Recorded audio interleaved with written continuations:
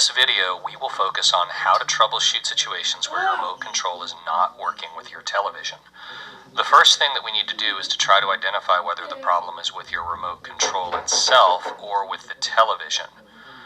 If only some of the buttons on your remote control are not functioning, but others are, then most likely the issue is that your remote has some buttons that are not functioning, and you should give our call center a call at the phone number that you see on the screen. They will help you order a replacement remote, free of charge if you're in warranty, and explain the charges if you're not. If none of the buttons on your remote are working, the problem could be that the entire remote itself is faulty or that the IR receiver on your TV is faulty. We're going to troubleshoot to see which is the case. The first step is to press the power button on the TV itself. If the TV doesn't turn on, plug another device into the outlet to make sure the outlet is working. It is possible that your TV could be locked up, which can easily be fixed in most cases by resetting the TV. To reset the TV, unplug it from the outlet and wait 15 seconds before plugging it back in. If the set turns on, it's time to take a closer look at the remote control. We'll be taking a look at 4 different remote styles commonly used in Philips televisions today. 3 of these are from our Android television range, and 1 is from our Roku television range. We'll show you how to check the signal from the remote control and how to replace the batteries, which is pretty standard across all of them. In the last section, there will be a troubleshooting tip that is only applicable for Android remote controls that will involve repairing the remote control via Bluetooth to the television. If you have gotten the remote control to work, you find that your voice commands are not working. In troubleshooting our remotes, we'll start with a quick demonstration of the smaller form factor remote. The one I'm using here is from one of our Roku televisions, but the Android television small form factor remote is exactly the same in function. The battery compartment for these remotes is found on the back side, and there is an indicator that looks like an arrow. You put both thumbs next to that arrow and you can slide the battery cover off to reveal the battery compartment. One thing to notice is that the batteries in this particular remote face the same way. The negative terminal for both batteries is on the same side of the compartment next to the springs, in this case the bottom of the remote. So if yours are not positioned that way, if you have one up, one down, that could be the problem right there. To remove a battery to replace it, turn the remote right side up and push from the top down to depress the spring, and that will allow you to take the batteries out. Now, when you replace the batteries, I'm just going to use the same batteries here. If you're switching them out with new batteries in, take note of the pictures which show you which way to orient the batteries. Again, on this remote, the top of the battery, the positive terminal, which looks like an outdent or perhaps a little button or nipple, that goes up. So the easiest way to replace them is place them against the spring with the negative terminals down, and then just push them in gently, depressing the spring until they click into place. At that point, you've replaced your batteries, and you can test the remote to see that it is working properly. At this stage, just replace the battery cover by reversing the process that you used to remove it, and you should be good to go.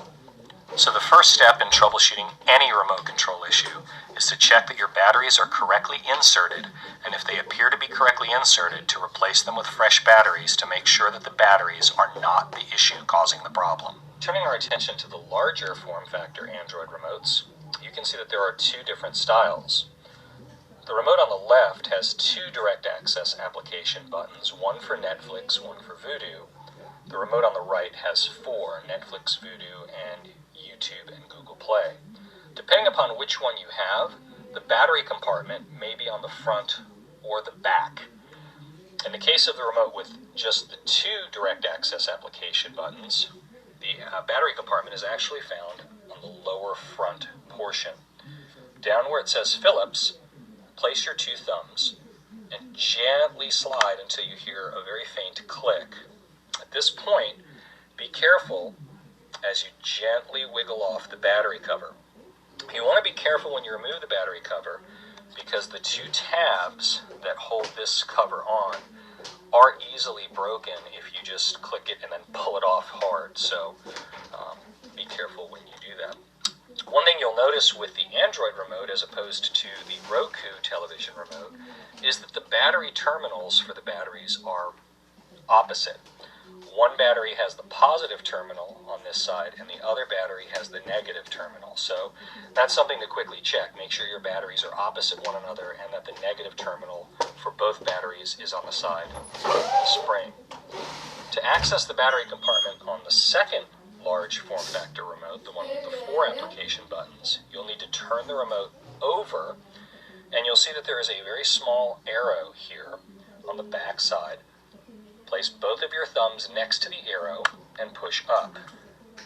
Remove the battery cover, and here is where the batteries are found. Again, you can check the placement, making sure that the negative side of both batteries is on the side that has the spring, and you can replace the batteries if they are older and everything seems to be correct but the remote's not working. So again, always try new batteries first.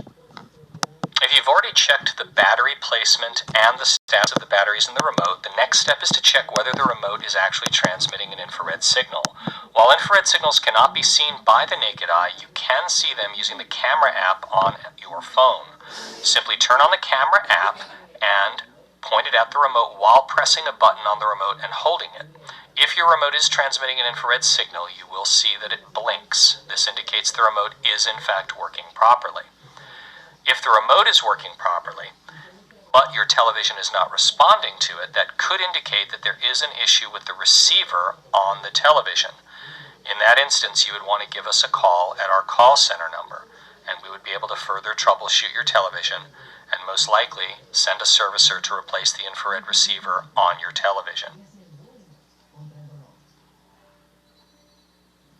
So you can see here that the Android remote that I'm holding has an orange LED near the top of it, and that orange LED is blinking. If that LED is blinking constantly, that's an indication that this Android remote is no longer paired with your Android television. Perhaps you changed the batteries out like we did earlier in this video, and it reset the Bluetooth settings in the remote. So if your remote is doing that, it'll still control the television fine, but voice command for things like, OK Google or Hey Google will not work. And you'll want to repair the remote control to your Android television. And I'm going to take just a second to show you all how to do that. If you find that your Android remote control has stopped controlling voice commands, you may need to repair the remote to your television. In order to do that, you'll navigate at the top where you see Settings, or the little gear. Click on Settings, and then you'll go down to the very bottom where it says Remote and Accessories.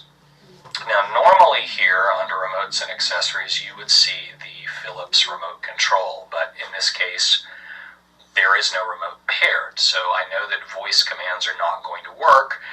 The way that you would then repair the remote is you would simply select Add Accessory, and then it is going to show you the remote control at the top, Philips TV Voice, RC5, etc. I have more than one remote. And you need to put the remote into pairing mode, and the way that you do that on these Android televisions is you press and hold the voice button or the Google button, the multicolored circle button, I guess I should call it, while holding volume down. And you do that for roughly 5 seconds. And you can see that here.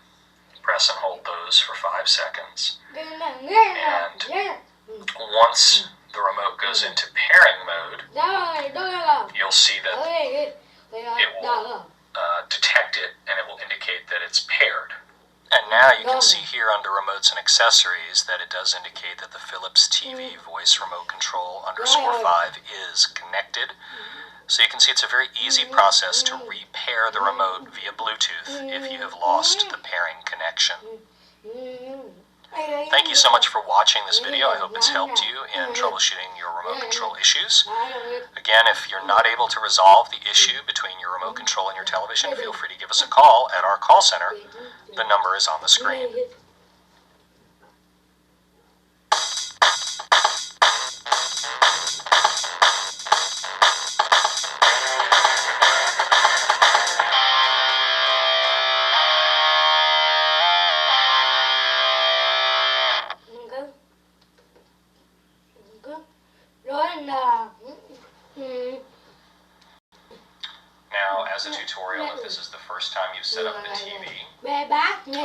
we're going to see this Google Assistant screen. So I'll take a second to explain how Google Assistant sets itself up.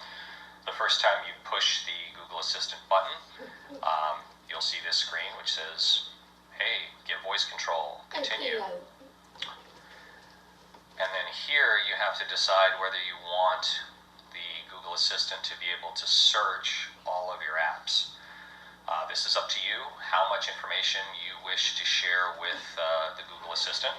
But obviously, if you tell Google Assistant to find a movie with, I don't know, Susan Sarandon, and you don't give it access to your other applications, it's not going to be searching Netflix or Prime Video or any of these other applications. So, for the best and most efficient use of the feature, you probably want to go ahead and allow that access. You can at this point read about your privacy and how it encrypts your voice and protects you, etc. by clicking here. And then there's also a link there that you can go to read even more detail. At that point you would say continue. And then here, do you want emails about what they've added or how they've changed the feature? You can select yes or no. And then the last step is it's going to sign in and show you a video. So you actually have to tell it which account do you want to use Google Assistant on. So my account's blurred out here, but I'm picking my email account, which is on that top row there. And then it's going to play this video. This video explains the feature, and I'm going to let it run for just a second. What can you do? Play some music.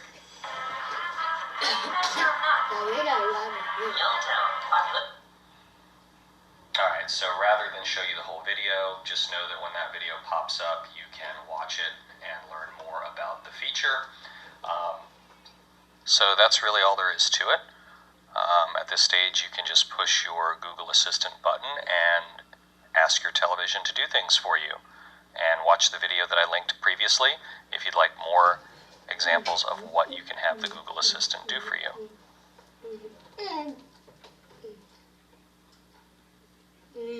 In order to install the Google Duo video conferencing application, you have two options. The first option is the one that it shows you during the initial setup, which you see on screen here. If you did not unclick the application during your initial setup, then you already have the application on your television and you can simply launch it. If you did uncheck it, or if you deleted it subsequently but you're trying to reinstall it now, then what you will want to do is you'll want to go through and follow the second part of this video where I show you how to reinstall it. Okay, assuming that during the initial setup you did not install the Google Duo app, this is what you would need to do at this point to install it.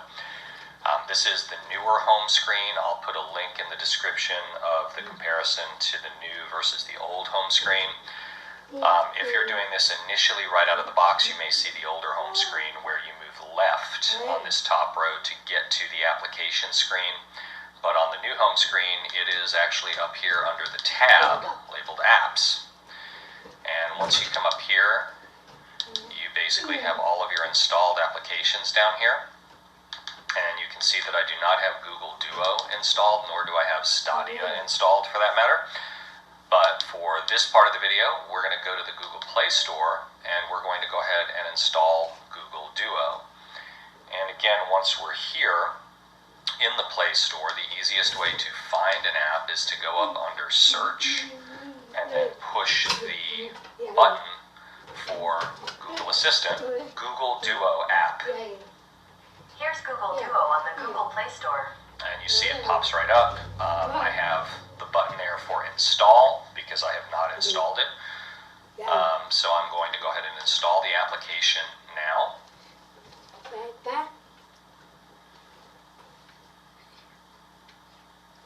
And again, this is only if you didn't install it during initial setup when the initial setup screen offered to install it for you. If you did install it at initial setup, then you'll just skip to the next step where you actually configure the application to work. Right. So now we've installed the application, and we would click on Open here.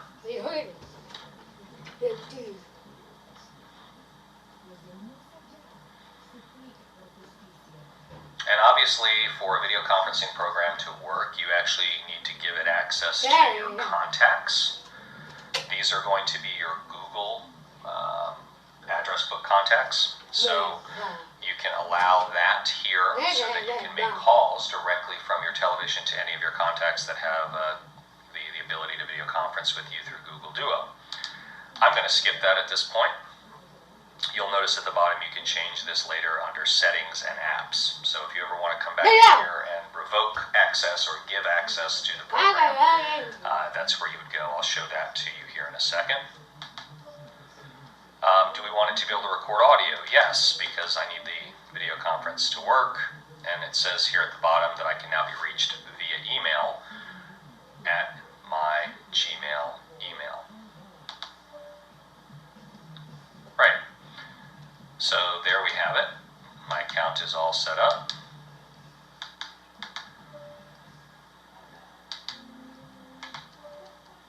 And do I want it to be able to use the camera is the last setting. So we will allow that. And voila, it turns on and you can see my messy living room here. So I actually have an older Microsoft HD camera. Your mileage may vary. There is a list of the supported video cameras that will be kept up to date on the support site for this television. But basically this one is connected via USB into the connection on the back of the television, and it works. So that is how you set up Google Duo. And then obviously here you can search contacts or dial. So bing, bang, boom, that's how you would make a call, and the video conferencing would then work.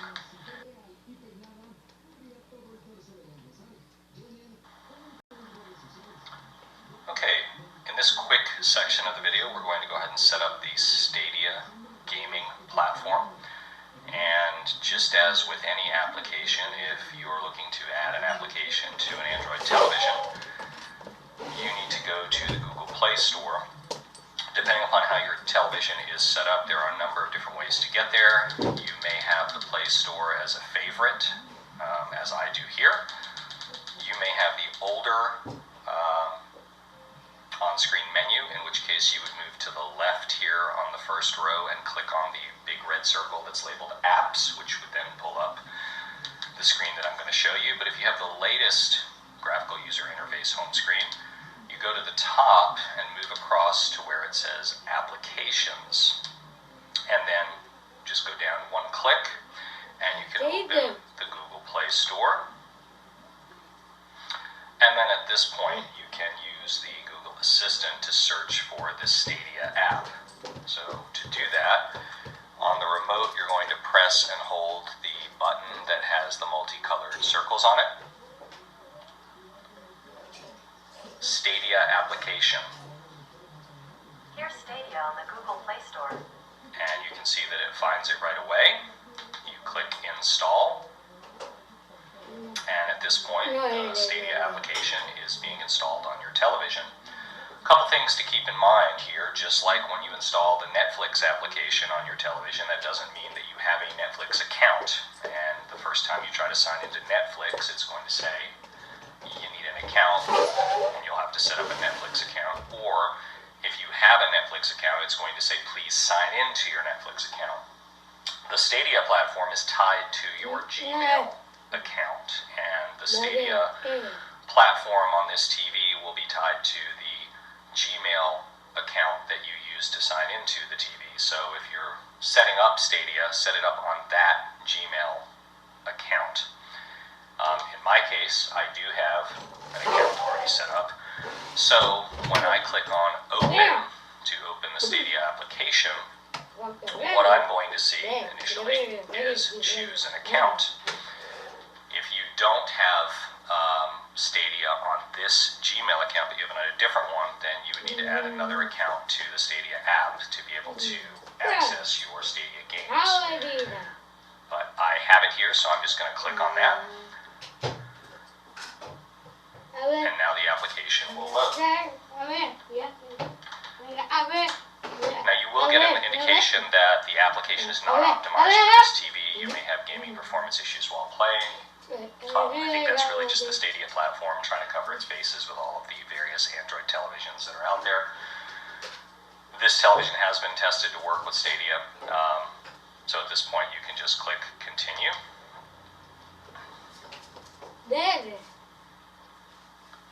And the first thing that you're going to need to do to be able to play games on the television is to connect a controller. That kind of makes sense.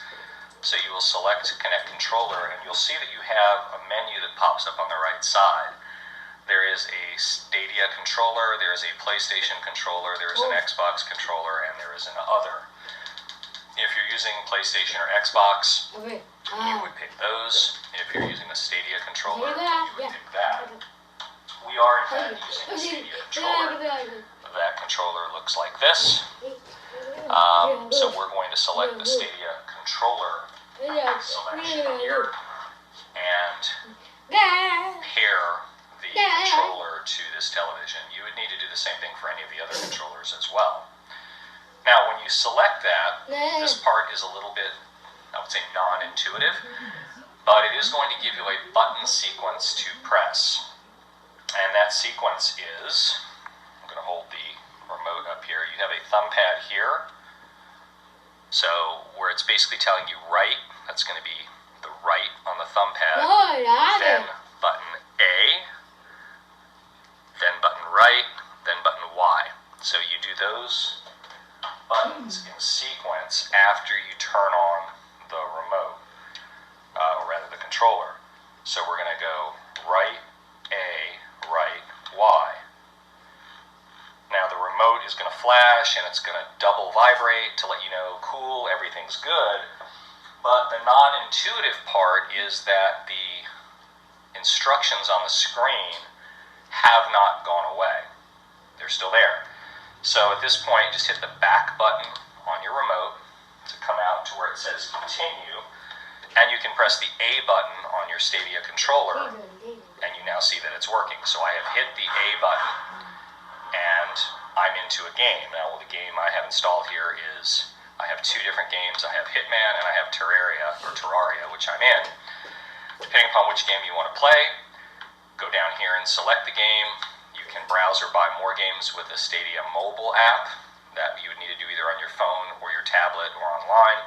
But every time you buy an application and install it, it shows up here for you to play. So we simply select play.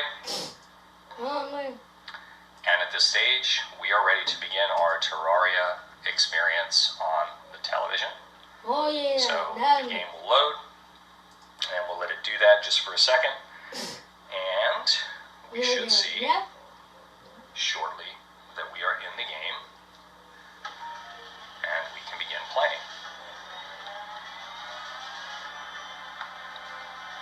Obviously, I don't control the loading screens. So here we are. And not exciting gameplay, but there you go. We're playing Terraria on our television. I don't actually, I'm not an expert in this game.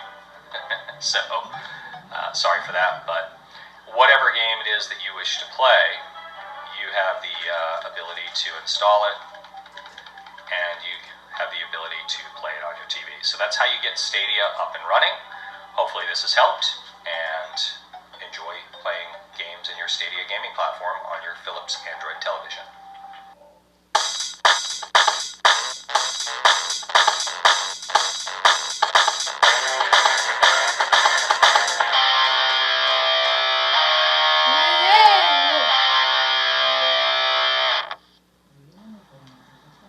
Congratulations, if you're watching this video, you have set up your television to the point where you are seeing your initial home screen. I say initial home screen because if your home screen looks like this, with the round circles to the left of each row, like this one that says apps and this one that says Netflix, then you have the initial home screen, and most likely overnight or in the next couple of days, you will get an update to the new home screen.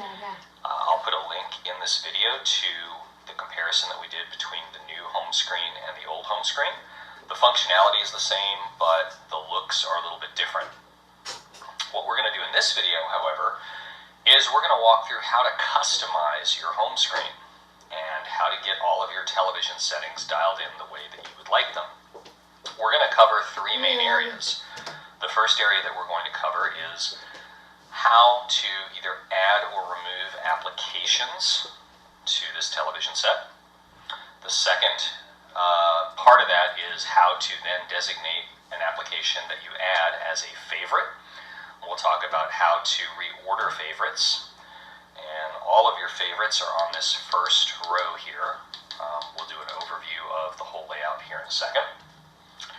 Then what we'll do is we'll go through how to reorder the rows and remove rows of information that you don't want. So these are all the different rows of information that you have, and basically how to either add or remove rows that are relevant to you. And finally, the last bit of customization that we'll do is we'll name the television itself so that when you go to Chromecast to it, you see it on your network with a name that makes sense. And we will go into a little bit of a tutorial on how to optimize and customize your picture settings on the various inputs that this television has. Right, so to get started, we're going to give a quick overview of the home screen.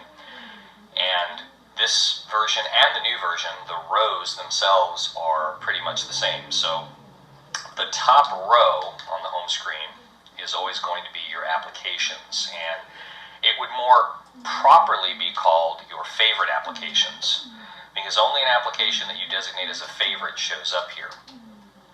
Pre-installed applications would include Netflix, Prime Video, YouTube, Google Play Movies and TV, and the How-To application that we have included in the TV to assist you with any questions that you might have. Other applications that you see on my screen are applications that I have added. So I've added YouTube TV, and I've added Prime Video and Paramount Plus. Prime Video was already there. So how do you add an application to the TV in general? The easiest way to do that is to move left on the row until you have highlighted the circle that's labeled apps. You see it here. Click on that, and this will take you into the application screen where you can either get more apps or take a look at all of the apps that you already have. You can also get more games if you want to.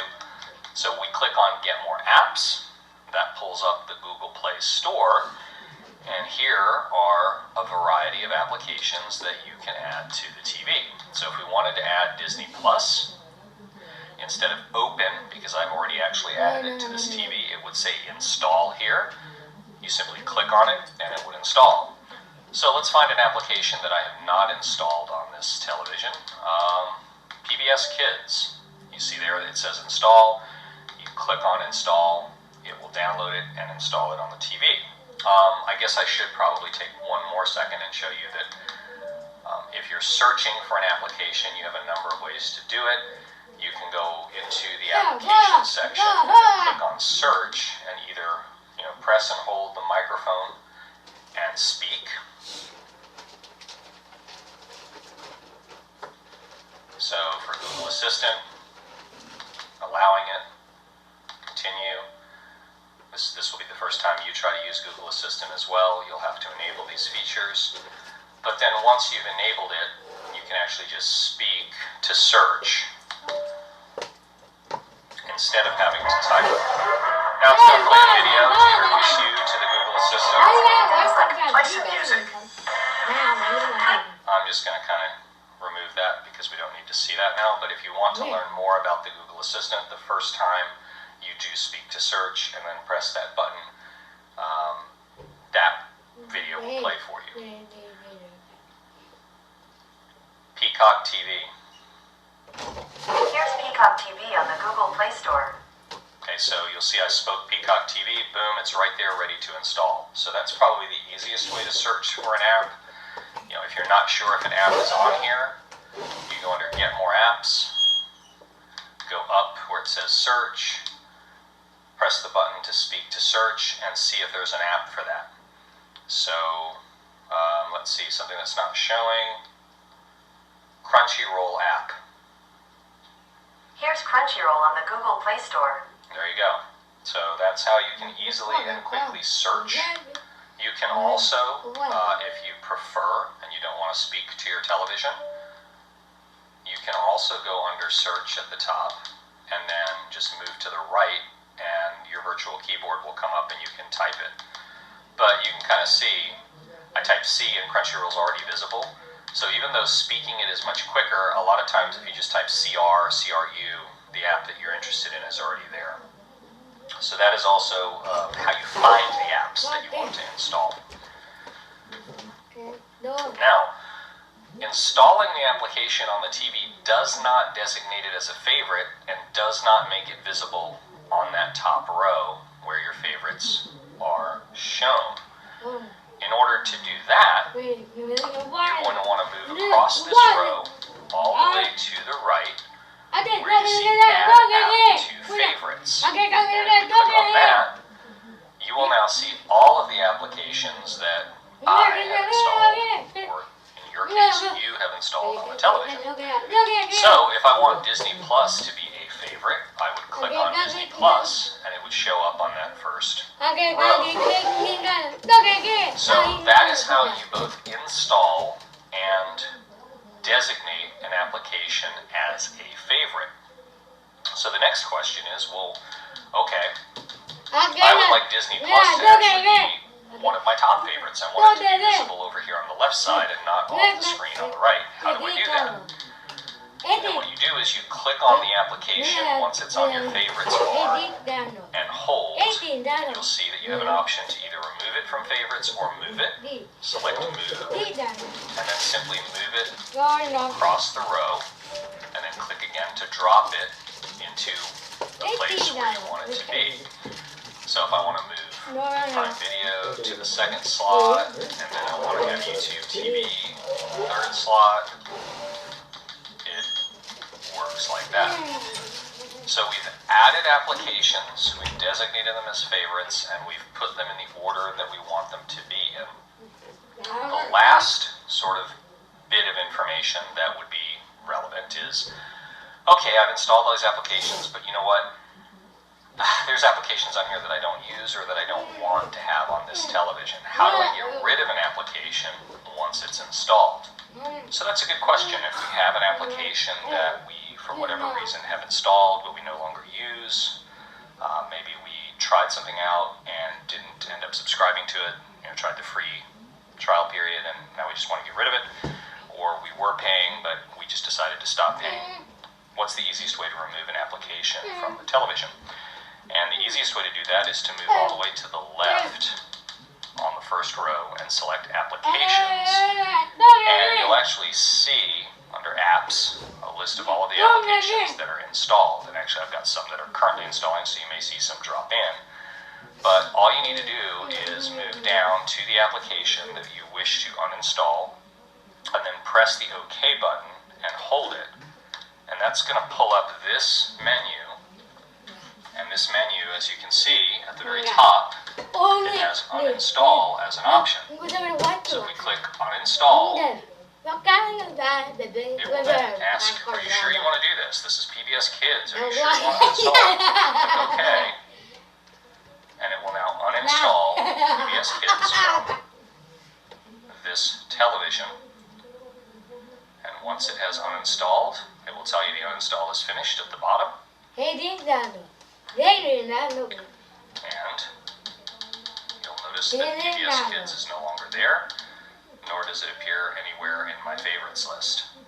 So that is the easiest way to uninstall an application. You simply go over to the right, pull up the list of applications, find the application that you want to get rid of, and then press and hold until you see this menu that has uninstall, info, add to favorites, move, and open.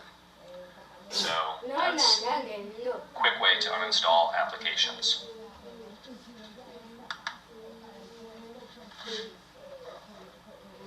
So, as far as applications go, that is how you get them on the television, designate them as favorites, put them in the order that you like, and delete them if you no longer want them. So, the next thing that we want to do is we want to reorder the rows that we see down here. So you'll notice Prime Video has its own row now, and it's all the way down at the bottom. It's off the screen. Now I want Prime Video and Disney Plus and Netflix up near the top. And once I sign into Disney Plus, it would show up on here as well. How do I reorder these rows? Very simply, you go down to the row that you want to move. So in this case, I want to move the Prime Video row. Move to the left, and then move left again. You'll see a white circle with arrows on it, pointing up and down in this case, or if it were the bottom, there would only be an up arrow, and if it were the top row, there would only be a down arrow. Click on that, and the whole row highlights. You can see the gray highlight there. Now you simply move it up or down, wherever you want it to be, and then press again to drop it there. So now you can see that Prime Video is the second row on my screen. So that is how you reorder the rows of information that you have on the home screen. So the next question you might have is, well, how do I get rid of some of these rows? I mean, I don't know that I want the play movies and TV row here, for example, or I don't want some of the promotional rows that are on here. I've already removed some of them. In order to do that, you come down to Customize Channels at the bottom, and this screen pops up on the right side, and anything over here that's slid to the right shows up on that home screen. So if I want to get rid of PBS Kids, I can, or I can put it back. If I want to get rid of Prime Video, I can. And then under Google Play Movies and TV, I can get rid of that featured row. And then the other thing that you'll find in here is the ability to get rid of promotional channels. So when you first install the TV, the application Spotlight is actually on. And you see here that that's just an app Spotlight that is sort of trying to get you to see some of these apps that they want you to be aware of. You can download for the TV. So if you don't want the app Spotlight, simply go down under the promotional channels section and turn that off, and it disappears. So this is basically how you can reclaim and control your home screen to only show the information that you want from applications that you subscribe to that you use. Related to that are a couple of settings that include video streaming and audio streaming. So when you highlight something, do you want it to automatically play or appear when you go up here to the binge of the week? Do you want it to just start streaming like a snippet of the movie, Grey's Anatomy, in this case TV show? So these are basically promotional videos that pop up, and sometimes you may or may not want to have them play, either for bandwidth reasons or speed of navigation reasons. So the way that you turn that setting off or on is you go under Settings, then go under Device Preferences, and then come all the way down until you see the setting for home screen. And you'll see under home screen, you have Enable Video Previews and Enable Audio Previews. Those are on by default when you first set up your television. So I strongly recommend that you navigate in here and turn those off so that you don't have to watch those video previews. Right, so the home screen is now laid out. The applications that you want to have installed are installed. Everything is working the way you want. So we are in good shape there. And what we're going to want to do now is talk a little bit about picture settings. So, one of the things that is unusual about an Android television is the picture settings don't work the way they work on most older televisions. On most older televisions, if you were on one of your HDMI inputs, let's say, we'll just go to HDMI 1 here, and this is an Apple TV that's paused, you would then hit Home and go under Settings, Then you would scroll down to your picture settings, which in the Android menu are under Device Preferences, Picture, and you would start to adjust the backlight, the brightness, the contrast, all the different settings that you might be wanting to tweak. The reason that an Android TV doesn't work that way is that each of your inputs has its own memory register. So if you go home and then adjust the settings here, you're adjusting the settings for all of the streaming apps.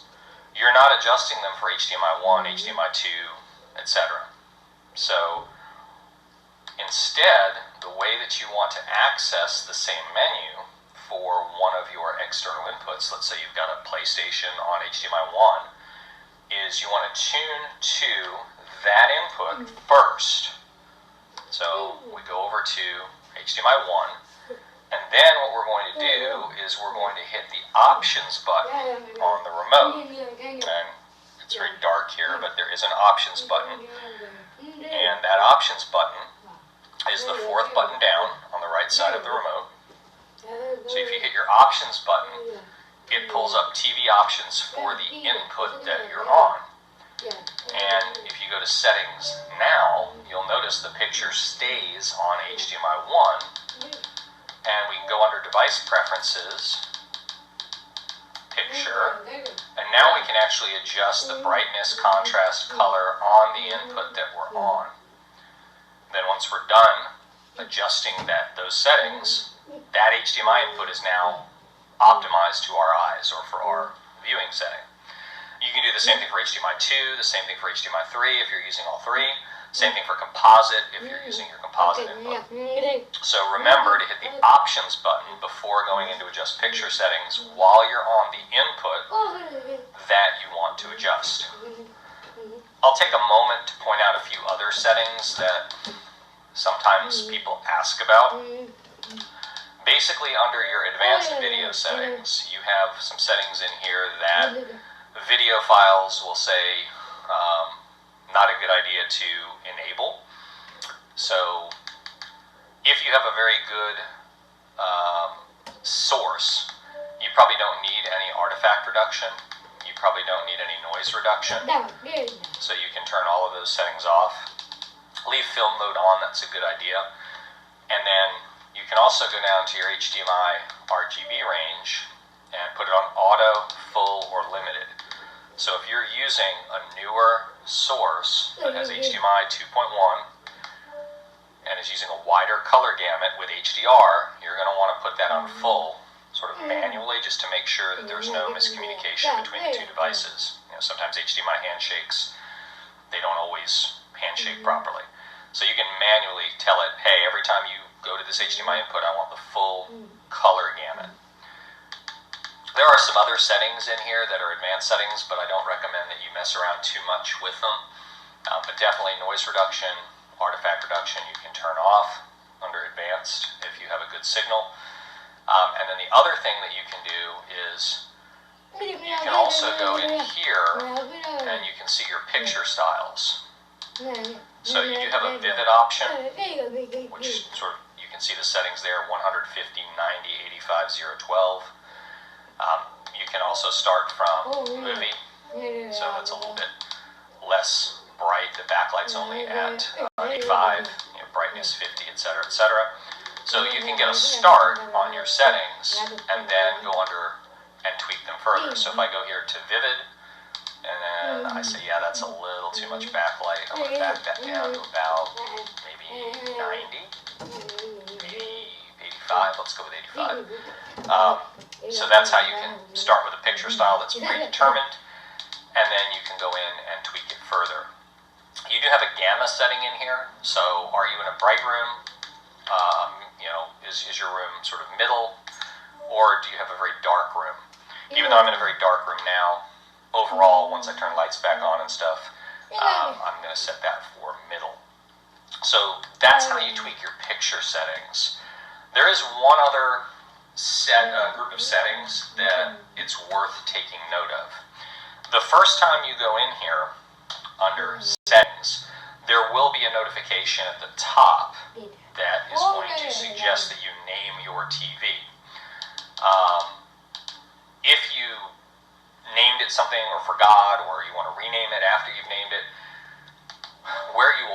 that is under the device preferences and then about.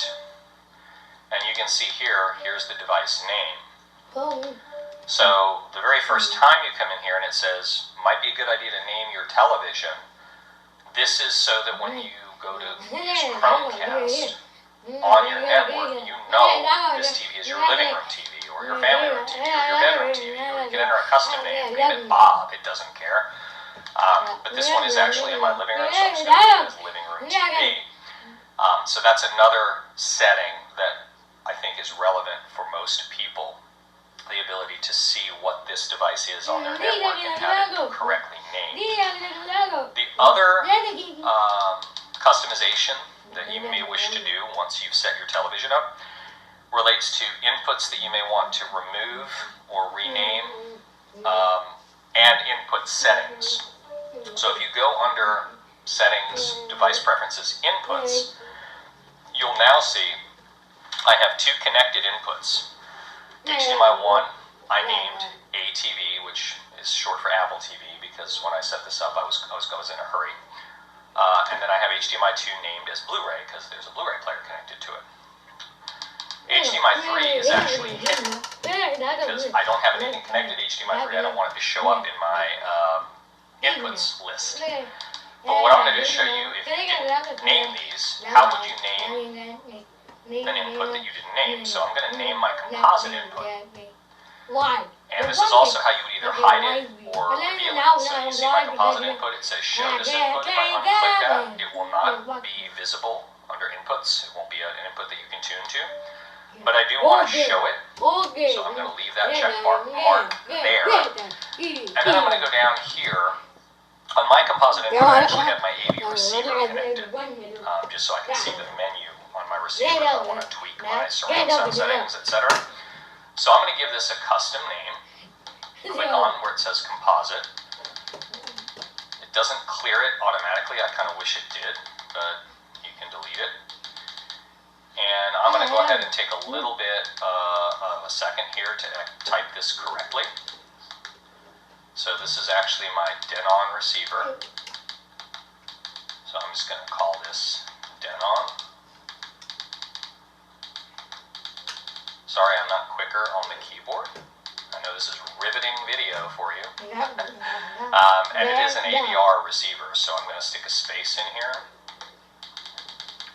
And I'm just going to name it AVR, Audio Video Receiver. I'm not going to put the model number in, I know what it is. So there we go. Then on AVR, go to the right and say done. You'll see it comes up on OK, click OK. So now, whenever we come back to the home screen, and we either push on the remote, the inputs button, or select inputs at the top, we have Apple TV, Blu-ray, and Denon AVR, and you'll notice what's not visible is HDMI 3 because I removed it. So that's how you can remove, rename, hide, or make visible all of your inputs. The last bit of customization that I wish to do, and this really is only if you have issues, right? So you go ahead and connect a brand new PlayStation to HDMI 2, you turn it on, and you know that this PlayStation does HDR, 60 hertz, 4K video, and you're getting a message on the screen that says resolution not supported. Or you connect a Blu-ray player and you get sound without picture. And sometimes this will happen with legacy devices. So maybe you've got a VCR and you've connected it and you're getting sound, no picture. Typically the problem is that your HDMI settings are incorrect. And I'm going to show you the easiest way to get to those rather than walking you through a bunch of different menus, and the longer way is not as fun. The easiest way is to move over here to the how-to app that we include. Launch that, and then go here to HDMI settings. And what you're going to find is you've got your HDMI settings for all of your HDMI inputs right here. So let's say HDMI 1, we just connected a brand new device to it. We know it's an HDR device, and we know that it does 4K, 60 frames a second, latest, greatest video resolution. And we're getting sound, no picture, or the device is throwing up an image on the screen saying resolution not supported. What we do is we click on HDMI 1 here, And what we may find is that it's in auto EDID mode right out of the box. And if it's on auto EDID mode and it's telling you resolution not supported or you're getting sound no picture, that means the handshake didn't work well between the television and the device. You know, sometimes the device is too quick or the TV's too quick and they don't actually handshake. So here's where you can manually tell the television this source is either HDMI 2.1 or HDMI 1.4 compatible. And I don't know why Android names them EDID instead of HDMI, but they do. So if you've got a newer device that does HDR and does 4K 60 Hertz, put it on EDID 2.0. If you have a legacy device that you know does not do HDR and does not support 4K at 60 Hertz, then put it on EDID 1.4. So that is the quickest and easiest way to configure your HDMI inputs so that they have the proper resolution for the device that is connected to them. Right, so that is a quick overview of how to configure your television, how to install applications, how to reorder them, how to put them where you want them, reorder the rows, configure the inputs, set the picture settings, etc. for each of your inputs. If you follow these instructions, you should have a very enjoyable television that is matched well to your family's needs. So hopefully you have found this video helpful. What we'll do in the next video is 2 advanced subjects: how to use Google Duo video conferencing and how to connect to and use the Stadia gaming platform.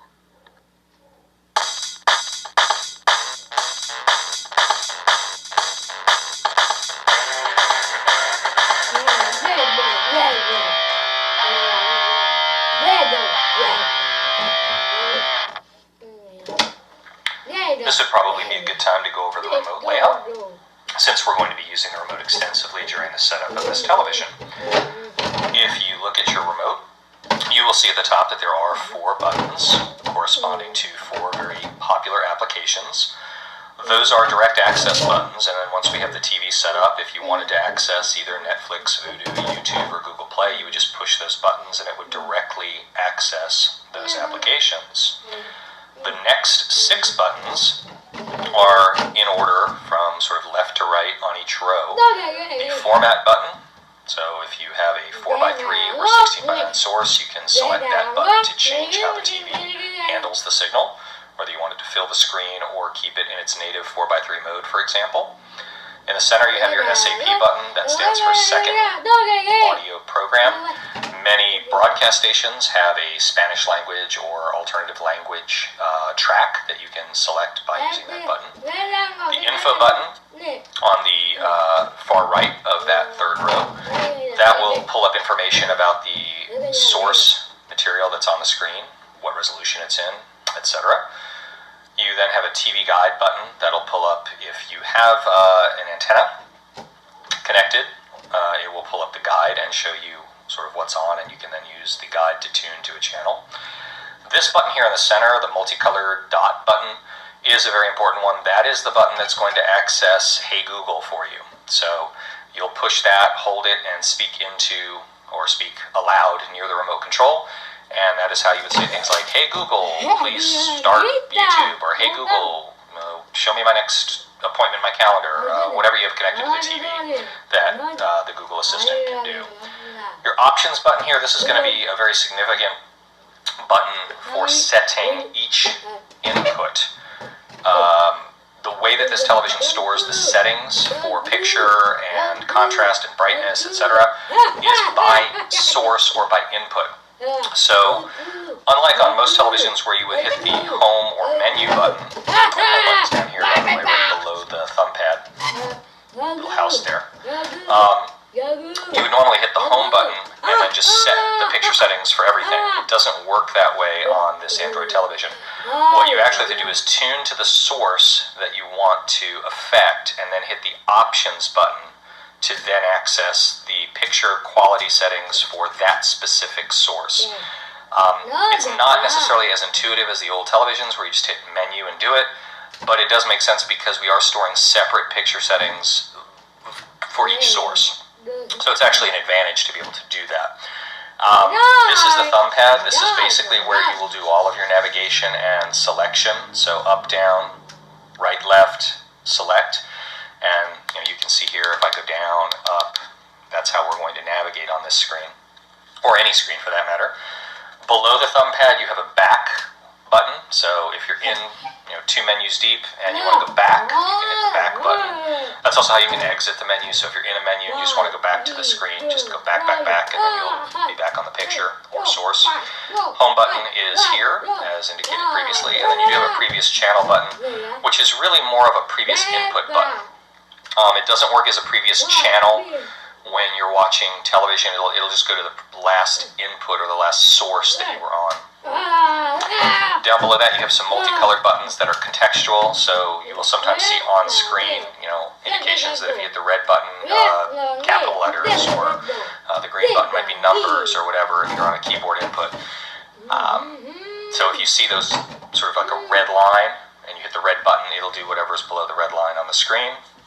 And then at the bottom, you have your more common buttons. So volume up, down, mute, channel up, down. This is your input button, so that'll pull up the list of inputs and let you cycle between them if you have external devices connected. And then you also have your number pad, including a dot for digital channels. So if you're using an antenna and you need 16.2 or 14.4, you can just hit 14.4 and direct tune to it. Closed caption button is down here. So for those of you that like to put on closed captioning, for example, closed caption on mute, you can access those settings here. And then finally, at the very bottom, you have your play, pause, stop, chapter forward, chapter back buttons. So that is a quick overview of the remote. I guess I probably should have pointed out, although you would have seen it, the power button on the remote is at the very top. And there is a small LED here, and that LED will light up at times when, for example, you're pairing the remote to the television. If for some reason you need to repair it, or you get a different TV and you want to pair the remote, etc. The batteries, as we indicated, are on the back side, on the bottom. So that's a quick tour of the remote. Okay, you've plugged in your television now, you've turned it on, and you're greeted with this welcome screen where you can select the language, English, Spanish, or French. I will go ahead and select English at this stage. So once we select English, we will see the second screen for setup. And this screen is going to invite you to use an Android tablet or phone to set up your television. There are 3 key things that have to happen in order to get the most out of your television. Because this is a smart television, you do need to connect it to the internet, and that's part of the setup. The second part of setup is going to be actually enabling and signing into a Google account. You need to have this television signed into the Google account, because that's what gives you access to the Play Store, and that's going to keep your television up to date with software updates, etc., and allow you to customize the applications that you have installed on the television by adding streaming services that we did not think to install ahead of time, but that you actually have subscriptions for. So to get that information into the television, there are 2 ways to do it. The easiest way, as you see on screen, is to use your Android device, because then you can just connect via Bluetooth, and your Google account information and your wireless information, assuming your Android phone or tablet are on the wireless network you want to use the TV on, all of that will be copied over automatically to the TV, and you won't have to plug or rather type anything in using the remote control of the television. However, what I'm going to do here is I'm going to indicate that I don't have or don't wish to use an Android device, so I'm going to do this the longer way by using the remote control of the television to access a virtual keyboard and type in my information.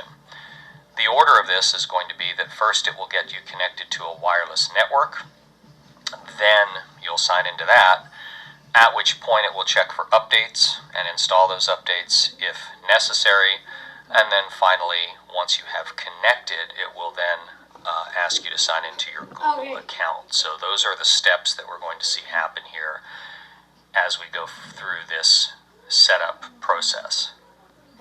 So at this stage, we're going to move down to the skip and select that. And once we do that and click on it, the television will scan the wireless frequencies that it can see. It is a 5G and 2.4G capable wireless NIC that's in the TV. So once we click on that, it will scan and it will show you all of the various wireless networks that are available. And you can see here that there are quite a few. So I'm going to then move down and select the one that I am trying to connect to, which is going to be the Multimad 5G wireless network. But before I do that, I would like to show you at the bottom of the screen there are a couple of options that you may also wish to make use of.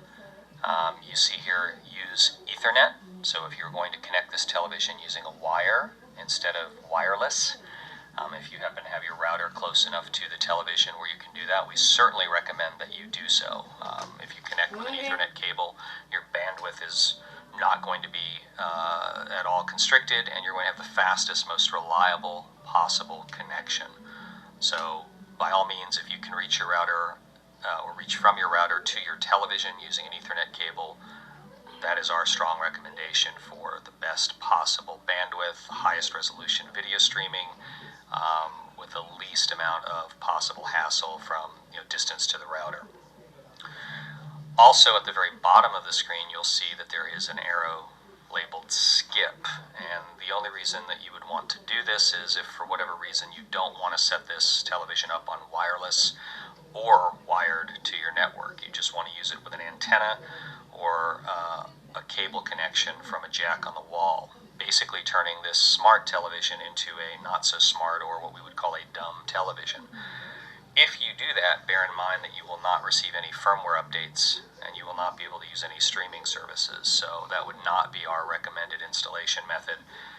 Probably a good chance that you bought this smart television to use it as a smart television. So select either use Ethernet or select the wireless network that you wish to put the television on at this point. I'll also just touch on the distance from the television to the router. In my setup here, I am about 20 to 25 feet from the router. I do have a very strong, new, powerful, dual bandwidth router. So you can see I have a Multimad network and a Multimad 5G network. So I have split my network into a dedicated 2.4 gigahertz network for legacy devices, and then I have a dedicated 5G network for newer devices such as this television. If you are in a situation where you're installing this television very far away from your router, on the opposite side of the house, in the upstairs bedroom, and the router is all the way downstairs on the far side of the house, you have multiple walls and a lot of distance between your television and the router, you may find that the wireless signal is not strong enough either for a stable connection, or it's not strong enough for high resolution video streaming. If that's the case, you might try a 2.4 gigahertz frequency. So as you see, I have the two different networks. 2.4 gigahertz just has better range than 5G. It doesn't have as high a bandwidth, but it will reach further, so that may solve your problem for you. Otherwise, you may wish to reposition the router so that it's more centrally located in your home. Having said all that, we will go ahead and select the wireless network we wish to connect to, which in this case is 5G. You'll see that a virtual keyboard pops up, and we can use our remote control to move around and select the password to get on our wireless network. I'll enter that information now, and we'll pick this up once we're on the wireless network to continue the setup process. Okay, we're back. I've entered my password up there in the blurred out area, or at least it will be blurred out when I finally edit this video. Once you've entered your password, double check it, make sure it's correct, and then you're going to want to move to that circle highlighted area in the right side here. It's the return key, although it doesn't look like a return key, it's just an arrow pointing to the right with a line. So you will select that. At this point, you'll see a message that it's trying to connect to whatever network you told it to connect to. Assuming your password's correct, you will get a success notification, and then it'll ask you to wait for just a brief minute while it moves on to the next step in the installation. you'll get an indication that it's connected successfully, and then it will go ahead and start loading into the operating system. This initial setup, you may see that there is an update available for you right out of the box, and there is in this case. So if you see this screen, just let it run and let the security updates or other app updates, whatever's available, install. Shouldn't take too long if you have a relatively stable and quick internet connection and wireless connection to your router. So rather than wait for this whole process to proceed, I'm going to pause the video here and we'll pick it up on the other side when the update is completed. Once the update has happened, the television will restart. So to process the update and then restart, that is completely normal. Don't unplug or otherwise interact with the television during this process. And even though the screen is blank at this point, don't panic. It's still thinking and doing stuff in the background. You'll see that the backlight has now gone off and you're greeted by a logo. That indicates that all is well. And now you'll see that the actual update that has been processed, downloaded, and verified is installing.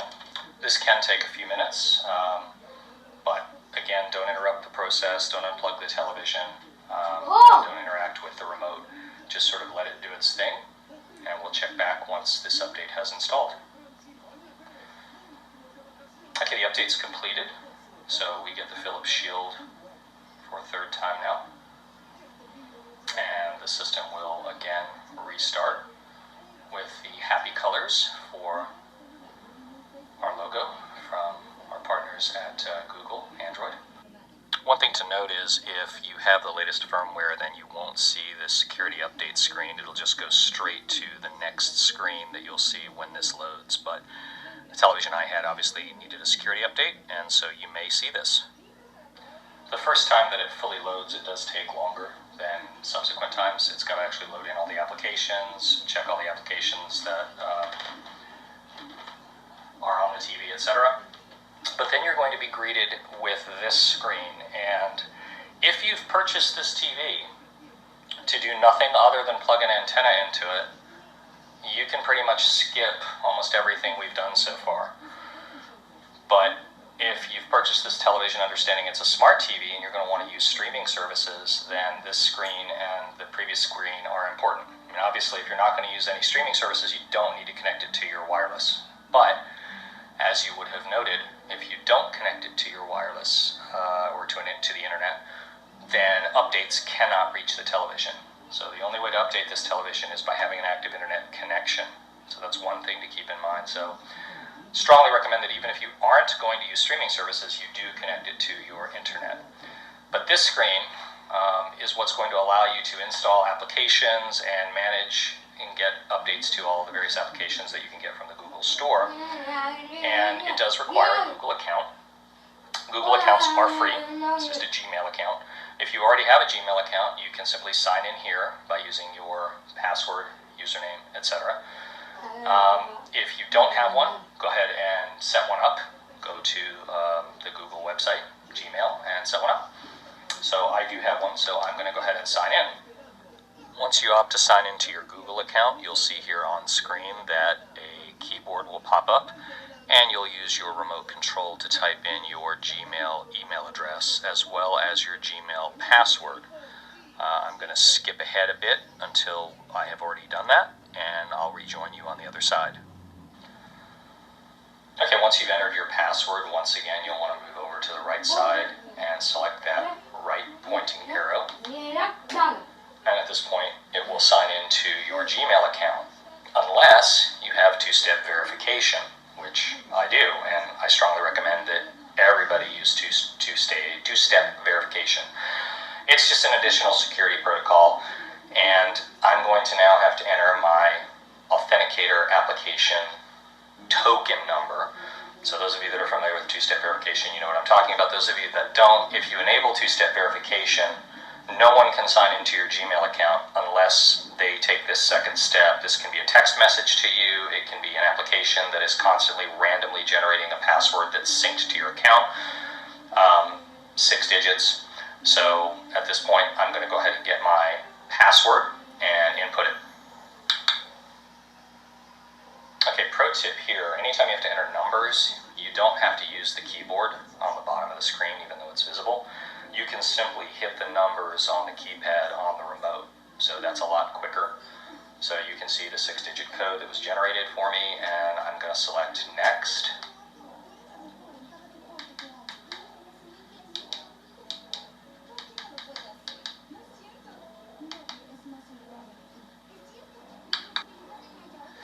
These are the terms of service. You can read them. You can read the privacy policy. You can read the play terms of service. I'm just going to go ahead and accept all of these. You can let it use your location or not. You can help them improve Android or not. And then this, right off the bat, because this is one of the latest televisions that allows you to do video conferencing, it is notifying you that unless you uncheck this, it's going to install the Google Duo video conferencing app. So that is the app that it wants to install. I'm going to go ahead and allow that. At this stage, there's a little brief walkthrough that kind of explains how an Android television works. It's not terribly detailed, but it does let you know that any apps that you might want to add to the television you can get from Google Play. It does let you know that you can just talk to the TV using the Google Assistant. And it does let you know that you have Chromecast built in, so any device that will stream to a Chromecast-equipped product will work with this television. That is a fantastic feature. If you have tablets, if you have laptops, if you have, you want to play something from your cell phone on the TV, show pictures, whatever, you can just cast it over. So that's a very useful feature. It does ask you which country you're in. It does ask you which mode you're in. Obviously, you're not a store. So if you are a store, pick retail, but no, this is for home use. And then do you want Chromecast built-in always available? So that basically means it's going to constantly be sitting there as whatever you name it. So if you're on your phone and you want to cast to something, you'll see this TV. So I'm going to go ahead and turn that on. Now, many of you may still have antennas or cable connections. If you do, pick the appropriate option for you. And at this stage, it'll go ahead and auto-program in the channels for you. Now, big caveat here. Do not select cable if you're using a cable box. This is only if you're using a cable connection that goes straight into the wall and you need to use the tuner in the television to tune to the channels that you're watching. So with a cable box connected via, let's say, HDMI, the cable box itself is what you use for the tuner, and you would not need to program channels into the television. So this is only, again, if you're connecting a standard RF cable, the screw-in with a 1-pin cable to the back of the television from, say, a wall jack, an antenna, then you would select either antenna or cable. I don't have any of that. I only use the internet for my content, so I'm going to skip this step. Okay, now at this point, it's going to search for your remote, and you'll notice on screen it says to enable Google Assistant on your remote, press and hold the microphone button. That was that middle button that I showed you 4 rows down from the top that had the multicolored dots on it, and the volume down button at the same time. Now if you do that, and you hold it for a few seconds, on the remote,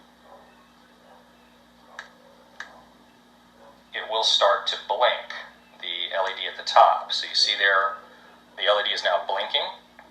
So that is basically putting the remote into pairing mode. Those of you that are familiar with Bluetooth will understand that this is the pairing mode. And the television will then find it, as you see, and it will pair to this remote. So now when you hit that microphone button and you say, hey Google, whatever you want Google to do for you, it will work.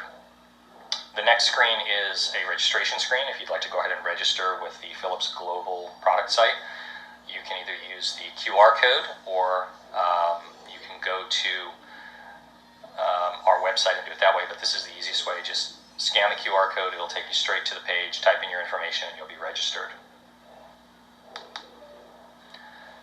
Hey, congratulations. We have now proceeded through the initial setup of the television. We can select Finish here. and we will now see the home screen. I'm going to do a much more detailed explanation of this home screen in my next video, but at this stage your television is ready for use. What do I mean by that? Everything is connected, everything is set up, everything's ready to use. So it has not been configured, however, for you. And in our next video, I'm going to show you how to personalize it, how to add applications, how to move applications around, how to delete things that you don't want on the screen, things that were pre-installed. So check back for that video if you're interested in those customizations.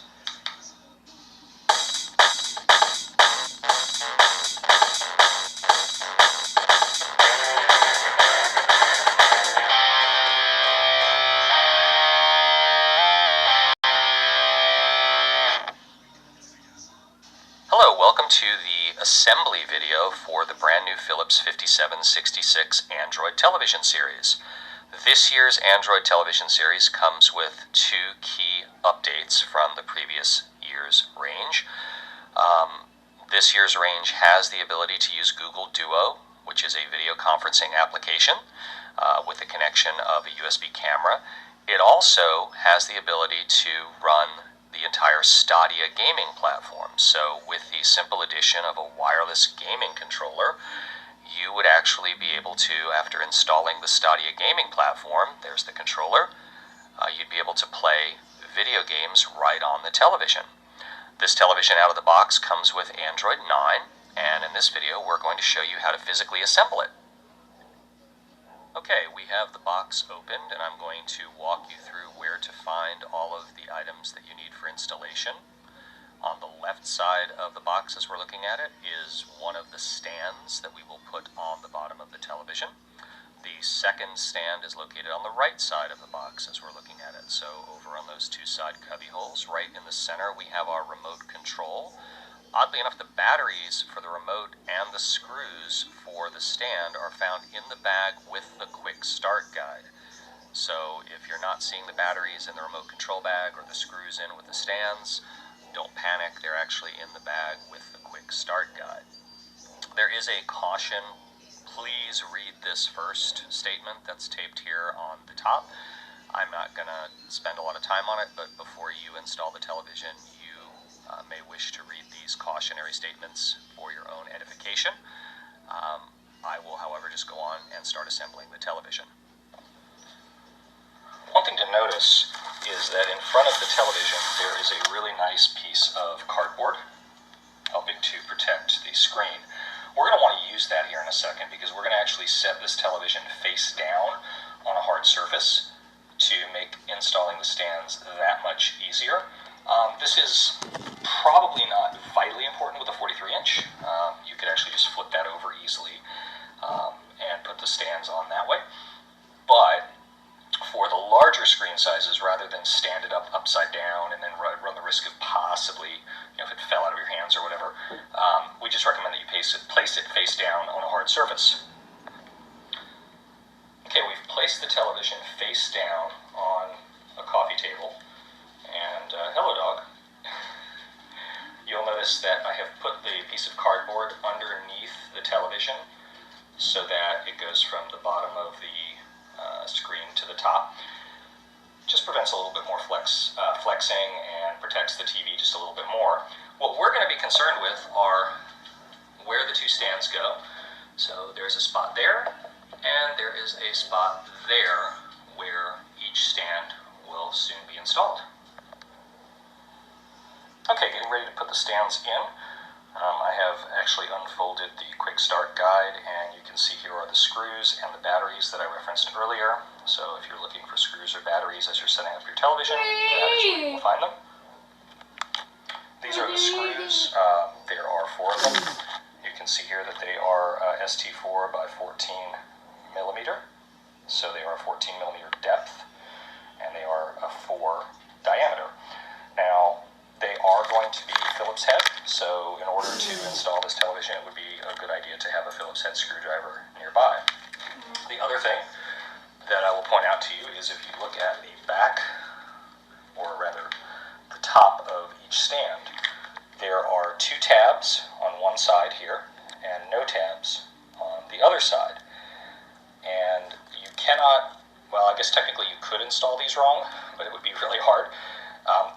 fit on the bottom of the television one way, and that is with the tabs in front. And you can kind of see here, if I turn it to the side, this platform is at a slight angle. So it angles a little bit back from the front to put the TV level. And when you go to install it, you're going to want to have those two tabs facing the front of the screen. So again, two tabs here. You'll put them down with the TV face down. You do not put them up. Alright, so we're looking at the attachment point for the stand. And what you see is in the center of it, there is a little rectangular area right here. That rectangular area is where this tab will go. And then these two tabs can only be on the bottom side, which is the screen side as we're looking at this television. The screen is down here. So you want to orient this way, tabs down, and then put the tab in, and voila, insert two screws, and that will attach the stand properly. You're going to want to attach the screws. Don't over tighten them so that they strip. I mean, you just want to tighten them to where they're snug, and that will be more than sufficient to hold the stands on. I'm going to go ahead and install these, and then we'll get to the next step in the installation process. The next step is to install your batteries. You can see that the battery compartment is on the lower back side of the remote. The cover is there, and again on the bottom you simply slide that cover downward, it comes off, and now you simply insert your two AAA batteries. The flat part of the battery goes toward the spring, so push it in and then push the other side down, turn the other one the other way, do the same, reattach your battery cover, and you are good to go. While we have the TV face down, this is a very good time to familiarize ourselves with the connections and the button location on the back of the television. You'll notice that we have three HDMI inputs on the left side of the jack panel. Those are labeled HDMI 1, 2, and 3. Next to those, on the lower row, is a digital audio output. That's an optical cable connection useful for sound bars or for home theater systems. Next to that, we do have an Ethernet connection for those of you that have the good fortune to have a router next to your television or within reach of it. You can connect wired to your network for the best throughput and connectivity. We do have a yellow, red, and white composite set of inputs for legacy devices like VCRs or old gaming systems, and a headphone jack to the right of those three connections. Upper left, you will see a USB connection. You can use that for playing still photos or video or audio files from a USB stick. And then we do have an RF connector for cable or antenna connection. On the right side of the jack panel is where the buttons are found. At the top is power. Below that is the source or input button. And finally you have your volume up and down as the lower two buttons. Unlike what you see on the screen, I recommend strongly that you flip the television over onto its back at this stage and remove the protective film from all around the frame. Also remove the protective film from the stands, unlike what I did in the video where I did not do so. You can see that the film is stuck on the screen fairly well, and if you just yank on it, you could tip the TV over if you're using the stand. So do it now before you stand the TV up. And that's it. We have now physically assembled the television. The only steps remaining would be for your individual situation to go ahead and plug in your peripheral devices to the HDMI inputs or the composite input, or use the digital audio output on the back, or the Ethernet connection. But what we'll do now is we will, in the second video, turn on the television and walk you through how to connect to wireless and how to get the television set up and running fully, before we'll then come back in the third video and show you how to customize the television to your own personal preferences.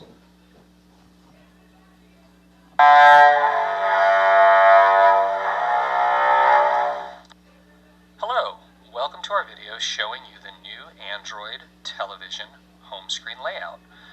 On screen right now you'll see the layout that you're probably familiar with. It's the layout that was on your television up until February 1st of 2021. That's when Android updated and rolled out the layout that you see on the right. I'm going to highlight the major changes, which should be visible here on screen, and then I'm going to walk you through each of the changes and tell you a little bit more about what they mean and how to use them. The most obvious change is that the circular icons that used to sit on the left side of the home screen that you see on the left are gone. You'll notice that they are not present on the television screen on the right. The other obvious change is that you now have 3 new tabs at the top labeled Home, Discover, and Apps. What we will do in this video is walk you through those 3 tabs and explain what each of them do and how to use and configure your Android television experience to be the best and most optimal for you. So the first thing you'll notice when you come into the new screen is that at the top there are now 3 tabs. You can see them here labeled Home, Discover, and Apps. So those are new. We'll go through each of those in turn in just a second. And the second thing that you're most likely going to notice when you come into your new home screen is that on the left side next to each of your application rows, for example Netflix here, the circle that allowed you to directly select applications is gone. You can still move to the left here to change the order of the application rows. So if you didn't want Netflix to be the top, if you wanted to switch it with YouTube, for example, you could move it up or down just as you could before. So that functionality has not changed, but the application link has changed, and we'll show you exactly how that works as well. So your home screen now looks like this. It's a little bit cleaner without the dots and the icons out to the left. And otherwise, this is pretty much unchanged. What is completely new is at the top, the tab that's labeled Discover.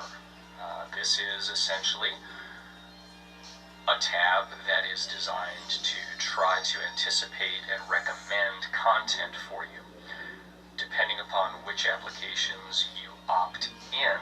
So if you have Netflix and Disney and Hulu and Vudu, and when you first set this up or afterward, you can go back in and make those selections.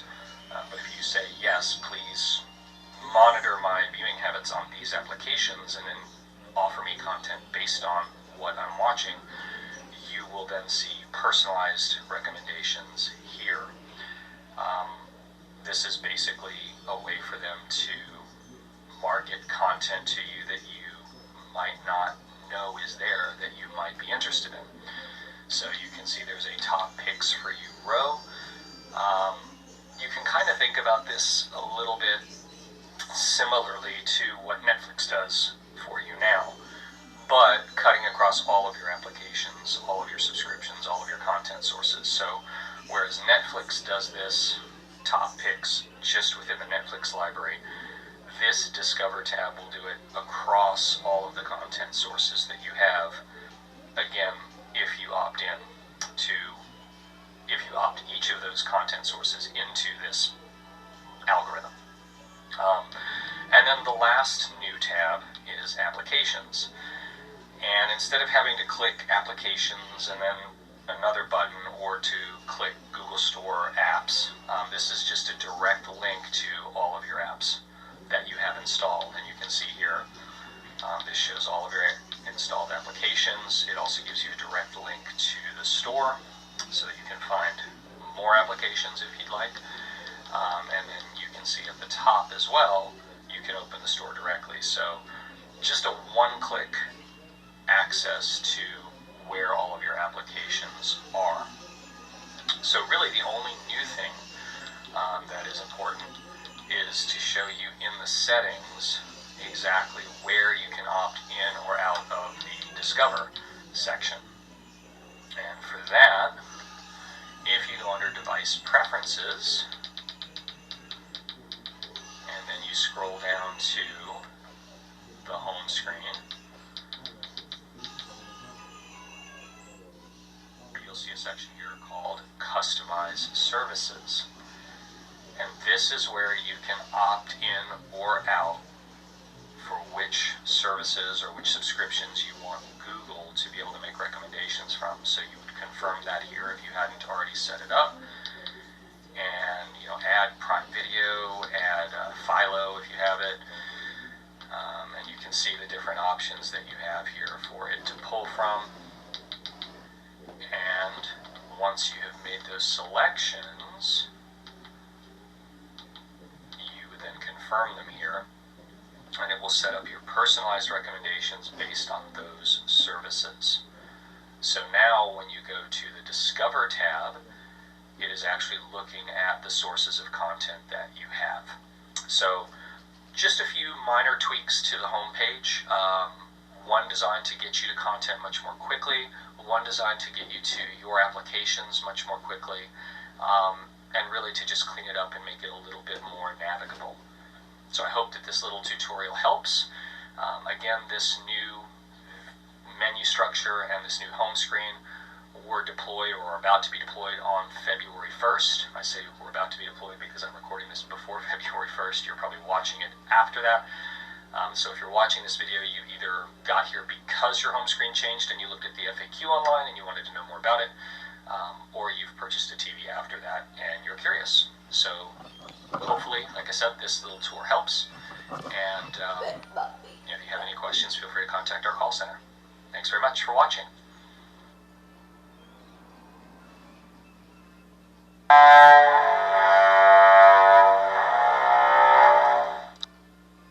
The models that this video pertains to are the 43, 50, 55, and 65 PFL 5604/F7 space A or /F7 space C, as well as the 43, 50, 55, and 65 PFL 5704/F7 space A.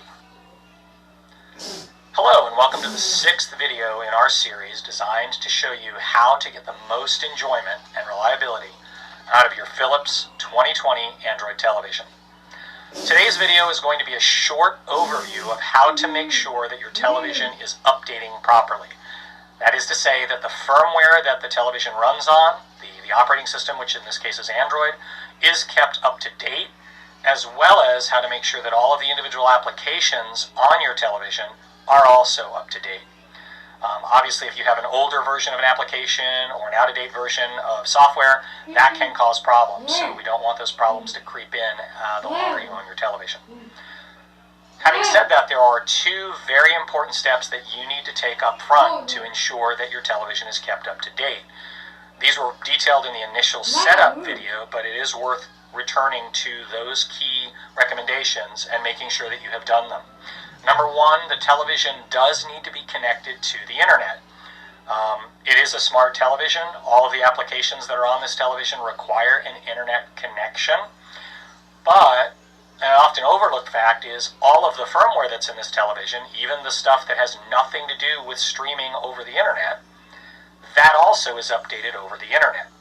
So if an update comes out that improves the antenna performance, and you haven't connected the TV to the internet, you're never going to receive that update. The only way that the firmware in this television can be kept up to date is if you give it a connection to the internet. Now, you don't have to leave it connected to the internet all the time if you're not using any of the applications, but it is a good practice to occasionally connect it to your network, check for updates, download those updates and install them, because that's going to keep the TV running smoothly. So, how do you check for updates? Assuming you have an internet connection, you would go under the settings menu, which you see highlighted here. It's the one that looks like a gear in the upper right next to the clock. And you would come down to where it says device preferences, and the very first highlighted line is labeled about. If you click on that, also the first line that pops up that is highlighted is system update. If you click on system update, and you're connected to the internet, this television goes out, it checks the servers and makes sure that it has the latest firmware. Any patches, any performance improvements, security improvements, anything that comes along, this is how you tell the TV, hey, check for it, download it, update it. So you see that my TV is in fact up to date. good on me. But if there was an update available, then at this point it would offer you the option to install it now. And you would most likely select that, and it would download and install.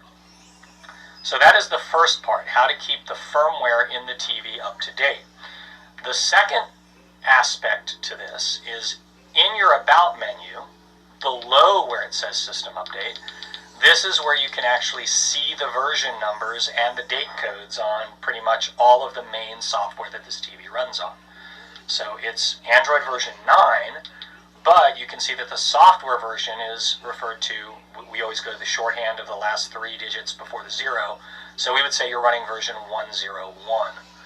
And you can see the date that it was pushed out. So if you're told by our call center that, hey, an update was just released in February, you would know instantly, oh, I don't have that update, I'm running January 14th. So this is a useful screen for that type of troubleshooting. You can also see the security patch level, so if Android pushes out a new security patch newer than November, this number would change after you updated the TV, and then the kernel version as well, and then the overall build code. So these are good, handy bits of information to have as you go forward, and a year from now you might hear, oh, well, we're up to version 115, not 101. So connect to the internet at the top, and then select System Update. That's how you keep your television firmware fully up to date. Now the second aspect of keeping your television up to date is making sure that all of these individual applications that you have installed are also the latest version. If you have been a user of an Android phone or even an iPhone for quite some time, you know how often you turn on your phone and there's a bunch of applications that need to be updated. Applications update on a weekly basis in some cases. New features are being added, new menus are being designed, the GUI changes, etc. And those application manufacturers will tell you you need to have the latest version of the application or you might run into issues. So it's very important that you also follow the second recommendation that we made in our initial setup video, and that is that you connect this television to a Google account. Connecting the TV to a Google account not only lets you add applications to the television that were not pre-installed. For example, YouTube TV, Disney Plus, and Crunchyroll are 3 that are right here on screen that were not initially installed, but because I have a Google account connected to the Google Play Store, I was able to add them. But it is through the Google Play Store that all of these applications are automatically updated and kept current. So without a Google Play Store account connected, or without your Google account signed in on this TV and having the TV connected to the Google Play Store, these applications will not update automatically. So that's a problem, potentially over time as new versions of the application are introduced. So please, please, please, if you haven't done so already, go ahead and sign into a Google account. It's free.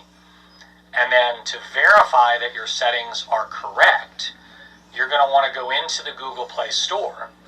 And I've shown you a couple of different ways to do that through the applications circle over here. You can click on the apps circle and then click Get More Apps. That'll open up the Google Play Store. You can also go down here and launch the Google Play Store directly. But I will show you another way to do it. And that is to just go Add App to Favorites, stick the Play Store on the Favorites bar so that it's always visible, and then you can just click the Play Store. Once you're in the Google Play Store, and you have obviously connected to the Google account so you can get in the Google Play Store, you're going to want to navigate up to the top, and you're going to want to click on My Apps for a second. Now, if for whatever reason your settings are wrong, you may see a row here labeled Applications with Updates. Now, you don't see that here, and I'm going to show you why in a second, but if you do see that, those are all the applications that you need to click on and update. The reason you don't see it here is under Settings, I have Auto Update Apps selected. You see there it says Auto Update Apps at any time. Data charges may apply.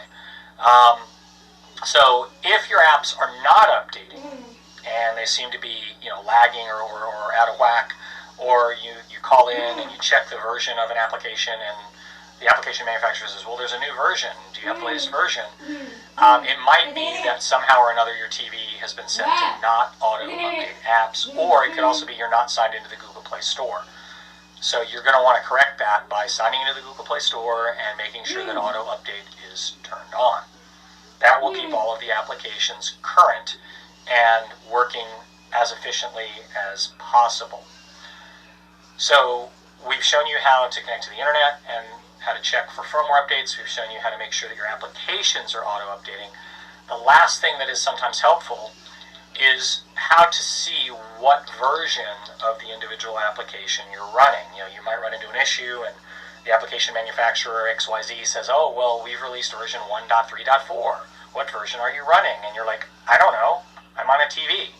So you navigate down to the apps menu, again under the settings main menu, pick apps, and then go down here where it says select all apps, and then pick whatever app you're interested in. I'm going to pick Crunchyroll. Obviously we're running version 1.1.0. It says so right there. So that is how you can verify what version of the Android TV app you're running. And in some cases, when you go in here, you're going to see an indication that that app has already been updated.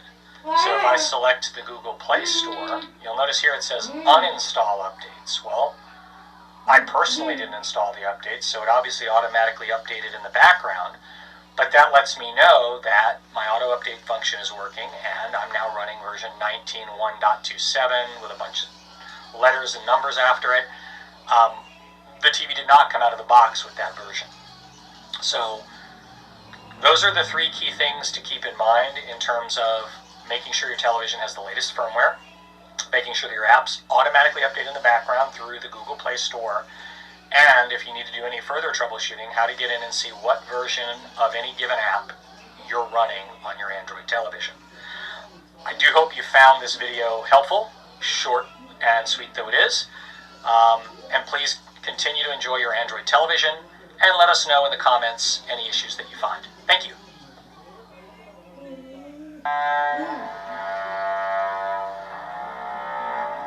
Hello, welcome to our setup video for the brand new Philips Android television range.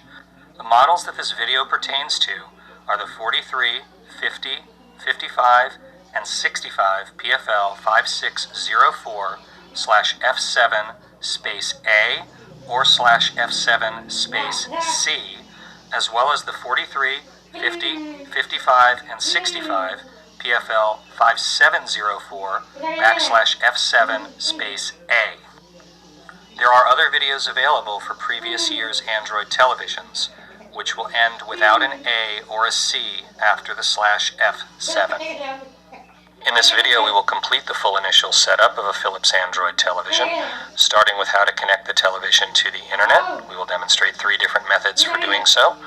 We will also then add a Google account to the television so that you can take full advantage of the Google Play Store to add applications that you may find desirable. And lastly, we will auto-program the built-in television tuner for those of you that have an antenna connection or a direct to the television cable connection that does not have a cable box. Okay, the first screen that you'll see when you plug in your television and turn it on is the welcome screen. So, welcome to setting up your TV. You do have 3 options for language, either English, Spanish, or French. Obviously, you'll want to select the language that you want all of your menus to be in. In this case, I will pick English. And the first important thing that we need to do with this television is get it connected to the internet. And the second thing is connecting it to a Google account. Now, there is a sort of express lane to this. If you have an Android phone, you can select Continue here, and just on your Android phone, open the pre-installed Google app, and then either type or say, OK Google, set up my device. It will find this television, and you will tap Philips 4K television, parentheses 675, in my case, your number may be different, and it will automatically copy over your wireless settings as well as your Google account information. So that is absolutely the quickest possible way to set up the television. I do not have an Android device, So I am not going to demonstrate that for you. Instead, what I'm going to do is I'm going to show you the second fastest way to do it, and that is to skip the Android phone step. And at this point, you do connect the television to the internet.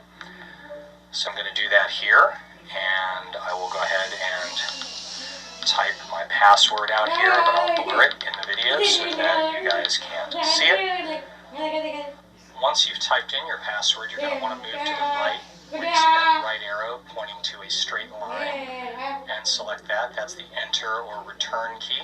If you've typed in your Wi-Fi password correctly, you will see a success notification, and your TV will go ahead and connect to the internet and to your network, and it will phone home to the Google servers and so forth.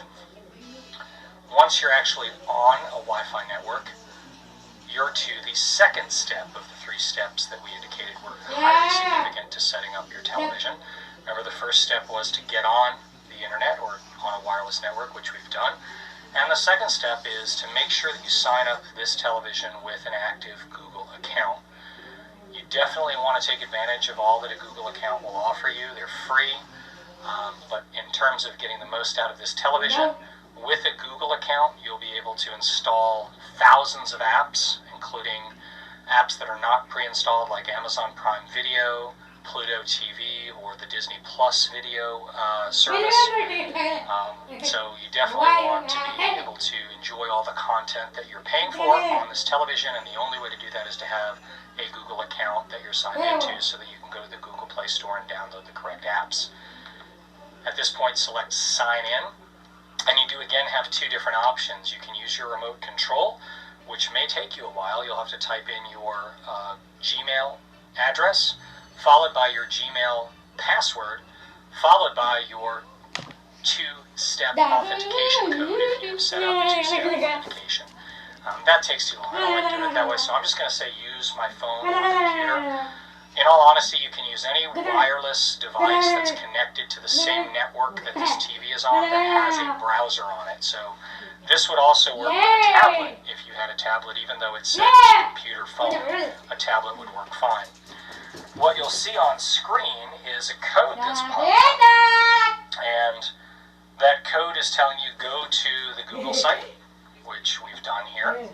And on the Google site, you'll see that you have the same exact sort of 6 blanks, and all you're going to do is type in the code that's on the TV on the web page. So we're going to type 021 followed by 866. And as soon as we type that, it says continue on your other device. And on your other device, what you're going to see is that it pops up with your Google account. I'll blur that out in the video so that you can't readily identify me, but you basically sign in to the Google account that it's offering you. If you have multiple Google accounts, pick the one that you want. And as soon as you click sign in on the web page that you're on, the television will go ahead and connect to your Google account, and it will show you all the terms and conditions, etc. that are here. There's a Google Play Store terms of service, there's a privacy policy terms of service, and a general terms of service. You can read all of those. In this case, I'm just going to accept them. You're now going to be offered 2 different options. You can either agree to let Google use your location for the Google Assistant. This might be helpful if you're looking to do things like, hey Google, what concerts are showing tonight near me, or what Italian restaurants are nearby, or hey, what's the weather going to be like tomorrow? Obviously, Google would need your location for that kind of stuff. So you can either choose to enable or disable this. I'm going to go ahead and enable it. And then you can improve Android by sending diagnostic information that's anonymous but helpful to the Google engineers, or you can choose not to help. It's your choice entirely. I'm just going to pick yes. Now at this point, there's a couple of screens that relate to the Google Assistant specifically. The Google Assistant is Google's voice control. On this particular television, you press a button on the remote, you speak into the remote, and the TV does stuff for you. So you continue here. There's a whole different section on services and your privacy. What information are they gathering, what they do with it. You continue from here. And then personal results, it's up to you whether you want to turn it on or not. But personal results, anyone that's using this TV will see. So if you've got it connected to your calendar, connected to your email, connected to things like that, make payments, and you're in a household with lots of people and you don't necessarily want everybody to have that information, maybe don't turn it on. I'm just going to turn it on because, hey, it's my TV and I give it. Now you'll see a series of screens that are, basic introductions to the TV.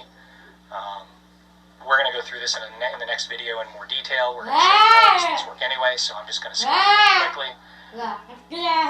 The next screen that pops up is kind of a silly one, but if you're not a retailer and you are using this in a home, just click home. The retail option does like a looping demo with some pre-selected content.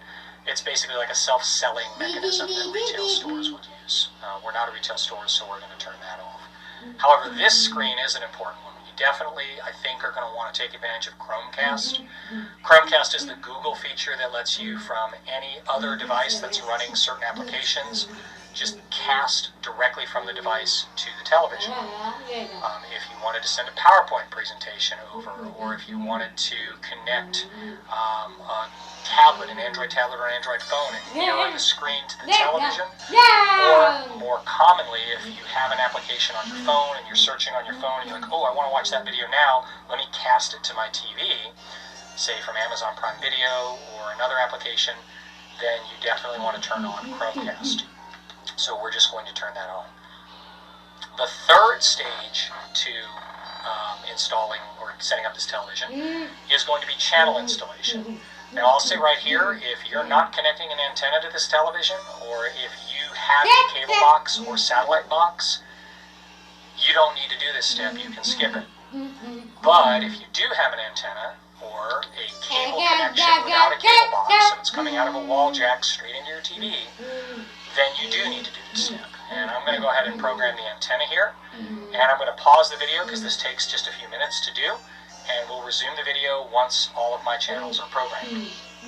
Okay, so we've finished our channel installation. As you can see with this little tabletop antenna I have here, I have 7 channels found. Sucks to be me.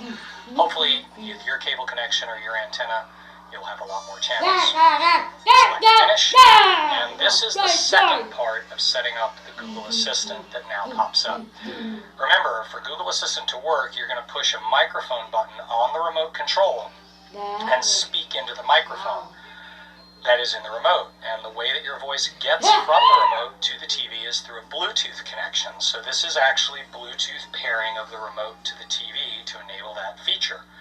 You'll press the mic button, which, as you can see on the screen, is a button that has some colored dots on it. It's right here in the center.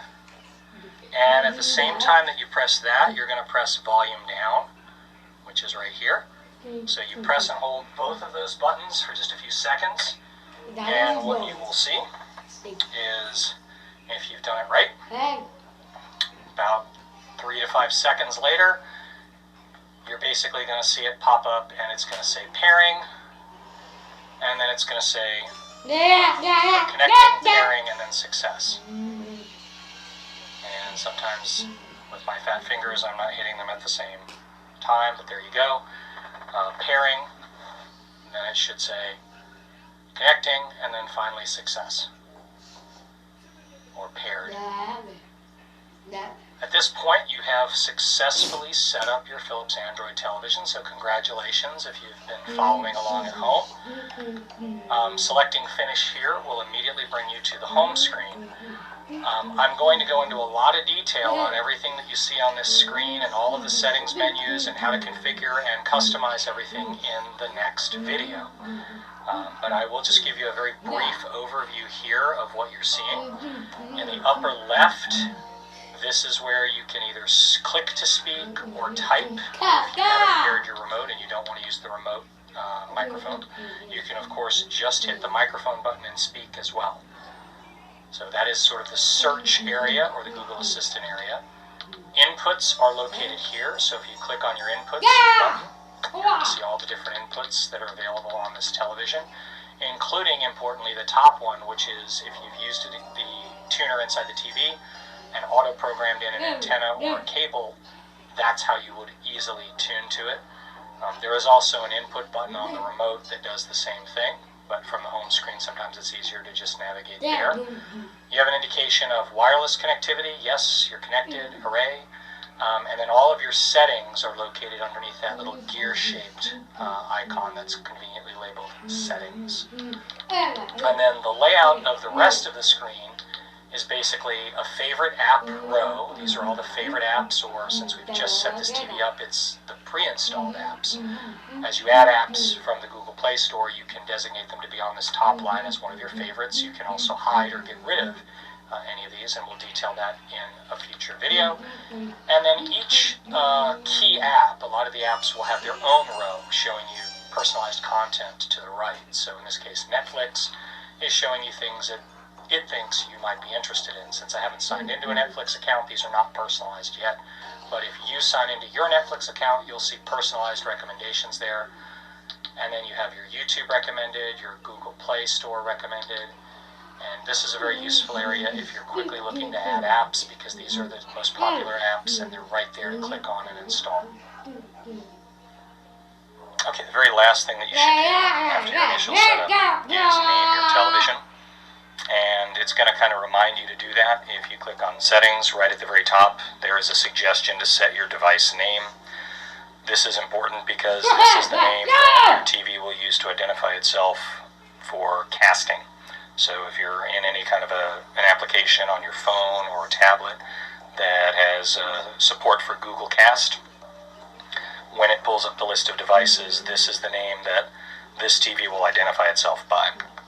You can click there, and there are some pre-defined ones. A lot of people like to name it based on the location, so that you know you're casting to the living room TV as opposed to the bedroom TV, etc. You can also use a custom name if you prefer. You can just name the TV Fred. It doesn't really matter what you name it. Just know that whatever you do name the TV, that is how it will identify itself on the network when you are casting to it.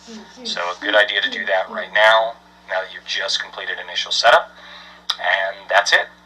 You can begin enjoying your television and come back for the third video in this series, where we're going to go into a lot more detail on all of the other settings and how the screen lays out and what all the different options are for customizing it, adding apps, deleting apps, etc. So look forward to seeing you in our third video.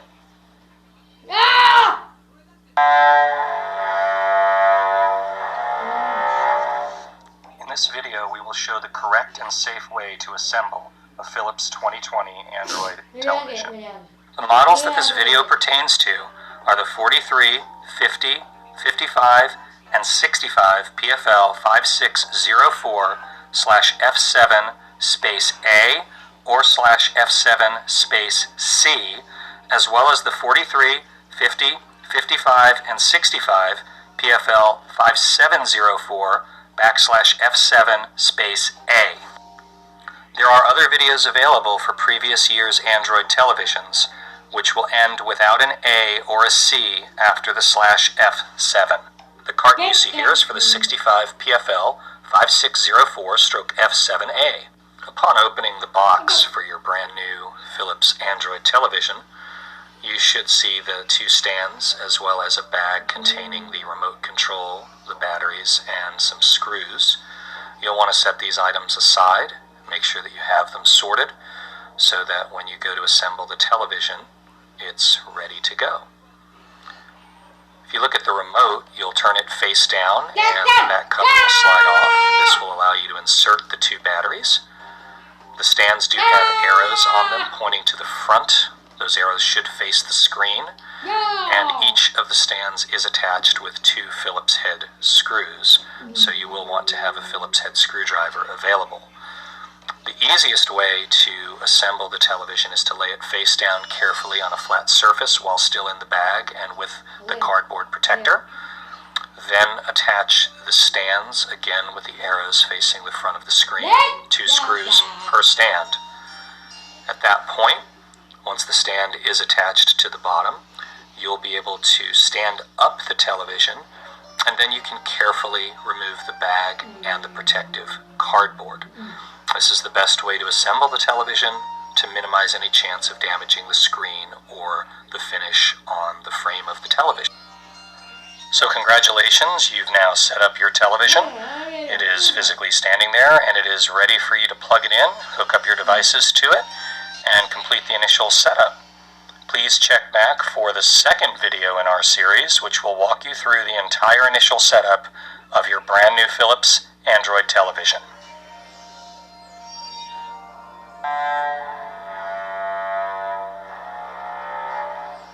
The models that this video pertains to are the 43, 50, 55, and 65 PFL 5604/F7 space A or /F7 space C, as well as the 43, 50, 55, and 65 PFL 5704/F7 space A. Welcome to the third video in our series, focused on setting up a Philips 2020 Android television. In this video, I'm going to walk you through the home screen and orient you on how the Android television organizes information, as well as pointing out where key settings may be located. This is the home screen. This is what you will see after initial setup.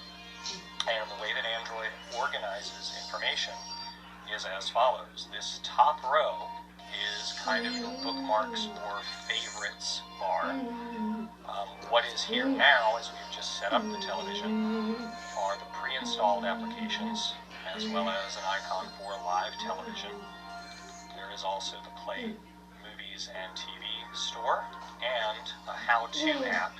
This is going to be a very useful application for getting help or calling our call center if you have any difficulties. And there are a few shortcuts in this application that I'll point out to you that will be very useful to you as well, potentially. Now, the key applications that you either install on this television or that you have pre-installed, for example, Netflix, they will get their own row. And you can see Netflix is the first row. And the content that you will see here will be tailored to your login and your preferences. Now, since this TV was just set up, these are just the generic recommendations. They are not tied to my account because I haven't actually logged in yet. But you do see that each application does have a row potentially, as does YouTube. Now, when you first set up your television, this is a very useful row as well if you're trying to quickly find some of the more popular applications. This Apps Spotlight row will typically show you the most popular applications that are out there in the Android TV world. So if you're looking for, as you see on screen, Disney Plus or HBO Now, YouTube TV, etc., this is a quick way for you to find some of the key applications and install them. And in the next video, we're going to show you how to install all those different applications, how to delete applications, and how to customize this screen. This particular video, we're just going to orient you on it. And then, of course, on the last row, you do have some recommendations that are coming from the Google Play Music Store.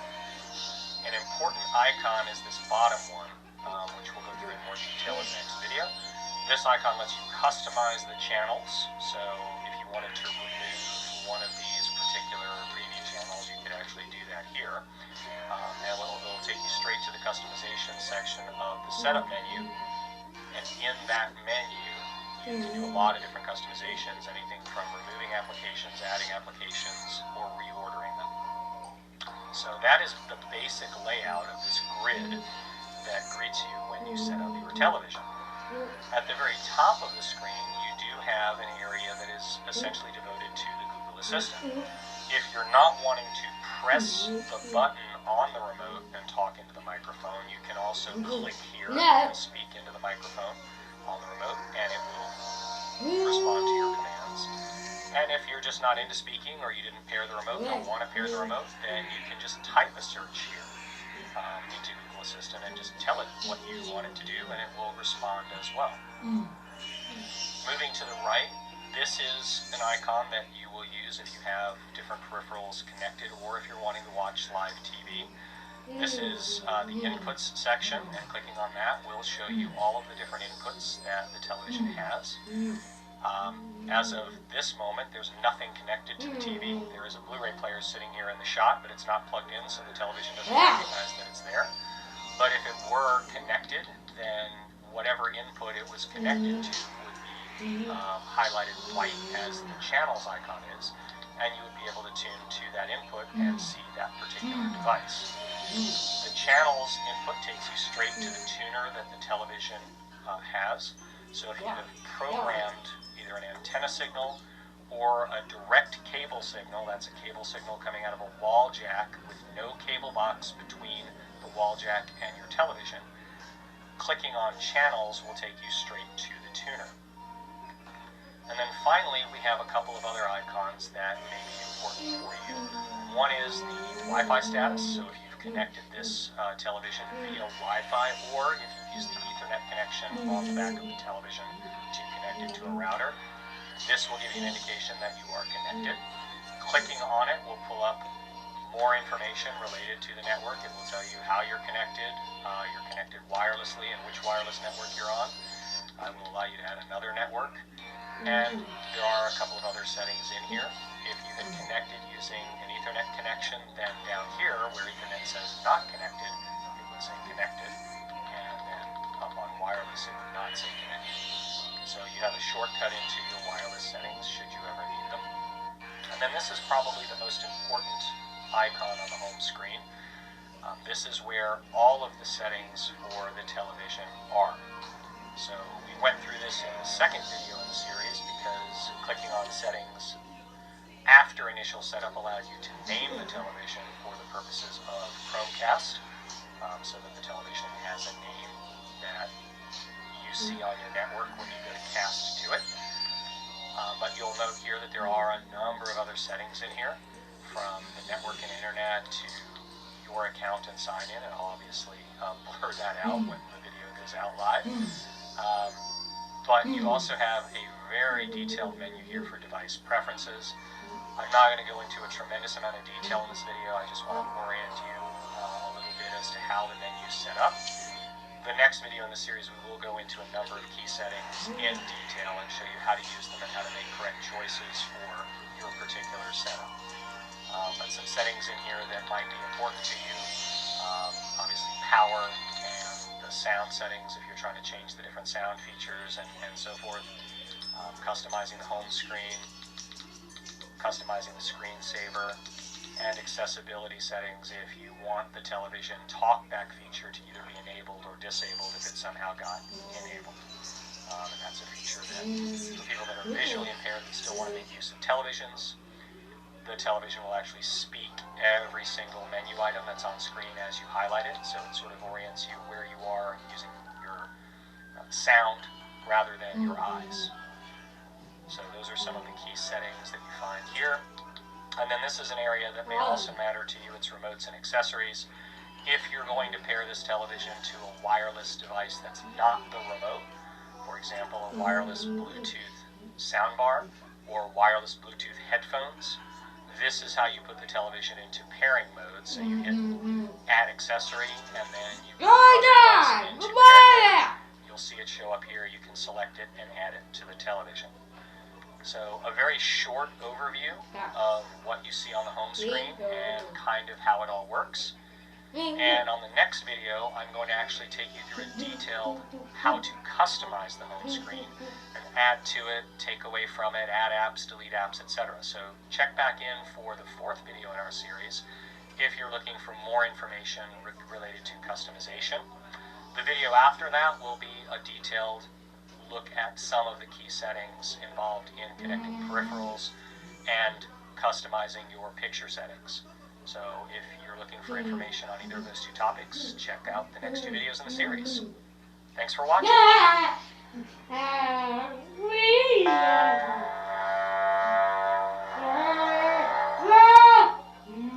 models that this video pertains to are the 43, 50, 55, and 65 PFL 5604/F7 space A or /F7 space C, as well as the 43, 50, 55, and 65 PFL 5704/F7 space A.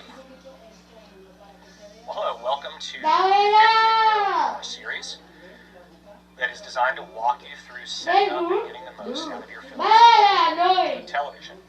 In this particular video, I'm going to walk you through some of the important customizations that you would do for picture quality, color, contrast, brightness, etc., as well as if you didn't listen to the setup video and you forgot to auto-program your tuner or your cable signal, how to quickly and easily do that.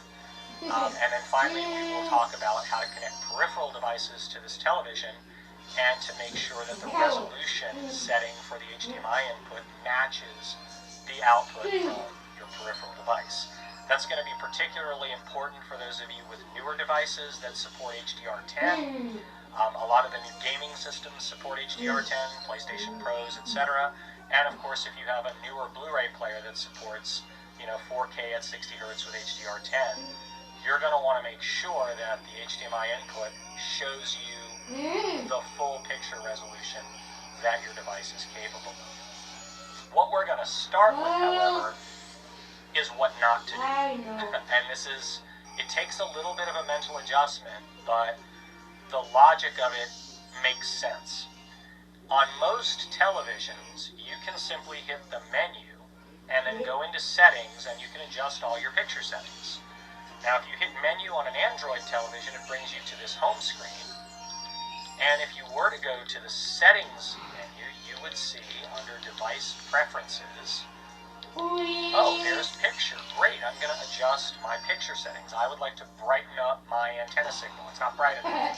So you would select picture, and you would see, oh, yep, here's all my settings. Let me adjust them. The way that this Android television works, however, is not like a normal television.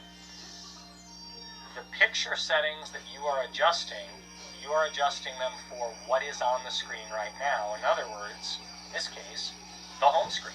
That's it.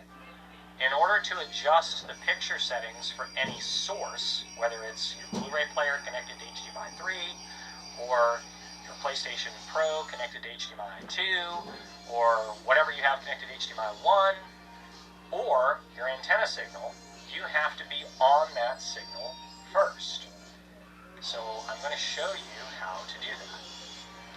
The easiest way to get to an input is either to use the input icon on the home screen or the corresponding input button on the remote. It's a little dark at this point, but you can kind of see that the input button right there matches what's on the screen. It's a rectangle with an arrow pointing to the right. And either one will pull up a list of your inputs. And if you select channels, you will now go to your antenna signal. And once you're on your antenna signal, you'll notice that I have no channels. Why is that? Because I didn't listen to my own video. I kind of did that deliberately for this video. But in my setup video, I strongly recommended that you auto-program your antenna at the time that you set up your TV. Now, having failed to do that, I'm going to show you how to program it quickly and easily if you skipped that step during the initial setup. Nobody got time for that. I understand everybody's busy. You wanted to get straight into Netflix or YouTube, so you didn't program the antenna, but now you come back and you want to look at the antenna. So the easiest way to do that is to now look at this how-to app that we've included on the TV. And if you select the how-to app, right at the bottom, you have a button labeled Live TV. If you select Live TV, and then click again for Setup, it will dump you straight into the channel installation menu. There's no hunting for it, there's no going through layers of menu. It's just an easy, convenient shortcut. So I'm going to go ahead and auto-program the antenna now. And I'm going to pause this while we're doing that, and we'll come back in a second, and I will finally show you how to adjust the picture settings on an antenna signal. Alright, we're back after we have selected to install our antenna channels. You arrive on a screen that indicates how many channels were found. We only found 10. We're not in a great location with my little tabletop antenna. And then there's a big blue button there that you just highlight. You hit the OK button. Now we finish. I'm done with this, so you select finish. and you will now come back to help app. This time, however, when we tune over to channels, because we come out in basic color temperature settings. So not only do you have the ability to change the color temperature to either cool or warm depending upon your preference, but you will have already seen you can adjust the red, the green, and the blue gains separately. So this television offers a tremendous amount of customization. I would recommend, if you're not a videophile, if you don't have a good understanding of how to adjust video signals, to stay out of some of those more advanced settings and just stick with your basic backlight, brightness, contrast, color settings. Okay? So we've now adjusted the picture quality here on our antenna. One of the other features in this television is that there is a program guide. If you hit the TV guide button that is on the remote, and that button is located to the left of the Google Assistant button, it's labeled TV Guide, it will pull up a TV guide. Now, the way that this TV guide works is a little strange. It only shows you what is on the channel that you're tuned to at this moment. And it shows what's coming up. Apparently, we are in the middle of a Criminal Minds marathon here on this particular channel. But if I tune to the right, oh, it's a Baybar marathon, Rookie Blue. So we basically have a lot of different marathons going on. There we go. Here's a channel that actually has more than one thing on. Of course, it's the shopping channel, but you get the idea. So as you're scrolling through the channels here, left or right, you see the arrows at the top. You then see what's coming on, what's coming up today, now, next program, and then tomorrow, etc. So let's find something that has some programming that we might want to watch. So here we have Living the Way, apparently, and then in 2100 we have a Battlefield show.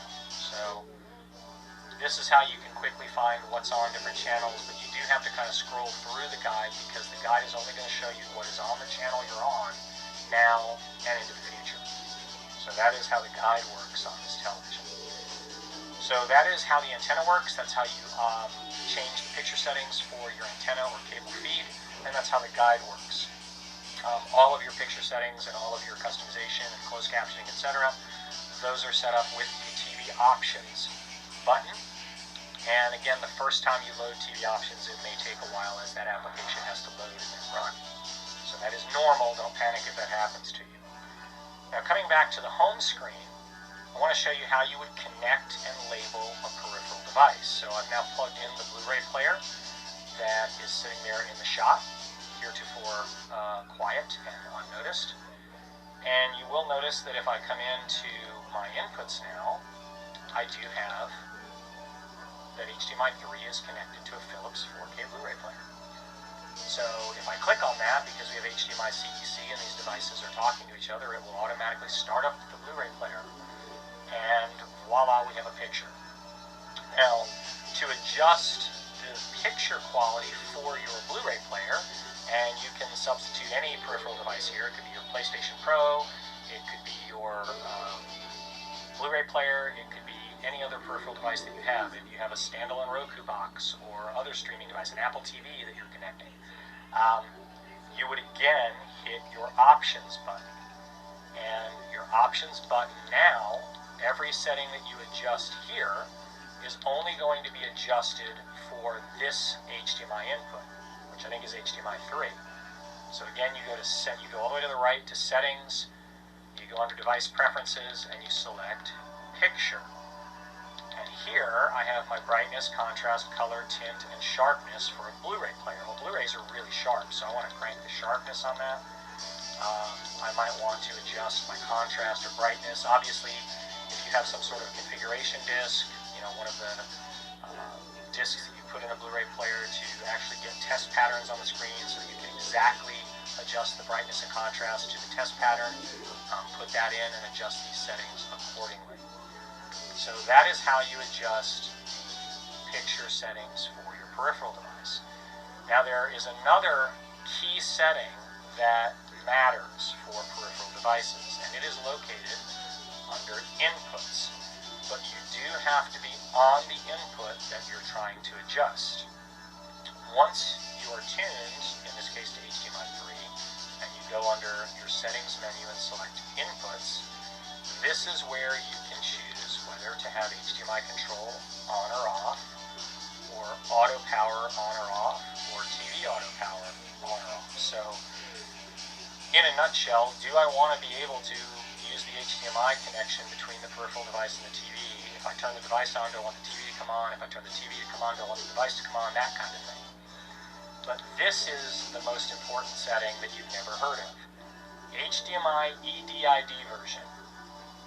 If you have a device that is capable of 4K ultra high definition at 60 Hertz, or the easier thing to probably remember is that it supports HDR. So if you've got an HDR10 device, PlayStation Pro, brand new Xbox, or a brand new Blu-ray player that supports HDR, you're going to want to make sure that the EDID version is set to 2.0.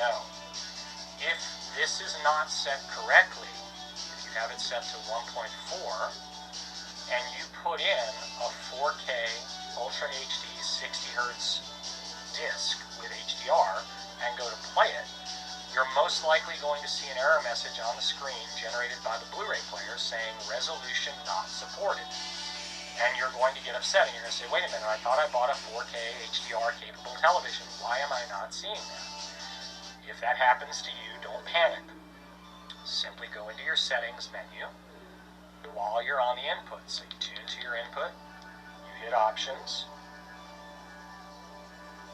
and from that options menu you go all the way to the right to settings, then you select device preferences and inputs, and go down to the input where it says HDMI EDID version at the bottom and change it to 2.0. You can also put it on auto. You saw there's an auto setting there. That'll also work. Once you have it set to the correct resolution, the device will correctly identify itself as I'm an HDR device. The TV will go cool. This input's configured to handle HDR, and you'll see a picture. The other symptom that you might run into if it's set incorrectly is you might get sound with no picture. That's also typically a common occurrence if you have a device that is trying to send an HDR signal but doesn't have the capability to scale its resolution down to show you an error message. Then you'll just have sound with no picture, so that's not a good outcome there either. So that's how you configure the HDMI input on the TV to support the correct resolution that the device is trying to send. Now there is another thing that you might wish to do, and that is you might wish to name the input. So if you go down again in device preferences and you go under inputs, and this time at the top you pick the connected input, which is HDMI 3, we can name it whatever we want. We can call it Blu-ray, because this is in fact a Blu-ray player. We can also go down and give it a custom name. So if you want to call it, if you have two game systems and you want one to be PSP and one to be Xbox, that way when you pull up the HDMI inputs on your television, let's say you're on your home screen and you hit inputs, you will see this is now labeled Blu-ray down below where it says Philips 4K DVP. And obviously if you had an Xbox and you named it Xbox, it would say Xbox, which kind of makes sense. The last thing that you might wish to do is remove inputs that you're not using. And you can do that either from the input screen that we were just on or the main settings menu. So if you go into the main settings menu on the home screen and again go down to where it says inputs, but this time pick one of the other inputs that nothing is connected to. Let's get rid of HDMI 1 for example. I'm going to say no, don't show it.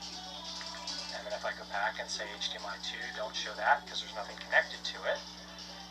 Now when I go to my home screen and either select inputs or select input, the input button on the remote, I only see the inputs that I've identified that I have, which are the tuner of the TV, which is labeled channels here, and my Philips 4K Blu-ray player. So those inputs that I'm not using, they drop off, and I now have this television essentially fully configured.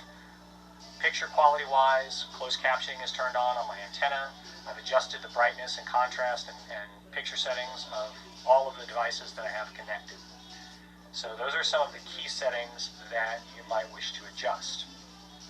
I will take a second to show you a couple of other shortcuts that are in the Home Help app.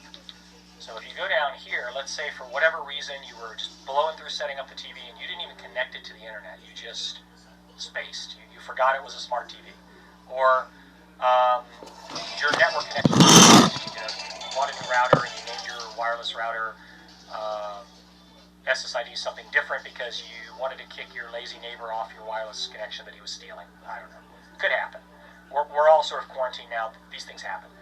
So if you go straight under network connection here, it will take you right to set up network connection. So this is the shortcut to redoing the network configuration that you normally would have done during initial setup. So you don't have to hunt and peck through different menus. It's right here, one button away. And then the other shortcut is labeled TalkBack. So you'll recall I did indicate in a previous video that we have the accessibility menu where you have a bunch of different features for example, visually impaired folks. They would prefer their TV to speak aloud every button press so that they can hear where they're navigating and what their volume is set at. That's a great feature for visually impaired folks. It's an annoying feature for the rest of us. And you may have a household with both types of person. So there is a keyboard, or rather remote control shortcut. If you hit digits quickly, there's a secret code that will get you into this feature. But if you want to disable it or enable it, you can just go right here where it says TalkBack and hit Setup, and you can enable it or disable it with the click of a button. So there is a shortcut on the screen to disable it, because obviously we're assuming you don't need the feature on if you can see the shortcut on the screen. As you can see from the ticker on the bottom of the screen, the 2-button shortcut to instantly enable or disable the TalkBack feature is to press and hold the back button on the remote. That's the arrow key that points to the left, as well as the down button, which is the thumb pad right below where it says OK. Some other features that you might want to pay attention to. You do have, under device preferences, a number of other settings. Language, if for some reason the language gets a little bit out of whack, this is where you would select English, Spanish, or French. And then you do have up at the top the ability to have your date and time. You can use the network provided time. You can set your time zones here. You can use 24 or non-24 time. So most of us in America, we use the 12-hour format. We don't use the 24-hour format.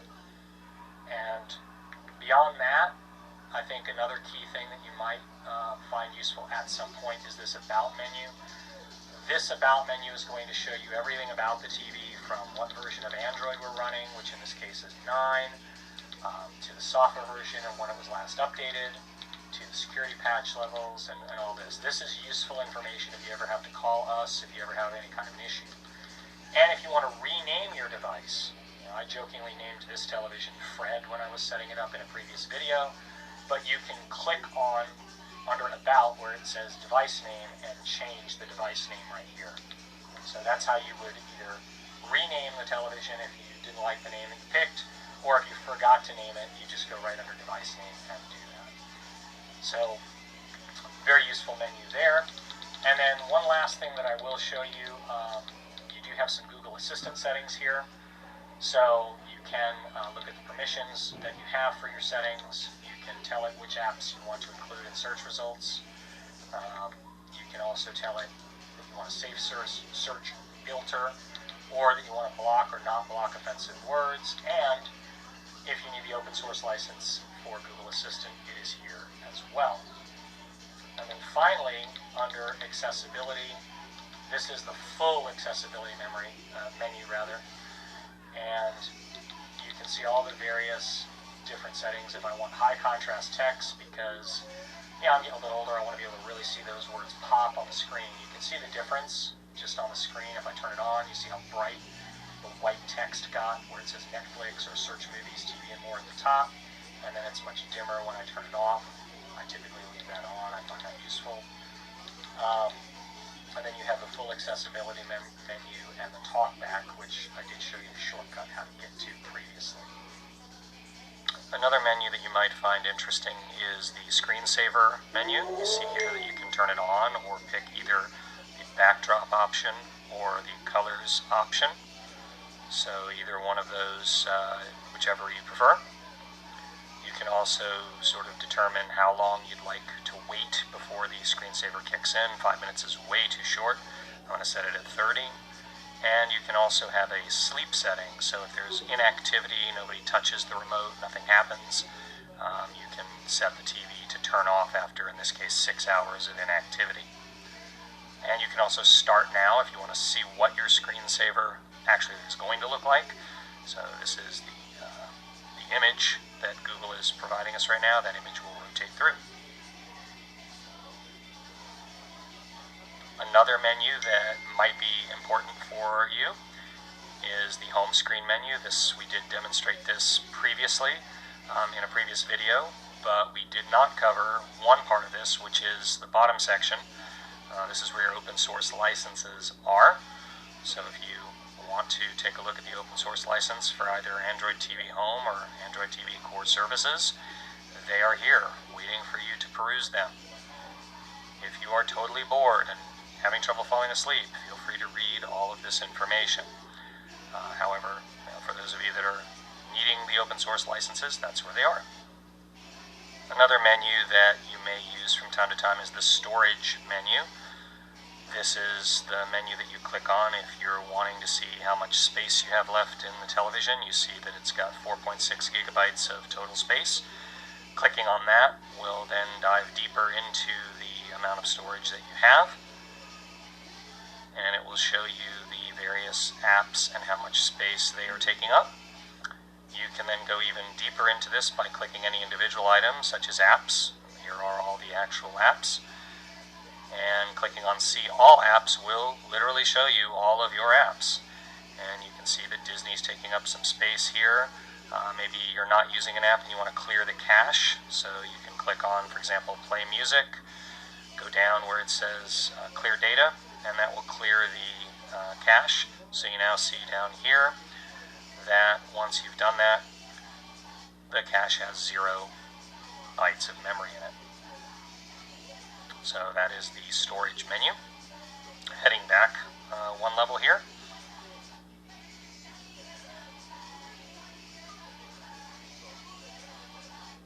Another menu that is sometimes very useful, especially if you have a sound bar or an external home theater system, is the sound menu. This is a menu that you can use from the options button on the remote control for an individual input if you're trying to adjust the balance or some of these settings for that input. You'll notice here there is a 5-band graphic equalizer. If you wanted to crank the bass, for example, you would grab this top 120 Hertz line and just turn the number all the way up. And you can adjust the other parts of the spectrum as well. The digital output on the back of the television is an optical output. The default setting is PCM. If you are running a wire to a home theater system that for whatever reason doesn't need PCM but would rather send that Dolby Digital Plus or a Dolby Digital signal, this is where you would make that choice under the digital output option in the sound menu. Most of the time PCM is the right setting, however. So if we head back again one level up, this is an important setting if you are using the optical out and you find that your audio and your video are getting out of sync. You can actually delay the audio signal to match up with what you're seeing on screen. So this is a setting that you may find useful, again, if you're connected to a home theater system or a sound bar using the optical output. And then at the bottom of the menu, you do see the auto volume control. That is what we used to call smart sound a long time ago, but it's basically the setting that allows you to minimize the volume difference between, say, a commercial on the antenna and the normal program. So clips a little bit the highs so that in volume, so that the volume stays relatively flat. And that is a quick tour of the menu. So hopefully that's been helpful for you. I think the key settings that you want to remember from this video and that you'll make use of are how do you adjust the picture settings on a given input. And you just need to remember that you go to the source that you're trying to adjust. So if you wanted wanted to adjust your antenna picture quality, you would go to channels. If you wanted to adjust your picture settings for your Blu-ray player, you would go to that input, then hit the options button and go into the menu and adjust the picture settings there. Secondly, you want to remember those HDMI settings. If you ever find that you get resolution not supported error, or you're getting sound but no picture, you definitely want to navigate to your input section of the menu and change the EDID version from 1.4 to 2.0. And then finally, I think the other important options that we pointed out to you that are very helpful are the shortcuts that you have in the help application for connecting network connection, for reprogramming or auto-programming your channels, and for turning talkback on or off.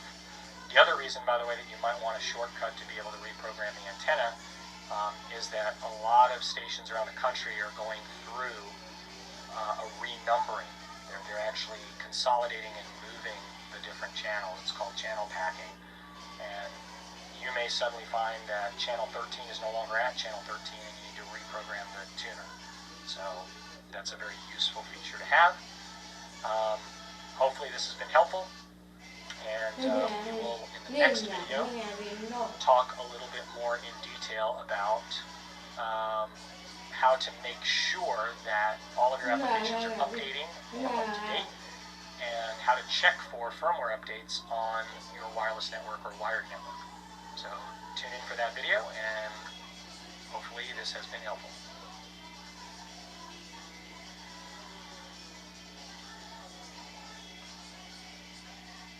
Hello, today we're going to be showing you how to set up a Philips Android television. This is a 43PFL5604, but the steps that we'll go through will be similar for any of our Android televisions. Okay, we have the box open now, and you'll see that there are stands, one each on the left and right side of the styrofoam, as well as a bag in the center. That bag contains, importantly, the screws for the stands, as well as the batteries and remote control for your television, and a quick start guide. You should remove these items and set them aside. To begin, lay your television carefully face down on a safe, flat surface, and gather the two stands and the screws necessary to assemble it. You will notice that the stands have an arrow pointing to the front of the television. Use a Phillips head screwdriver to attach them. You may now stand your television upright on the two attached stands and carefully remove the plastic protective cover as well as the cardboard covering the front screen. Returning to the other items we removed from the box, you may now slide the cover carefully off of the top of the remote at the bottom, insert the batteries, and either read or ignore the quick start guide. Okay, we've plugged in our television, and once it is fully powered up, we are greeted with a welcome screen and a choice of language. Obviously, select the language that you would like your on-screen menus to be written in this case, English. We're now offered the opportunity to set the television up with an Android phone or tablet. For many of us, we would prefer to just skip this step and manually input our information. That is also the most reliable way to set the television up, so we're going to skip this step at this time. At this stage, we see a list of Wi-Fi networks that the television has scanned and located. You'll want to select your Wi-Fi network. So at this stage, if you haven't already, it would be prudent for you to have the name of your wireless network as well as the password available to you so that you'll be able to enter it. The selection of a wireless network will reveal a convenient keyboard that will allow you to input symbols, letters, numbers that correspond to the password for your wireless network. We'll do that now, and we'll be back in just a second.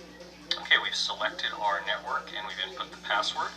The television will now connect and indicate, hopefully if you've typed everything in correctly, that it has connected correctly. There will be a brief delay here while the television connects to the network and verifies that the internet is accessible. Now this next step is a significant step because it is going to ask you to sign into your Google account. Because this television runs on Android, all of the applications that you might want to add or enjoy to this television, as well as the ones that are pre-installed, do require that you have access to the Google Play Store. That is where all of the new updated versions of these applications will appear. So we very strongly recommend that you either have the ability to sign into your existing Google account, or take a minute now to go online and sign up for a free Google account. I'm going to go ahead and input my Google account here, and we'll be right back. It should be noted that if you have two-factor authentication enabled on your Google account, you will also need to have that code handy, so have whatever application that you're using for two-factor authentication handy so that you can pull that code. Once we've logged into the Google account, there will be a Terms of Service screen. You're welcome to read through these. They're pretty standard, but assuming that you've read them and you accept the Terms of Service, you simply click Accept. And Google does like to use your location data. There are a number of different apps that are very handy. For example, if you say, "Hey Google, what's my weather today?" It helps that it knows your location so that it can tell you. You don't have to enable location. The choice is completely up to you. We'll go ahead and enable it. And you can also help to improve performance by sending diagnostic information. That's again up to you, yes or no. We'll select no here. At this point, it's going to ask you to name your television because it will actually appear on your network and it will appear in different Google apps on your different phone or tablets to be able to cast to or to be able to screen mirror to from a computer. So we're simply going to name this one Android TV. You can also put in a custom name there you would have seen on the bottom of the screen. And at this stage, the television will begin to connect to the internet Back on. and start talking to you. Text to speech. This is a pretty easy screen to skip over and accidentally not pay attention to, but by law, all consumer electronics products in the United States have to have a feature called text-to-speech or voice guide, it depends on the model, for those people that are visually impaired who still want to enjoy those products. For example, someone who's visually impaired but wants to listen to a television program. Basically, this feature allows you to navigate through the menu, To activate. and as you can hear, each time you push the button, Very slow. the television will repeat to activate. to tell you what you are currently selecting, in this case very slow, and what you can do with it. So I can activate it on very slow by hitting OK. Selected off. Press select to activate. We strongly recommend that you select off on this screen. Don't select fastest thinking, oh, that's performance or fast would be better. You want this off, or every single button press on the television will result in this television speaking to you. Finally, assuming that you are not a retailer, and why would you be if you were watching this video, you should select home to indicate that this television is indeed going into a house and not into a retail location. At this stage, you will be offered the opportunity to install channels.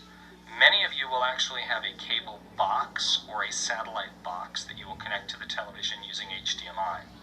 So for those of you that do have that type of a setup, you're going to skip this step. I'm going to go ahead and connect an antenna to the television and show you the installation process.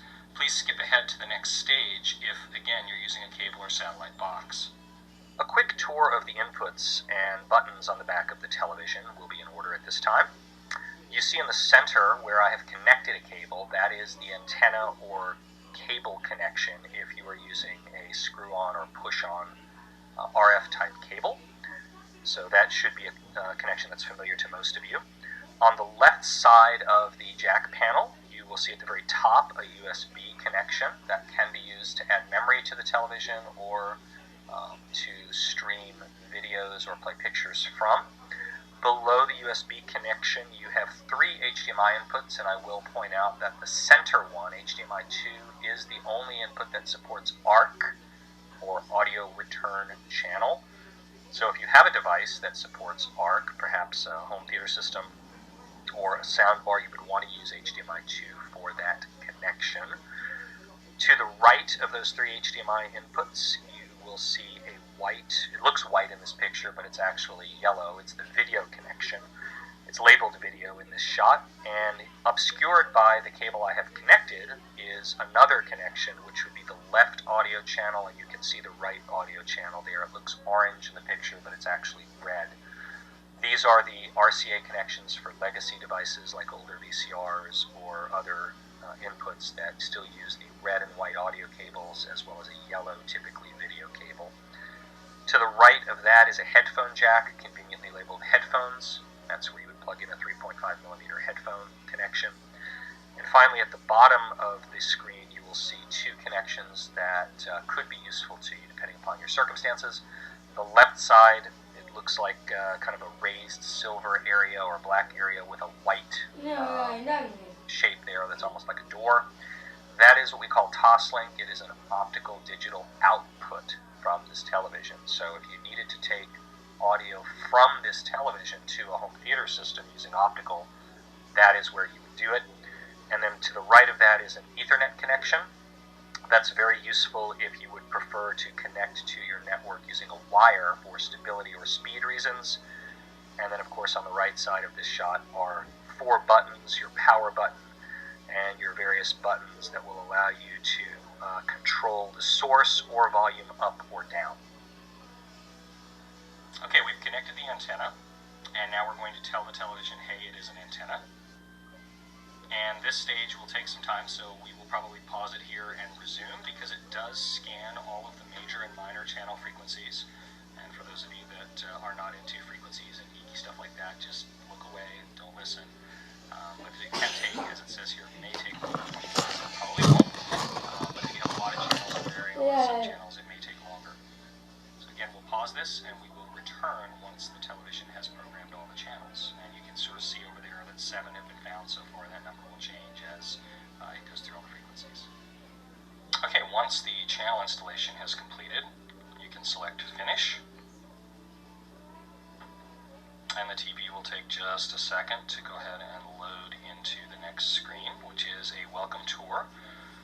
You can watch these screens. They will explain some basic features of the television, but we're going to skip all that because you don't need that. You've got me to explain it to you.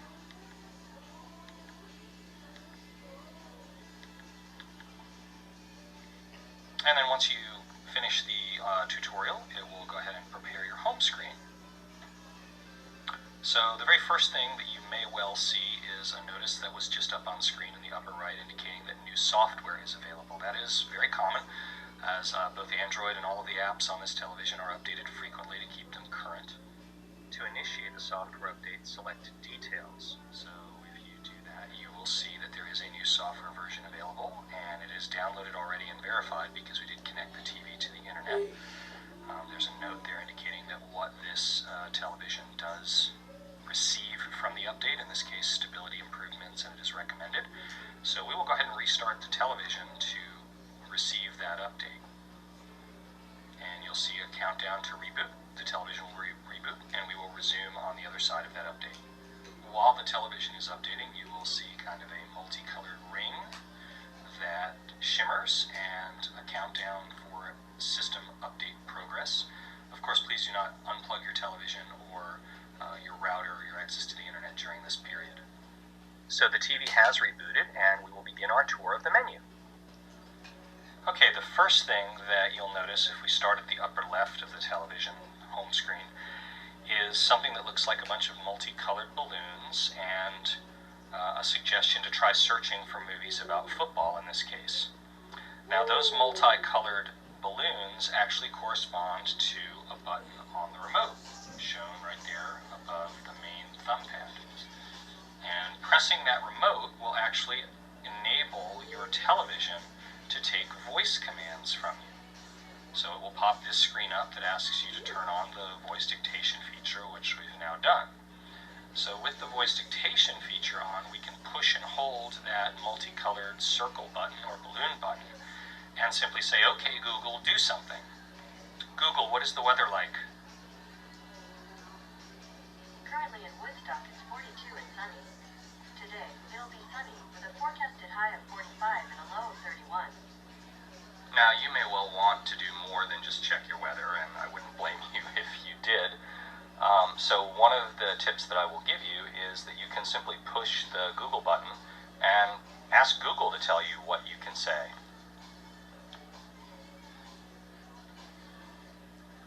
Google, what can I say? You can say, what is the humidity this weekend? Or how do I change my nickname? So you can see here that there are a whole bunch of different areas that Google can help you with.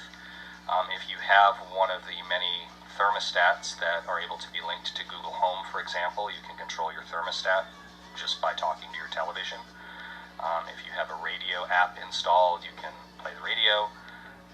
Obviously, there's more television-related commands, such as this one. You can just ask Google to find you different types of shows.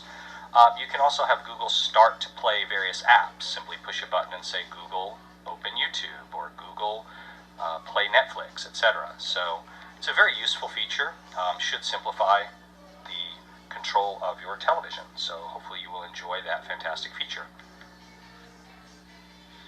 Okay, we're going to navigate around the menu and the screen with a particular emphasis in this section on how to adjust your picture settings and how to change inputs to whatever input you may wish to change to. There are some odd behaviors on this television, not going to lie, that if you read the button or the icon, the behavior that you get from pressing the button or pressing the icon may not be what you expect. And a perfect example here is this button that's labeled Live TV. And you'll see that I actually have a Blu-ray player connected to this television, and I'm telling you now, the Blu-ray player is the last source that I watched on this television. So if I wanted to watch live TV, which in this case is an antenna signal, I might be tempted to press the Live TV button to do that.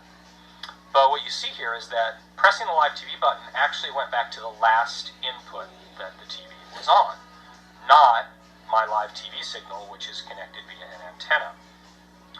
I think the reason that the TV is designed that way is because a majority of people in this market actually use a set-top box for their television or some other device. A lot of people have cut the cord and they're using a streaming device for their, quote, television.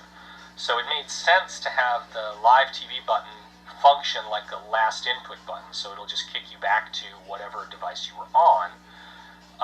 But that does tend to make finding your antenna signal less intuitive than one might think. Now, the second thought that you might have is, well, there is a TV button right on the remote, so perhaps if I press the TV button, that will return me to the antenna. So if we do that, again, it takes us to last input. So the TV button and the Watch TV icon, or Live TV icon, do not return you to your antenna signal. So this is the way that you would get to your antenna signal, assuming you have other inputs connected to the TV and you're using them. Obviously, if the antenna is the only thing connected to your TV, these buttons will function just fine. But if you do have another device, this is the way to get back to the antenna or the cable feed. What you will do is you will select the input button, shown here in the center. It's a rectangle with an arrow. And if you press that button, it will bring up a list of all of your inputs, and you will see a Live TV tuner option. That option will take you to that input, which in this case is an antenna, but it might be a cable input for you. So that is how you do that. The other thing to keep in mind is that that input button is also how you would switch inputs quickly and easily. So if I wanted to return back now to watching my Blu-ray player, I would simply select HDMI 2, it would kick over to my Blu-ray player. So two things there. One, how to get back to your cable or antenna signal, and how to switch inputs. The answer to both of those questions is the input button on the remote control. The next thing that we're going to want to do, most likely, is adjust picture settings. And in many TVs, you can simply hit the home button, which I've done here, and then you would go under settings and you would find your picture settings and just adjust them. And you see there is actually a picture section here, but it is grayed out. I can't select it for some reason. And to understand this, you kind of have to get into the mindset of the designers of the television a little bit. But all of the picture settings that you can optimize, they are optimized by input. And I mean, theoretically, you would want to be adjusting those settings while watching the input that you were adjusting. I mean, it wouldn't make sense to adjust brightness on this screen, then go over to your antenna signal and say, oh, it doesn't look right, let me go back to the home screen and adjust it there. So That's kind of a long-winded way of telling you that to adjust picture settings on this particular television, you have to be on the input that you want to adjust. So if we return back to our Blu-ray player for a second, and I wanted to adjust the picture settings on my Blu-ray player input, which again is HDMI 2, I would go to that input, play the disc that I was interested in, and then again using the remote control, I'm going to select options, which is right here at the top, labeled options, and it has sort of dots and lines. And when you press options, this menu will come up, whether you're on your antenna input or an HDMI input, and this is where you can change all of the various settings that you're used to on your television. Anything from the format to full screen, 16:9 or 4:3. This is a Blu-ray player, so you're only going to have the option of full here. But if this were the antenna, and I'll show you that in a second, you would have the option for 4:3 or 16:9, as well as some other options. You also then have the ability in here to change your closed caption settings. So if you want them on, or if you just want them on when you're muted, a very handy feature if you have a lot of noise in the background and you just mute the TV so you can read along. That's where that option is. The other options that you have in this menu that you will certainly want to make note of, your sound settings, your power settings, but under settings at the far right, this is where all of your picture settings are, and it pulls up the settings menu, but now you'll notice that that picture icon is not grayed out, and when you select it, here are all of your various picture settings. So if I think, oh, that picture is a little bit too bright, I can turn the brightness down or up.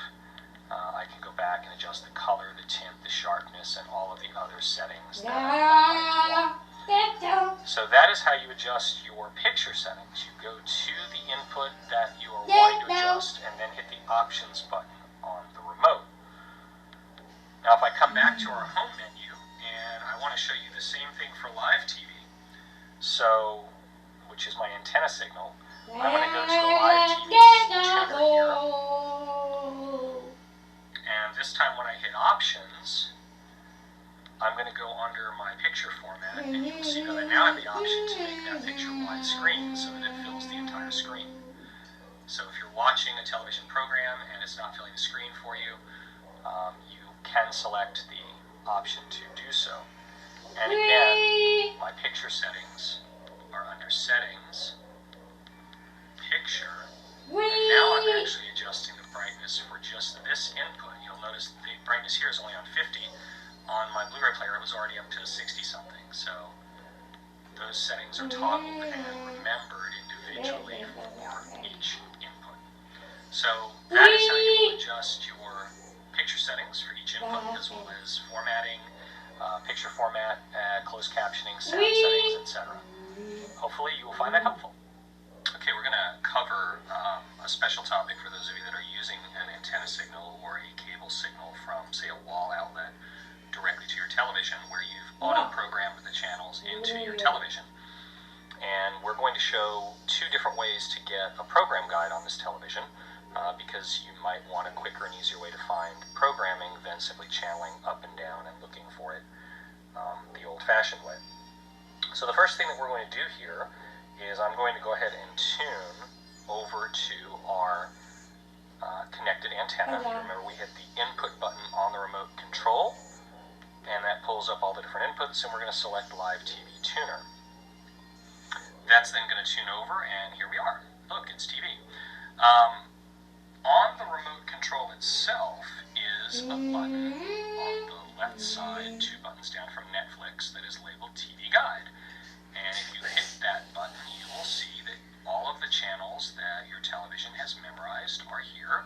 Now, I'm in a very poor area for antenna signal in this particular location, so I don't have a lot of guide information that's loaded yet, but I do have, obviously, this channel that comes in very strongly, and you can see that there is my EPG. So this is the basic guide, and this is what it looks like. If you hit the left arrow, you see you have either all channels or movies. So I do want to caution you that if you ever come into the electronic program guide and you don't see any channels, you only see this channel, 1-1 Google Play Movies and TV, that look to the left and you'll see where movies is selected. If you simply go up one to all channels, hey, there's all of our channels again. This is a very easy mistake to make. Some customers will, too quickly hit buttons and they come in here and they go, all my channels are gone. So just move up to all channels, then move back to the right, and you will see all your channels still, in fact, exist. They're still programmed in, and no reason to panic. So the next thing that I'm going to show you is an option for a different EPG.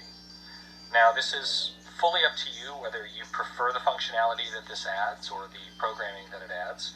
It's certainly not required. You can stick with the basic electronic programming guide that Android has. But in order to take advantage of this other option, what we're going to do is actually add an application to our television. And the application that we're going to add is called Pluto. And you see at the top it says Pluto, it's free TV. This particular app is going to do two things. It's going to give a different electronic programming guide, and it's also going to add a whole bunch of free channels. So if we install the application, it does not take very long, then what we want to do is we want to tell the television to use Pluto's EPG instead of the basic one. So to do that, we will go under Settings, which is the little gear in the upper right, and this time we're going to go down to the second option, which is Channel, and we're going to select Channel Sources. You can already see there's a note there saying, hey, there's new channel sources available, do you want to use them? So we select Pluto TV, which you see here is highlighted as new. So we'll say, yes, please use that as a new channel source. And Pluto will launch. Bunch of eyeballs that will be leering at you. And once that has launched, so now we can install Pluto TV. If we go ahead and switch over to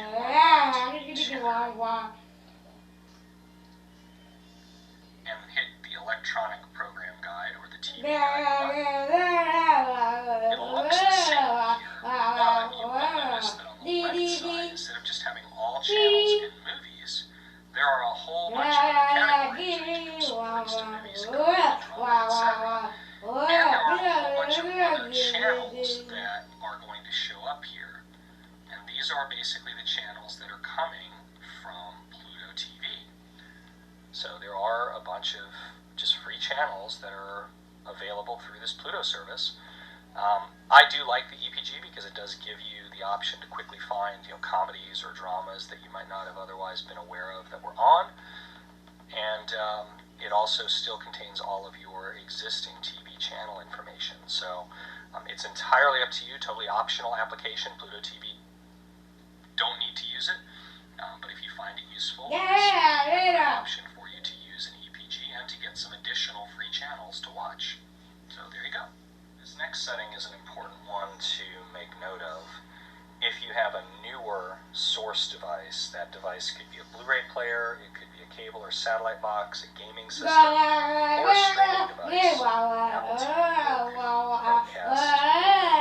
But if you have one of these devices that you know supports HDR10 or a higher resolution in terms of refresh rate 4K signal, so a 60 hertz 4K signal, and you're not seeing that resolution on the television, or you're getting an error message from the source device saying that your TV doesn't support the output resolution, then this is the setting that you're going to want to pay attention to. And the short version of why this issue occurs is the HDMI inputs on this television have to be told how high of a resolution or what quality resolution the signal that you're sending them is.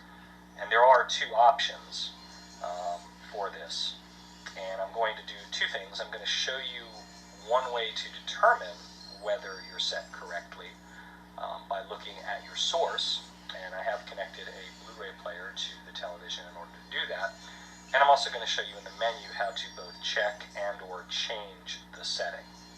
So to start with, we're going to go over to the Blu-ray player now, which you'll see is on HDMI 2. And the first thing that you'll notice when it pops over to the Blu-ray player and you start playing it is there is a resolution that pops up there, and notice it does not say anything about HDR, even though I know this is an HDR disc.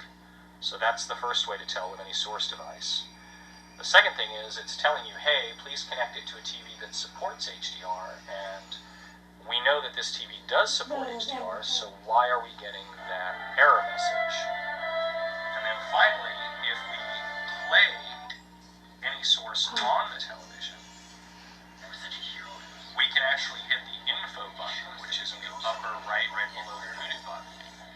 And that info button will tell us the source quality. In this case, it's showing that we don't have HDR, but we do have a 4K signal at 24 hertz. So that is not optimal. We would much rather watch this movie in its intended resolution. So how do we change that? It's pretty straightforward. If you go back over to your television menu, and in your television menu you go under settings, you'll see a section in settings that is labeled inputs. And under the inputs section at the bottom, you're going to see an area that's labeled HDMI EDID version. And you can already see that HDMI 1 is set differently from HDMI 2, which is where this Blu-ray player is connected. The two options are 2.0 or 1.4. So if you have a device that you know is capable of HDR or of 60 hertz 4K, it's a newer device, it's really high quality, you're going to want to change this to EDID 2.0. And doing that will essentially say to the television, hey, you're connected to a really good device that has a high quality signal, and you should be looking for that signal. So now if we return to our source and we hit our info button, you can see that we're getting HDR on this picture. So this movie is formatted in a 24 hertz 4K HDR. That is the highest resolution that this particular disc will deliver, and we are now getting the full benefits of that. So again, that's a good setting to know for how to change the resolution of your HDMI inputs.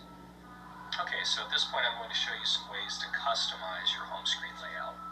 There are a couple that I think may be useful for more people than not.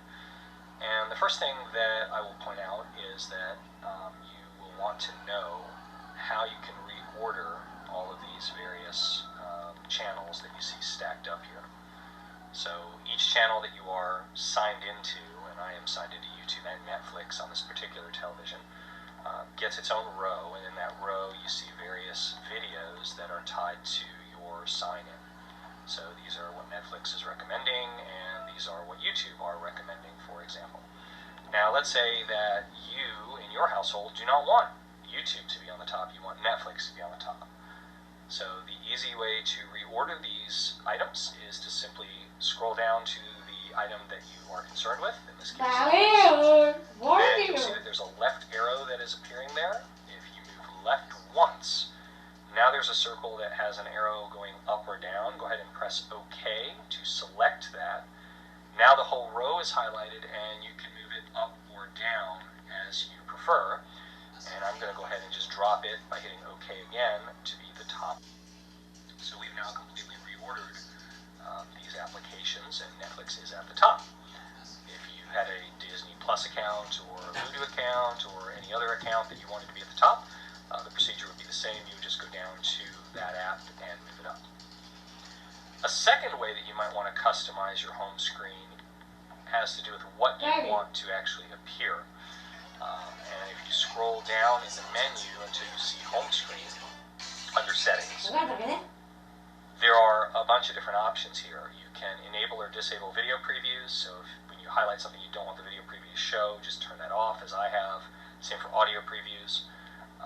You can also come down here underneath the Customize Channels icon, and any of the services that you have on this television or that are signed into, you can get rid of the channel if you would prefer. So you see here that YouTube actually has 3 channels. We have the recommended, we have the subscriptions, we have the trending. Maybe I don't want to see trending, so I'll simply turn off the trending slider there. And now when we come back to the home screen, I only see recommended and subscriptions, and that whole trending channel is not being shown. You can also go directly to customize channels here at the bottom by selecting that. That will bring you to the exact same spot that I just showed you in the menu. There's also a promotional channel here that you can either enable, it will be default enabled, you can disable it if you prefer. So those are some quick and easy ways to customize your home screen. Next tip that I'm going to show you is how to actually add applications to your television and how to have that application show up as a favorite so that it is always visible here. Now you would think from looking at this layout that to add an application you would hit the big plus button, but that doesn't add an application to the television. That is only going to add an application that's already on the television to your favorites bar. So if I go in here, you'll see that I have Disney Plus also installed. I can now add that to my favorites bar, and you see that Disney Plus has now shown up there. But that doesn't answer the question, okay, how do you add apps to the television in general? So the easiest way I have found to add apps to this television is to go over to where it says apps on the left and highlight that circle, and then you're able to select Get More Apps, and that will open your Google Play Store. And now you can add whatever apps you're interested in. For example, here is an application that is a browser. So if I wanted to actually browse the internet on this television, I would install it thusly. Once that's installed, it will also show up as an application that I can then add to favorites. Just like that. And the last thing that I want to show you is how to delete an application. So you've downloaded an application, for whatever reason you're not finding it terribly useful. In order to do that, what you would do is you would go into Settings, then you scroll down to where it says Apps, and underneath Apps you can just simply pick the app and then select Uninstall. You'll see a couple of storage is being taken by the application, etc. You can also clear the data or clear the cache. But in this case, we're simply going to select Uninstall. It will ask for confirmation. You select OK, and you see that has vanished from the apps list. And importantly, it has vanished from my favorites list. And if I had had a channel set up within one of the rows, that will also not appear. So that is how you both add and delete applications. Okay, this video will be an overview of the TalkBack feature after initial setup. As a reminder, TalkBack is a feature that is essentially required by law here in the United States. It is for visually impaired people. It allows them to navigate and use the remote control and devices since they're not able to see clearly the menu items on the screen. This basically has the television speak command on the remote control so that a user who is unable to see the screen and see what they're highlighting and what they're selecting, they audibly hear the TV say you are now on settings or your volume is now 8. It's a very good feature for that specific need, but it can be a feature that frustrates those of us that don't need that feature. So I'm going to show you two things that will happen if you have Voice Guide enabled by the account, and I'm going to show you how to either disable that feature if you don't need it, and how to enable it if you do have someone in your home who does require it.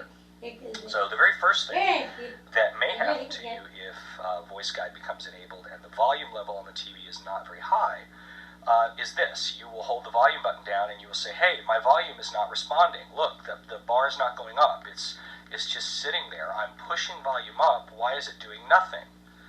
And what's actually happening is that the television is repeating each step of the volume increase before the next step happens. It's how the feature is designed to work. So, imagine your eyes are closed and you're adjusting the volume. How would you know what level the volume is at? And what the feature is doing is it's going from, in this case, 0 to it's saying volume set to 1, volume set to 2. And it's having to say that before going to the next level of volume.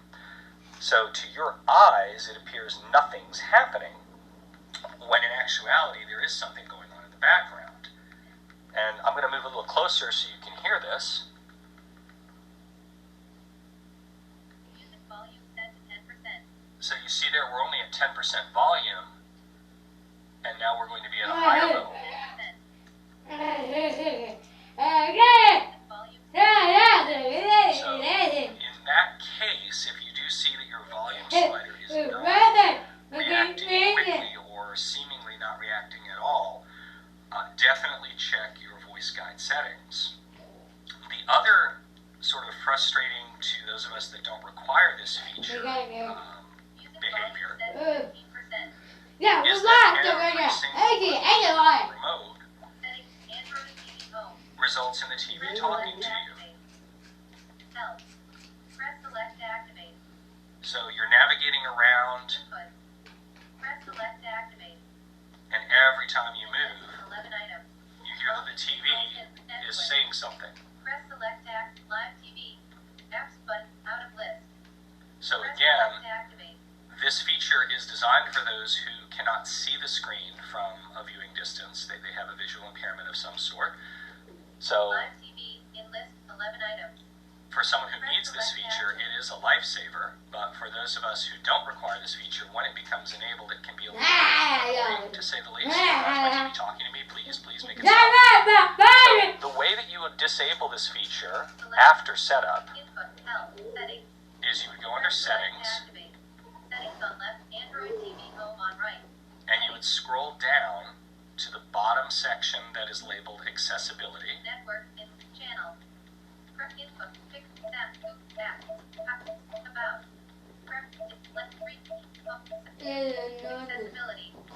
Caption. Cable. Antenna. In list 8 items.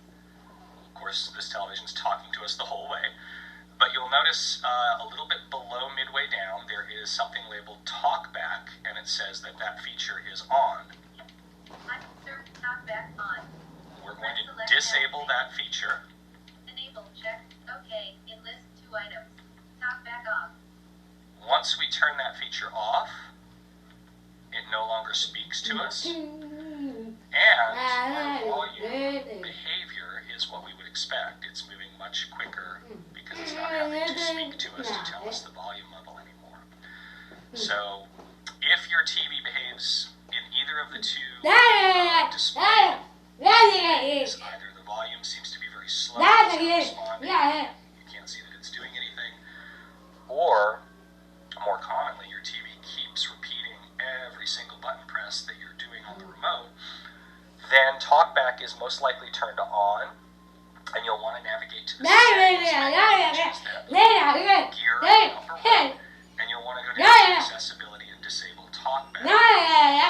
Conversely, if you're watching this video right here because you need to enable TalkBack, you have someone in your home that can benefit from the feature who are visually impaired, then exact same process, but this time put a checkbox in the box for enable, and then that person will be able to enjoy the full benefits of the television even though they can't see the screen.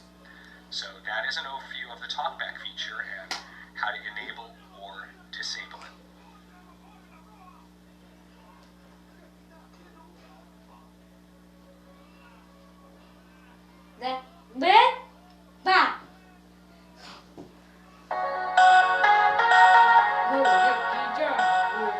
Hello, my name is Yoshihiro Sasaki. FSC is a reverse logistics company located in Columbus, Ohio, established in 2007. We process return of consumer electronics products from Walmart, Amazon, or major retailers in North American market. FSC is spun off from one of major global consumer supplier, Funai Group, so we have sophisticated engineering background to be able to process any return from the market US retail market is biggest in the world. Because of this, market trend continue to change in unpredictable manner, not just because of e-commerce. One noticeable change is explosion of shared economy, such as Uber and Airbnb. AI, big data, information are also trend catalysts. The unemployment rate is the lowest in the history, but many people are still unsure of their future, so they do their best effort to save money and prepare for the unseeable. This is one of the many factors that make it more challenging to hold reasonable profit today. Return is another headache in the retail market.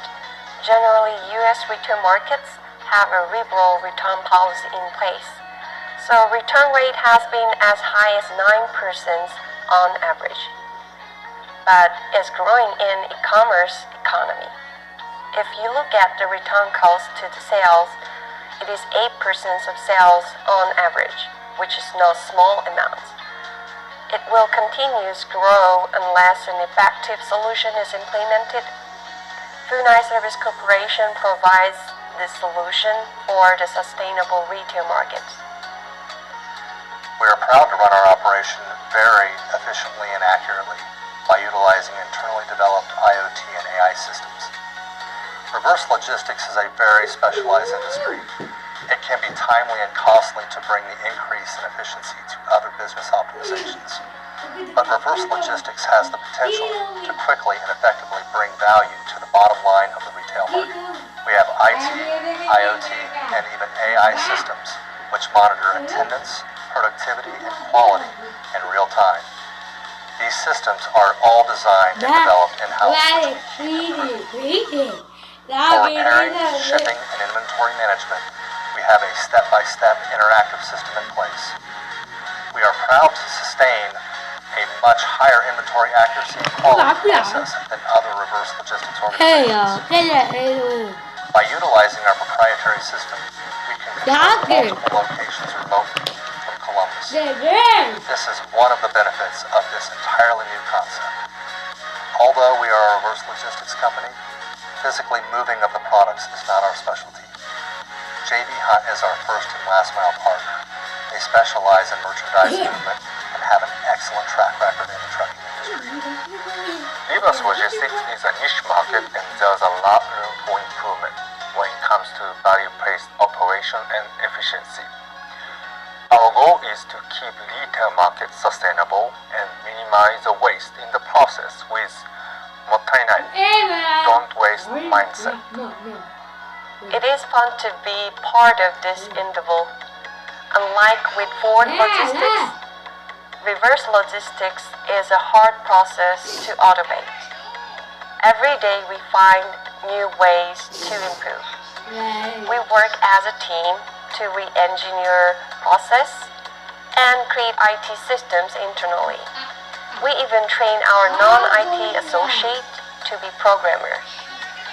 We believe this day-to-day process will create a huge value to our customers and offer a great opportunity for associates to learn from us.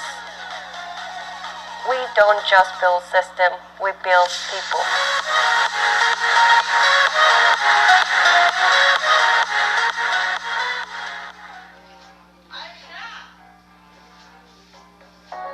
US retail market is biggest in the world. Because of this, market trend continue to change in unpredictable manner. Return is another headache in the retail market. Generally, US retail markets have a liberal return policy in place, so return rate has been as high as 9% on average, but is growing in e-commerce economy. We are proud to run our operation very efficiently and accurately by utilizing internally developed IoT and AI systems. Reverse logistics is a very specialized industry. It can be timely and costly to bring the increase in efficiency to other business optimizations. But reverse logistics has the potential to quickly and effectively bring value to the bottom line of the retail market. We have IT, IoT, and even AI systems which monitor attendance, productivity, and quality in real time. Reverse logistics is a niche market and there's a lot of room for improvement when it comes to value-based operation and efficiency. Our goal is to keep retail markets sustainable and minimize the waste in the process with funai, don't waste mindset. Unlike with forward logistics, reverse logistics is a hard process to automate. Every day we find new ways to improve. We work as a team to re-engineer process and create IT systems internally. We even train our non-IT associate to be programmer. We believe this day-to-day process will create a huge value to our customers and offer a great opportunity for associates to learn from us. We don't just build systems, we build people.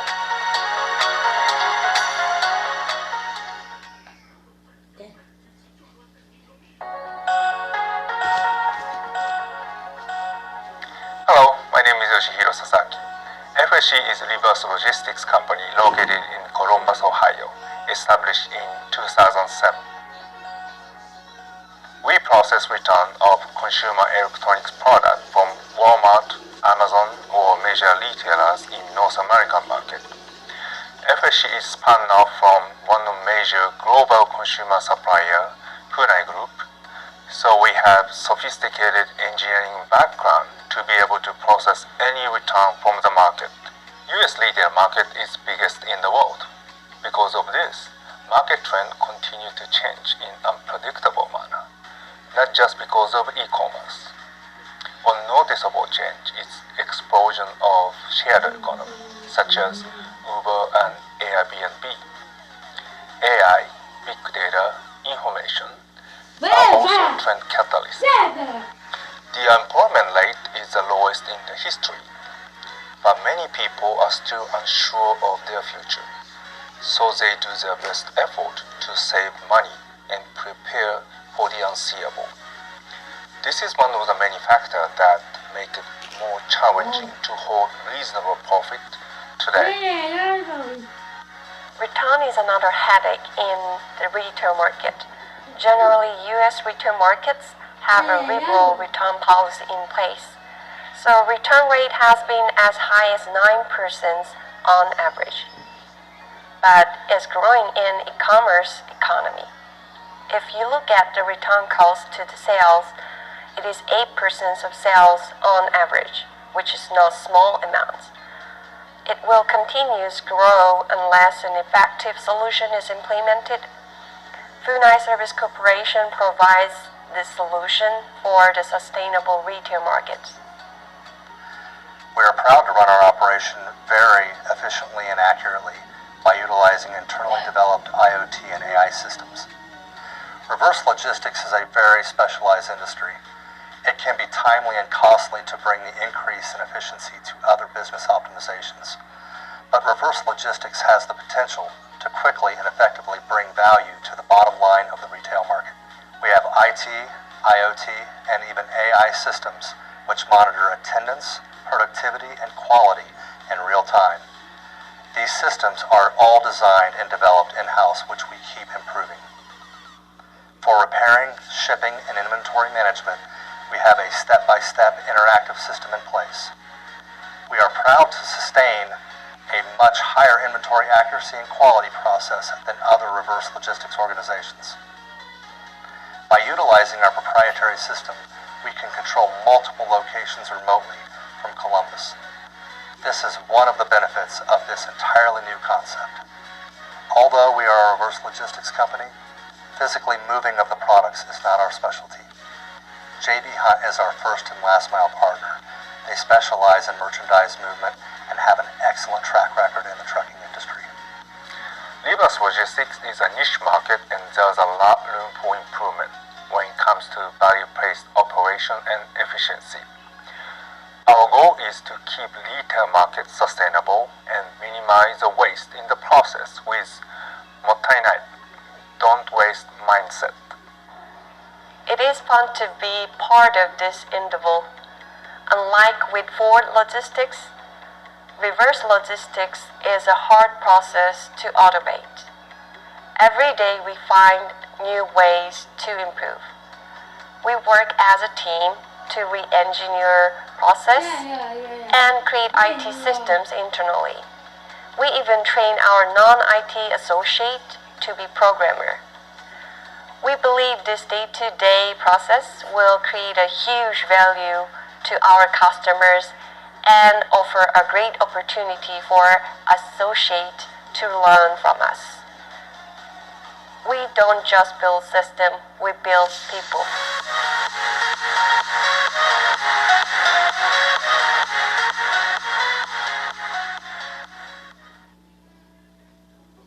Hello everyone. What we have prepared for you today is Sanyo 4K Ultra HD Blu-ray Player FWBB807FB.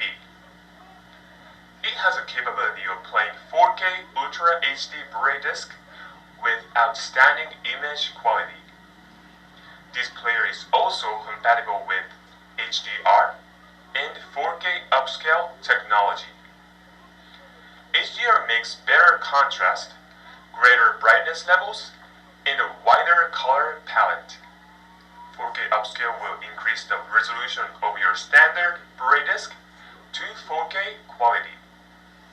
This device allows you to play 4K Ultra HD Blu-ray, regular Blu-ray, DVD, and CD.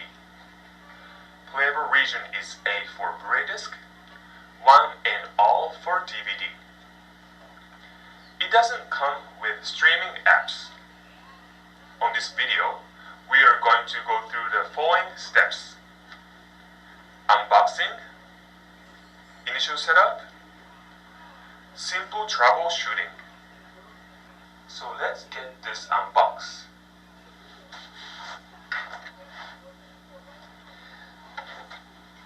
You can open the box with the cutter.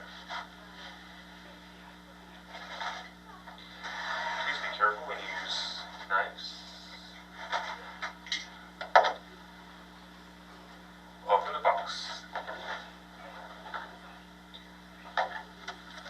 So it comes with quick start guide and 4K Ultra HD Blu-ray player.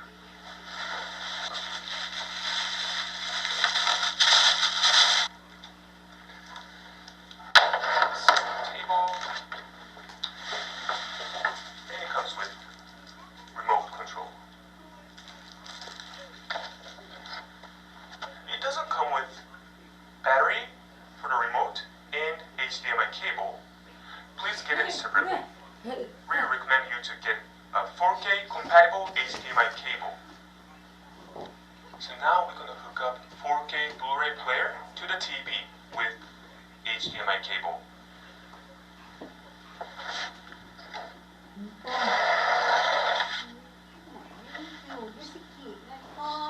So the one end of HDMI cable will go to back side of 4K Blu-ray player.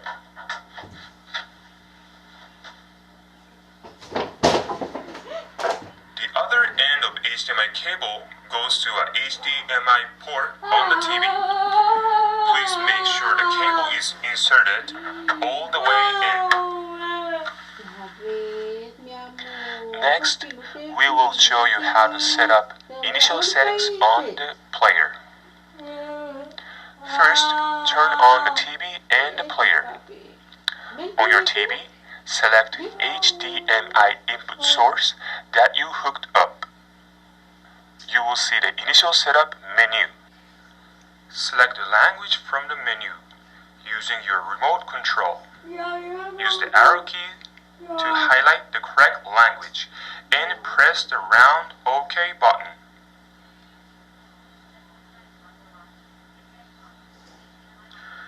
Next setting is the voice guide setting. Voice guide is the audio guide that read aloud selections such as demand settings.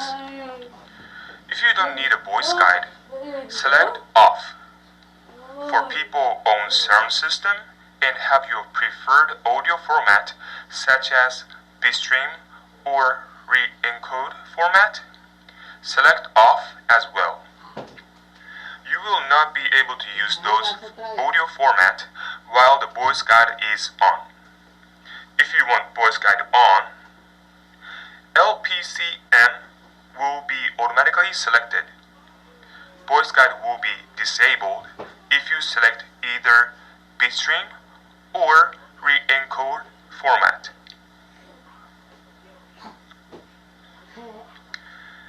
Next setting is Auto Software Update.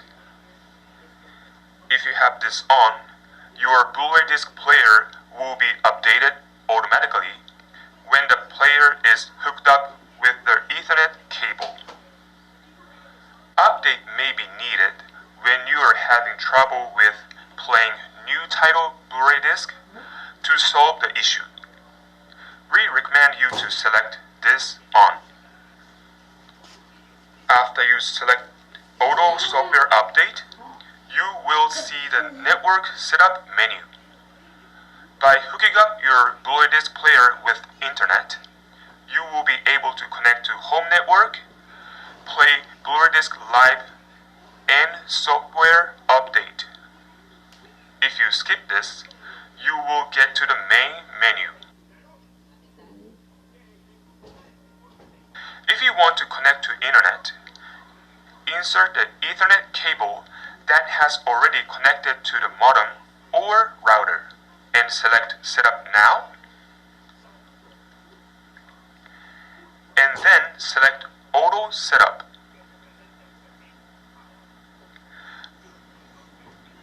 Then connection test will start. On the next screen, you will see the result of connection test. Select Finish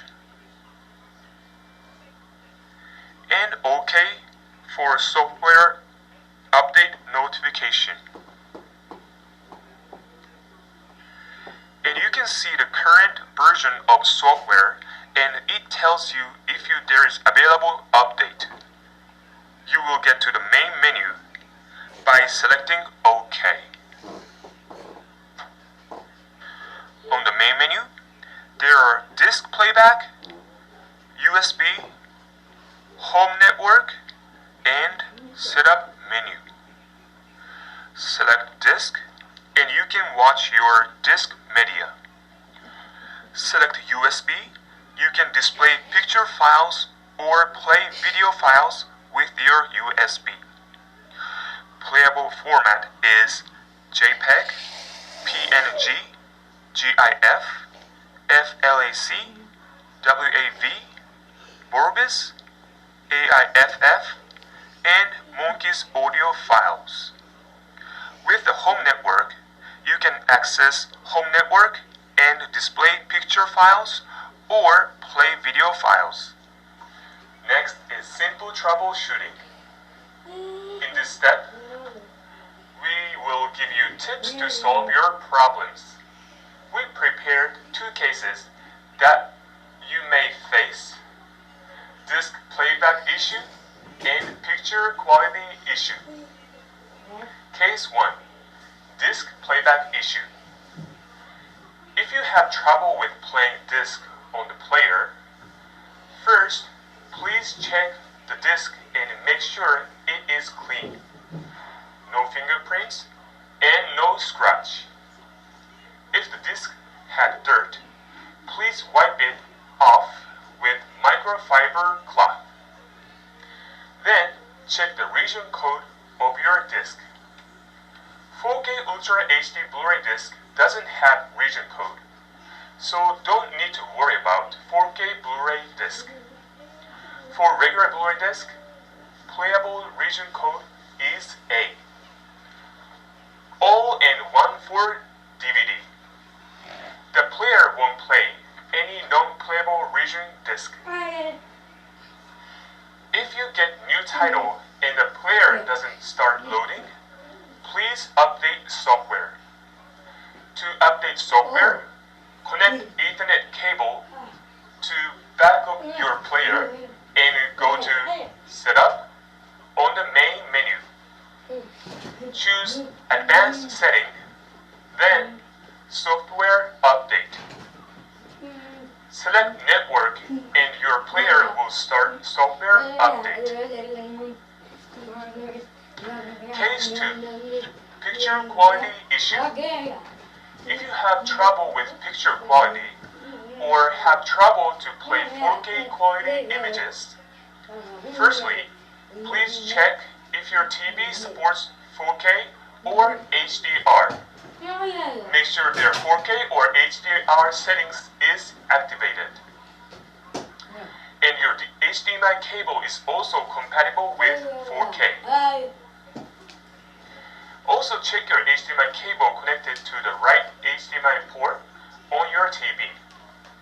Some TV have several HDMI ports, so please check and connect your cable to the right one that is compatible with HDR. Then check and see if your player is setting for 4K quality. To set 4K quality, go to Setup from the main menu and select Video and HDMI videos. Choose Auto or 4K to enjoy your media with 4K quality.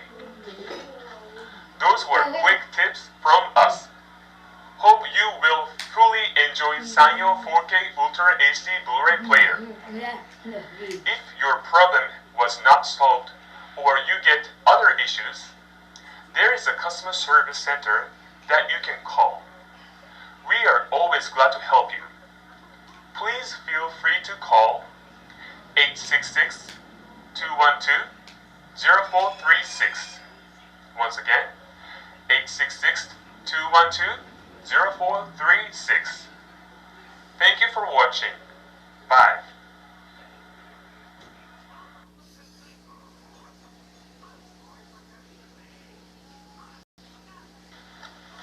Hello everyone! Today we have prepared Mag-in-a-Box 4K Ultra HD Blu-ray player, model number MVP6700PF7. It has a capability of playing 4K Ultra HD Blu-ray disc. This player is also compatible with HDR and 4K upscale technology. HDR stands for High Dynamic Range, which is basically means better contrast, greater brightness levels, and wider color palette. 4K upscale will increase the resolution of your standard Blu-ray disc to 4K quality. This device allows you to play 4K Ultra HD Blu-ray disc, regular Blu-ray disc, DVD, and CD. Playable region is A for Blu-ray disc, 1 and O for DVD. On this video, we are going to go through the following steps: unboxing, initial setup, and easy troubleshooting. So, let's get this unboxed. Open the box is pretty easy.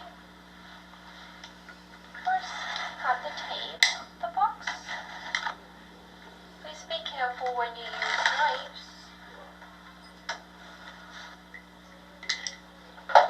And open the top of the box. First, you see the quick start guide. And that's your Blu-ray player.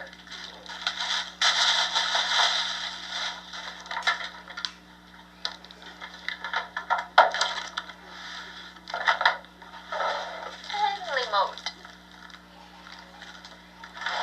Please note that HDMI cable and battery of the remote doesn't come with this, so please get it separately. We would recommend you to get 4K compatible HDMI cable to watch it better quality. Now we are gonna hook up the player to our TV with HDMI cable. One end of HDMI cable goes to the HDMI port of the player.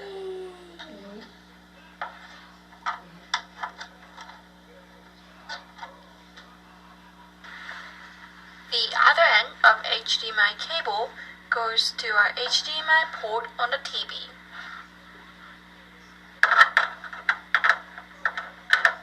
Please make sure the cable is inserted all the way in. Now, this is setup process here. First, by using your remote control, select the language from the menu. Use the arrow key to highlight the correct language and press OK button. Next is the voice guide setting. Voice guide is the audio guide that will allow selections such as demand settings. If you don't need the voice guide, select off. For people on surround system and have your preferred audio format such as bitstream or re-encode format, select off as well. You will not be able to use those audio format while the voice guide is on.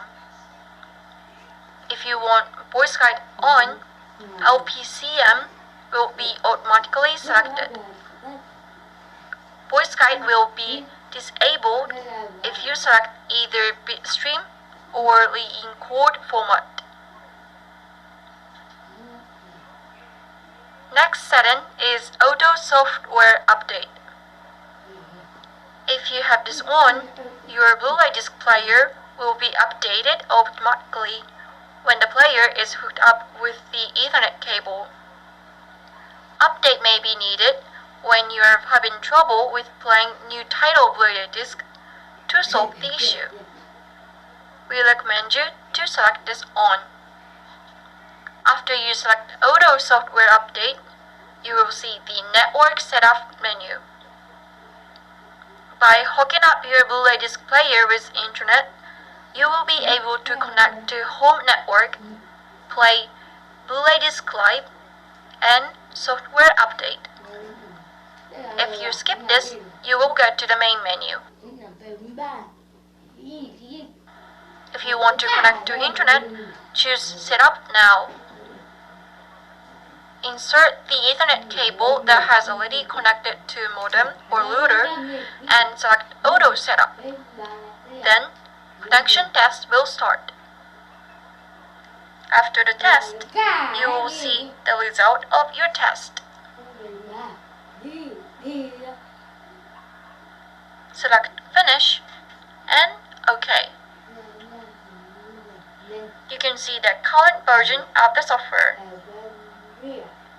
Press OK and then press Return button on the remote. You will get to the main menu. On the main menu, there are Disk Playback, USB, Home Network, and Setup menu. Select Disk and you can watch your disk media. Select USB. You can display picture files or play video files with your USB. With the Home Network, you can access Home Network and display picture files or play video files. So next is simple troubleshooting. In this step, we will give you some tips to solve your problems. Be prepared 2 cases that you may face. 1. Disk playback issue and picture quality issue. So case number 1, disk playback issue. If you have trouble with playing disk on the player, first please check your disk and make sure it is clean. No fingerprints and no scratch. If the disk had dirt, please wipe it off with microfiber cloth.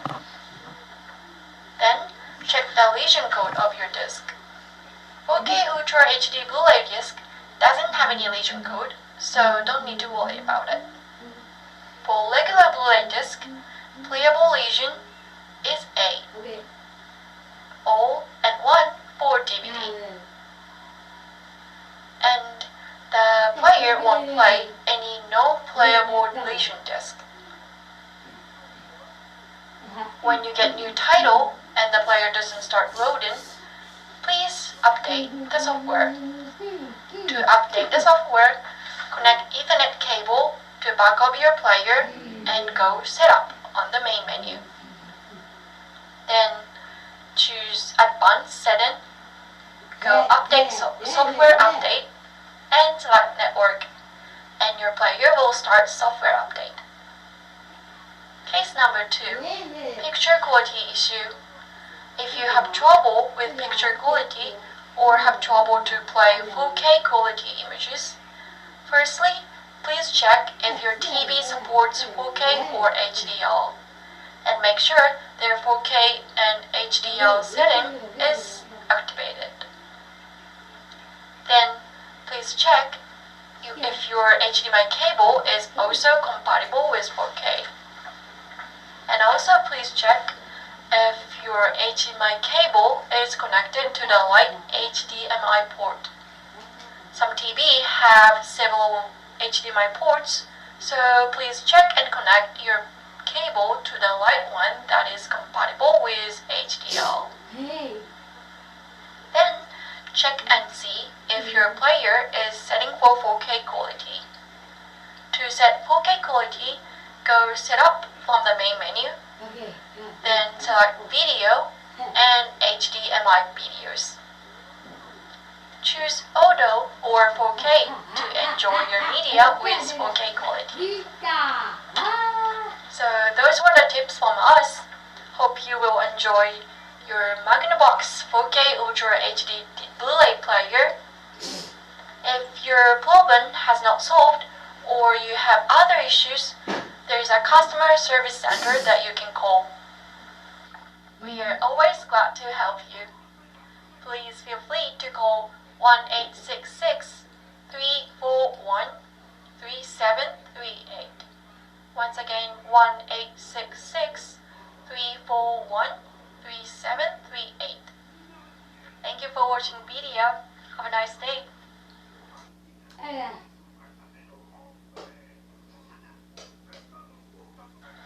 Hello everyone!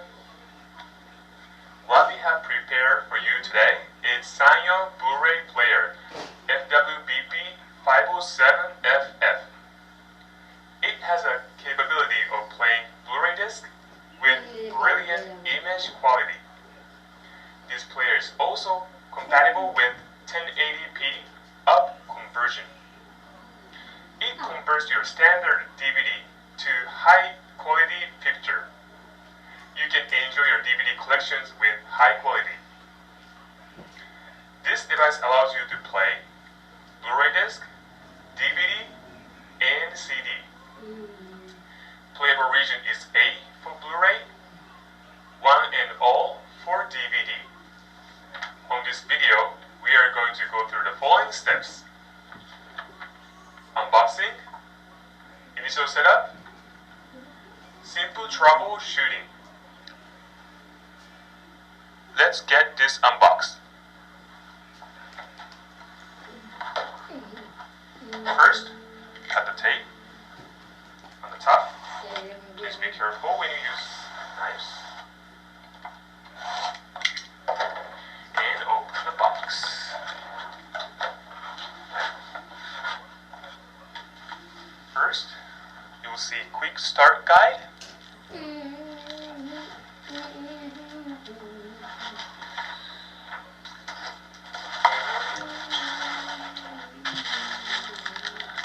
Blu-ray disc player itself.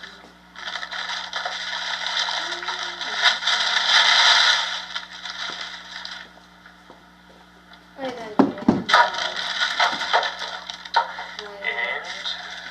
remote control.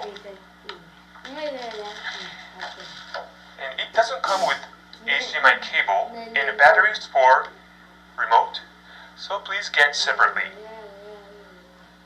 Now we're going to hook up the player to the TV with HDMI cable. One end of the HDMI cable goes to the HDMI port on the player.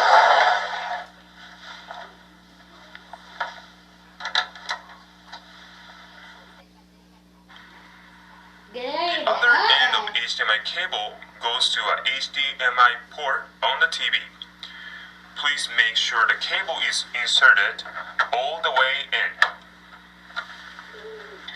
Next, we will show you how to set up initial settings on the player. Turn on the TV and the player. On your TV, select HDMI input source that you hooked up. You will see the initial setup menu.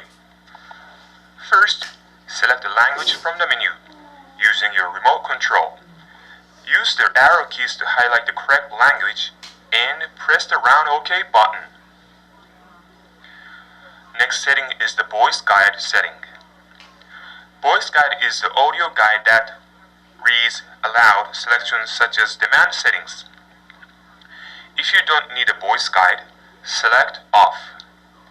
For people on sound system and have your preferred audio format, such as bitstream or re-encode format, select off as well. You will not be able to use those audio format while the voice guide is on. If you want voice guide on, LPCN will be automatically selected. After the voice guide setting will be the HDMI CEC settings. HDMI CEC allows devices connected to your TV through HDMI. So when you turn on your Blu-ray disc player, your TV will turn on automatically. And if you turn off the TV, your player will turn off as well. If you use this function, please make sure to enable the CEC settings on your TV too. To enable this function, select on. Now you get to the main menu. On the main menu, there are disc playback, USB, and setup menu. Select disk to watch your disk media. Select USB to display picture files or play video files with your USB. Playable format is AVCHD and JPEG. Next is simple troubleshooting. In this step, we will give you tips to solve the problems. We prepare 2 cases that you may face: disk playback issue and audio format issue. Case 1, disk playback issue. First of all, if you see this message, rest assured, this is not an error message. This message is the kind warning tells you that some Blu-ray disc will require you to plug a flash drive to play special feature of a Blu-ray disc live content. You will not be able to watch the special content without flash drive. This message will disappear in a few seconds and start playing your disc. If the player does not play your disc, first, please check the disc and make sure if it's clean. No fingerprints and no scratch. If the disc had dirt, please wipe it with microfiber cloth. Then check the region code of your disc. Again, playable region for the Blu-ray disc is A, and all or 1 on DVD. The player won't play any non-playable region disc. Also, please make sure if your disc is playable on this unit. Playable disc type is Blu-ray disc, DVD, and CD. 4K Ultra HD Blu-ray disc will not play on this unit.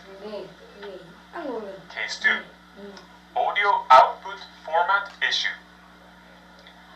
When you want to change audio output, there are 3 audio formats that you can select from: bitstream, PCM, and re-encode. But if you have your voice guide on, the player won't allow allow you to select those audio formats. So turn the voice guide off to choose the audio format. Here's how to deactivate the voice guide and choose your preferred audio format. Go to Setup, select Sound option with the arrow key.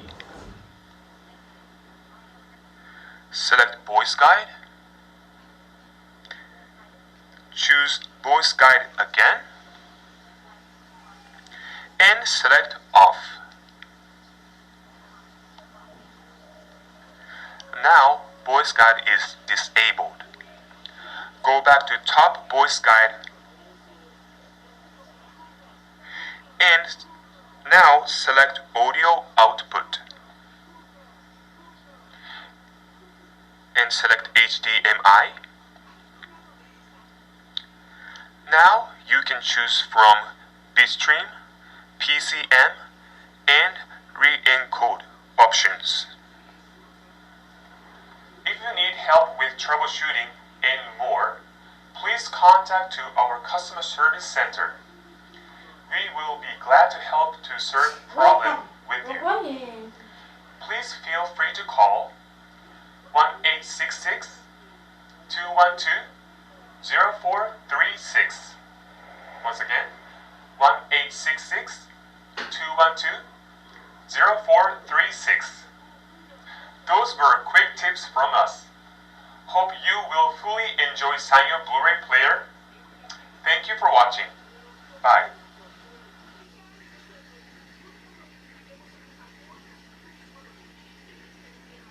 If you're having trouble connecting your wireless TV to the internet, the problem could lie in the TV itself or your home network. But before you begin troubleshooting either one, let's figure out what the problem is. Are you having trouble connecting all of your devices to the internet or just your TV? Does your TV connect but have trouble loading apps? We've got a different video for each specific issue. There are a few things you'll need to be familiar with. There's the router. That's what connects your computer to your local network. And there's also the modem. That's what connects your router to the internet. In some cases, the router and the modem could be one combo device. Your router has an SSID or Service Set Identifier. That's the name of your wireless network, created by you or whoever set up your network. Your network will also most likely have a password, which will be needed to connect devices to your network. For a strong connection, we recommend placing your router no more than 20 feet from your device, preferably on the same floor, with as few thick walls or dense metal obstructions in between as possible. If you must have your router and TV on different floors, place them as closely together as possible. Also, check the settings on your router. Ensure your router is transmitting in 2.4 GHz, as this frequency has the longest range and is the most widely compatible frequency. If you have a dual-band router and a newer television that supports the 5 GHz frequency, you can try connecting to the 5 GHz network. However, if the connection is weak, we recommend using 2.4 GHz. Take a look at these items in your home and get familiar with them. Then, choose the next video that matches your problem. If you can't connect to the internet on any device, choose No Devices Connecting to the Internet. If it's just your TV that won't connect, choose Cannot Connect TV to the Internet. If you can connect to the internet but are having trouble with an app, choose Trouble Loading Apps on TV.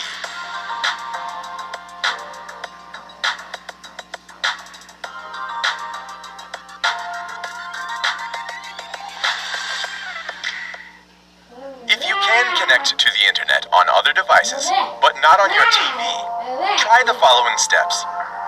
First, verify that your router's password is entered correctly.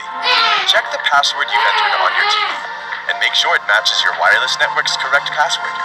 Re-enter it if you're not sure. If you still can't connect, let's reset your TV's network settings. Navigate to Setup, then Network Settings. Then select Reset Network Settings.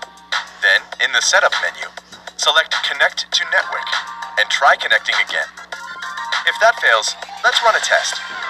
Follow these instructions based on your TV's model to find the network connectivity test. Then select your router and enter your password. connection test will start automatically. If you pass the home network test, but fail the internet test, the TV is connecting to your router, but not to the internet. This could indicate that the router itself is blocking the traffic to the internet from the TV. If you fail the home network test, then the TV is not connecting to the router at all. This could be the result of an incorrect SSID or password setting. Or it could be that the connection dropped momentarily and has to be reset. Please rerun the network setup process on the television to reestablish the connection. Next, make sure the router is configured properly to allow traffic to and from the television. You should verify that no firewalls are active on the router, no ports being blocked. The router has available addresses to assign, and the router is not denying connections to new devices based on a MAC address filter. Consult your router's instruction manual for help checking these settings. If you discover that one or more of these settings was denying access, simply change it and try connecting your TV again. Another possible cause of wireless issues is too many connected devices or too little bandwidth. If you feel you have too many devices connecting, you can test to see if this is the issue by temporarily removing or disabling other devices, and then seeing if the TV connects. You can also test your bandwidth, which is often the cause of stuttering or freezing on streamed content, by going to speedtest.net. If all of these steps fail, we recommend connecting your TV to the internet with a wired connection. Connect the TV to your router using an Ethernet cable. If a wired connection does not solve the issue, there could be a problem with your TV's network chipset. To check this, navigate to Manual Network Settings, then IP Configuration, and select MAC Address. If you see a MAC address number that's all zeros, your TV's modem may not be functioning correctly. Contact us for assistance. It's also possible that your router is not compatible with this TV. Contact your internet service provider or router manufacturer for more help. As Philips itself does not produce routers, we are unable to recommend a particular brand. However, we have noted that combination router cable modems often have more issues than dedicated routers used with a separate cable modem.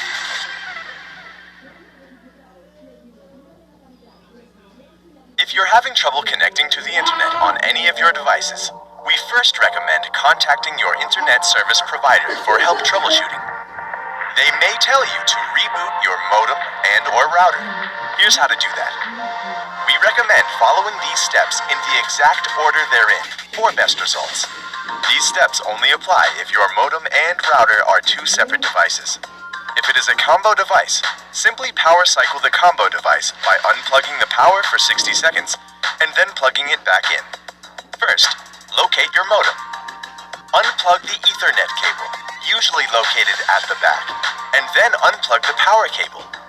Wait 60 seconds, then plug in the Ethernet cable securely, followed by the power cable. Next, locate your router. Remove the Ethernet cable that is coming from the cable modem, then the power cable, just like the modem, and wait 60 seconds. Then, plug back in the Ethernet cable, making certain it is securely plugged into the correct Ethernet port. Most routers have a single Ethernet port labeled Internet, and 4 or more for use by devices. Make certain the cable from the modem is connected to the port labeled Internet. Next, reattach the power cable and wait for it to reboot. You should see it light up when it's ready. If you still cannot connect to the internet on any of your devices, contact your internet service provider for further assistance. Before troubleshooting your apps, power cycle your TV. Turn it off, turn it back on, and wait for at least 60 seconds before launching the app you are having issues with. If you are having trouble using a specific app on your TV, it may just need to reconnect to the service. Try deactivating it and reactivating it. Note that you will be required to input your login information again. If your television is more than 2 or 3 years old, there is a chance that support for the app in question may have been discontinued. As application providers update and improve their applications, they often stop supporting older products that cannot offer the latest resolutions or features. Philips Customer Care can advise you whether or not an app fits this category. Hello everyone! Today I'm going to show you the instruction of how to improve sound quality of your Sanyo TV. This TV comes with two 8-watt speakers on the back of the TV. This setup should adequate your general use. If you're not satisfied while watching movies or music program, there are 3 ways to improve the sound quality. 1. Select from 7 default sound options. 2. Customize the equalizer to meet your preferences. 3. Get a sound bar to maximize your sound quality level. First, I will show you how to choose from the default sound options.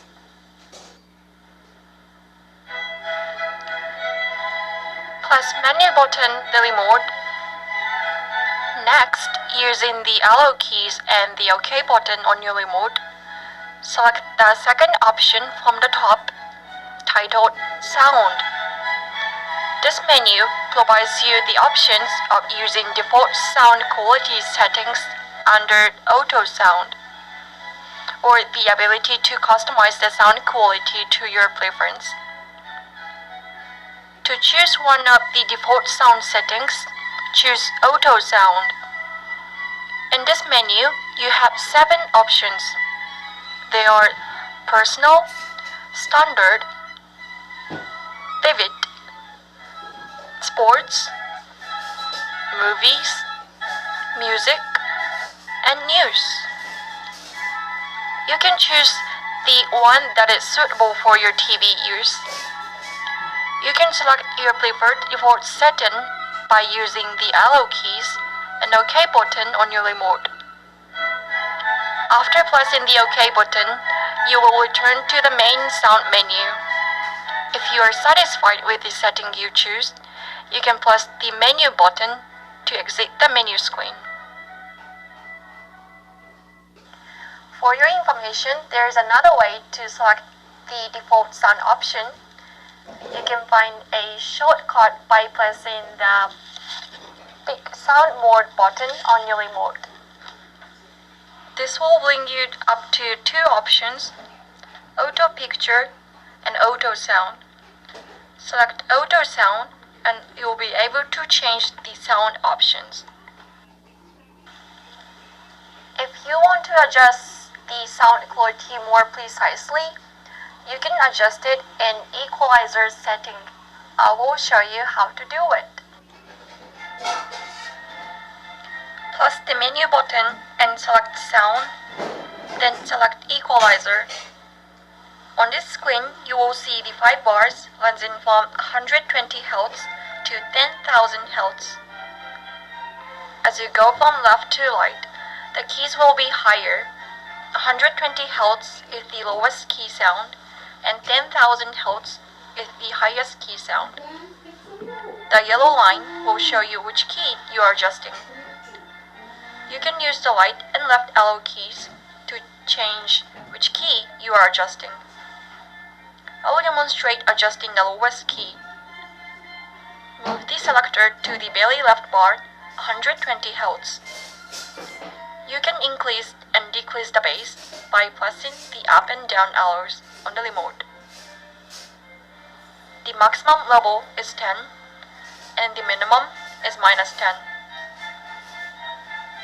You can repeat this process on the other bars to find your preferred sound quality. After you adjust all the bars, press the OK button and you will go back to the sound menu. To close the sound menu, press the menu button. Other sound options that you can adjust are virtual surround sound and the auto volume leveling. Virtual surround sound will try to mimic our surround sound system with the built-in speakers. Auto volume leveling is the function that keeps a constant volume level between the TV commercial and the program. To activate those options, press menu button, go to sound, select virtual surround sound, and you can select off and on. To activate auto volume leveling, select auto volume leveling bar, then select off and on.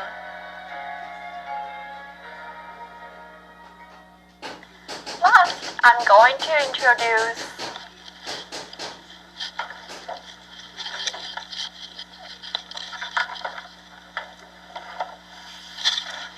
installing soundbars.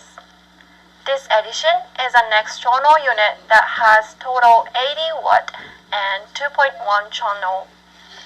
2.1 channel speaker means that you have two regular speakers, usually in stereo, and then a subwoofer for extra bass.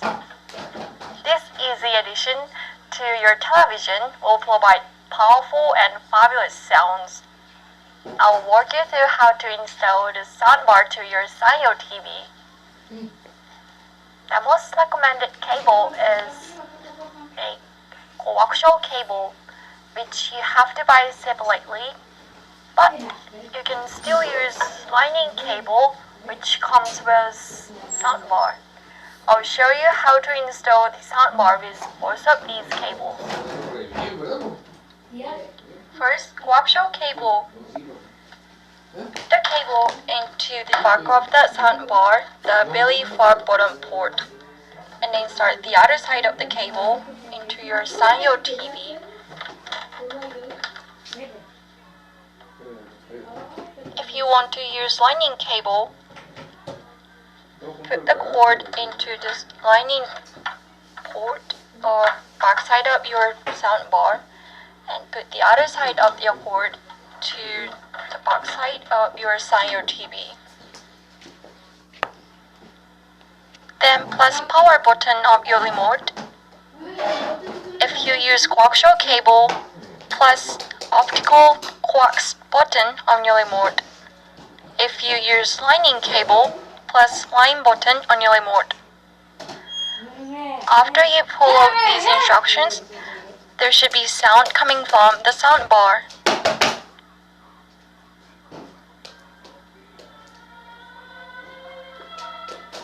Please go check our other video for more details about soundbar. Good thing about this device is it can be used with other devices than your television, for example your smartphones. It can act as a speaker system and connect with devices that have Bluetooth connectivities. You can purchase this soundbar from Walmart or Amazon website. Well, hope you enjoy your Sanyo TV with great sound. Thanks for watching video. Bye.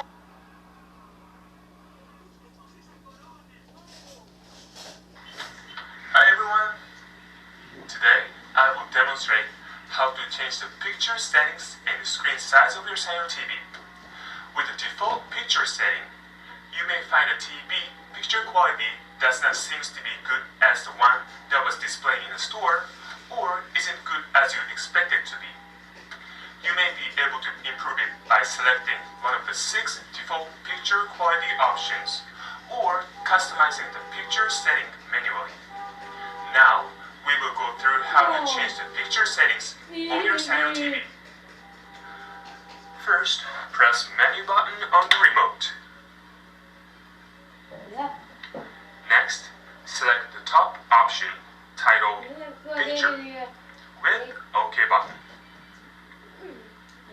This menu provides you with the option of using default picture quality settings under Auto Picture, or the ability to customize the picture quality.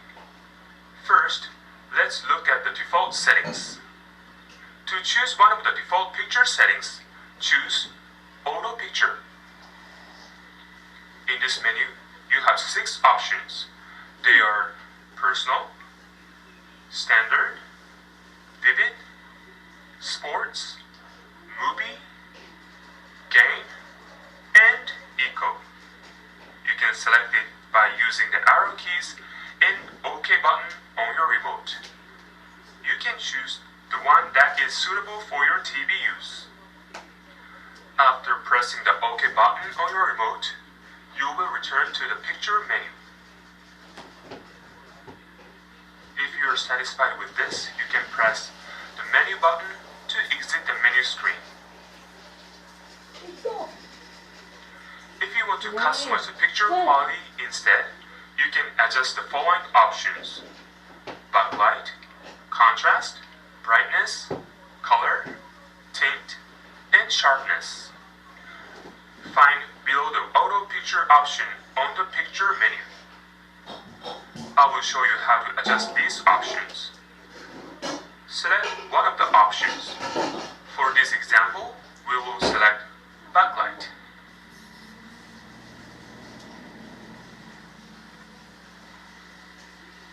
Using the left and right arrow key, it will adjust the backlight. The left button will reduce the backlight, and the right arrow will increase the backlight. Once you find the preferred backlight, you can press the OK button. You may adjust the other options: contrast, brightness, color, tint, and sharpness in a similar way. In one of the customized menu options, pressing the up and down arrows will change the customized options between backlight, contrast, brightness, color, tint, and sharpness. You can adjust each of these options like we mentioned before, and press the OK button once you finalize your preferred settings. Pressing the menu button on your remote will exit the menu screen. Next, I will demonstrate how to change the screen size of your Sanyo TV. If you find the contents that you're watching is not full screen or the picture is being cut off, you can change the picture shape or screen size. In this option, you can zoom in or out and choose different screen options to find the best way to view your content. Most videos are recorded in 2 different formats, 16 by 9 and 4 by 3. Presently, most content is recorded in 16 by 9. Knowing which format you are watching may help you choose the best viewing option. To adjust the picture shape or screen size on your TV, press the Pick Shape button on your remote. 16 by 9 is the most common format. Let's explore these options.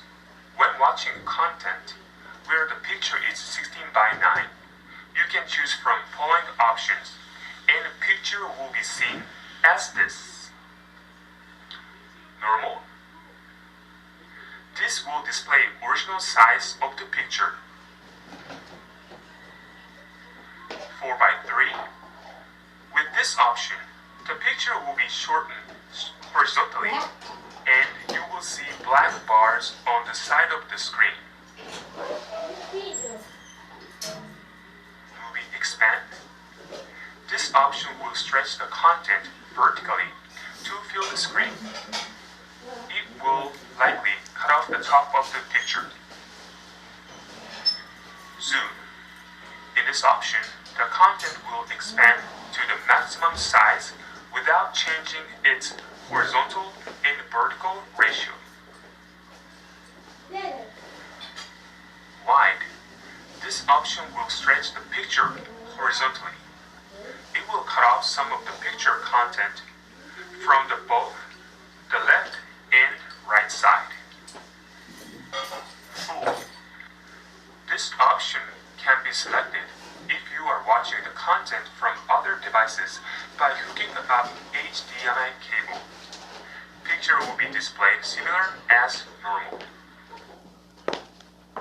If you're watching content picture is 4 by 3, you can choose from following options and the picture will be seen as this. Normal. This will display original size of the picture. 16 by 9. With this option, the picture will be stretched horizontally to fill the screen. Movie expand. This option will stretch more vertically. This will cut off the top of the picture. Zoom. In this option, the content will expand to the maximum size that is more vertically stretched to fill the screen. This will cut off the top and bottom of the picture. Wide. This option will stretch the edges horizontally to fill the screen.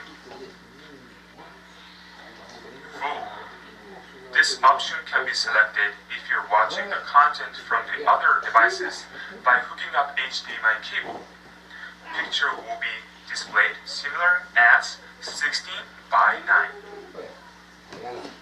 If you have tried all the pixel shape options and your picture is still not showing full screen or is still cut off, there may be options that can be adjusted on your cable box or external device that you are watching.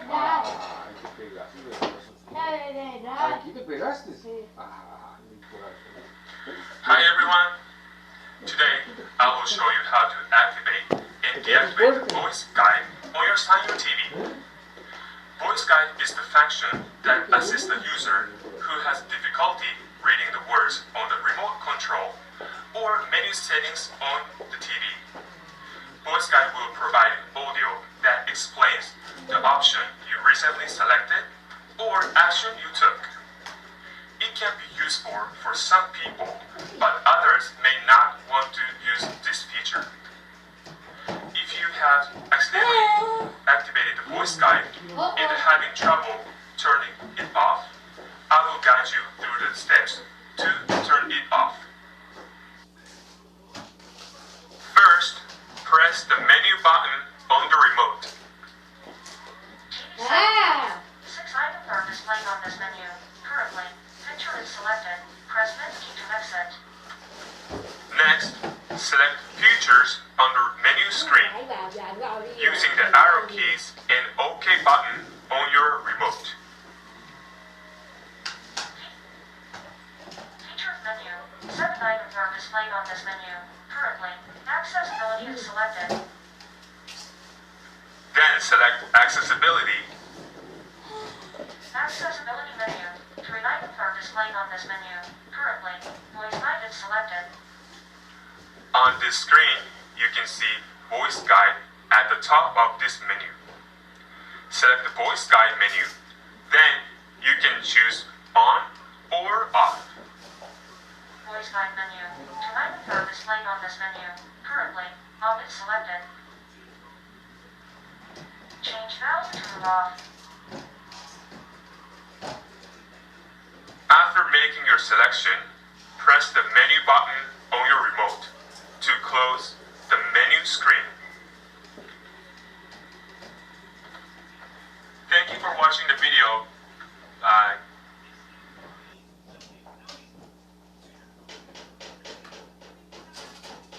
Hola a todos, hoy les voy a enseñar cómo establecer las configuraciones para su Blu-ray.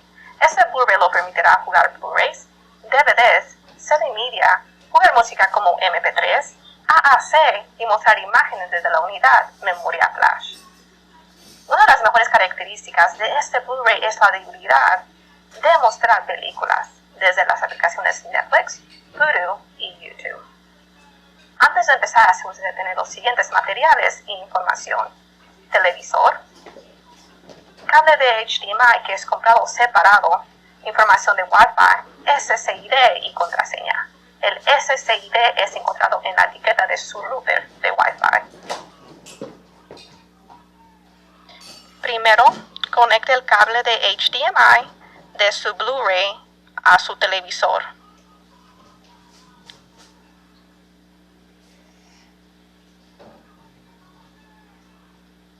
Luego, enchufe el cable de poder del Blu-ray a la pared.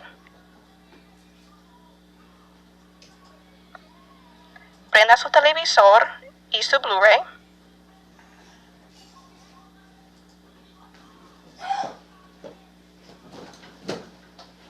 En su televisor, seleccione la fuente de entrada HDMI.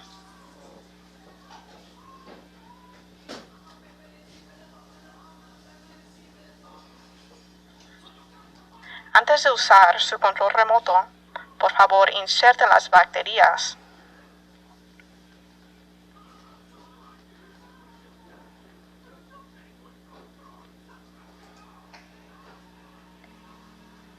Asegúrese de chequear la luz de LED y que esté prendida. Asegúrese de que el cable de HDMI esté conectado correctamente a su televisor y a su Blu-ray.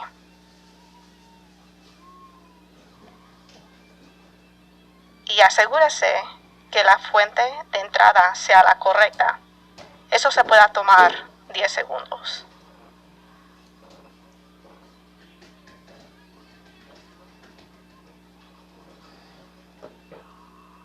Usted va a ver la configuración inicial del Blu-ray. Esta pantalla es la configuración inicial del menú versión y OK.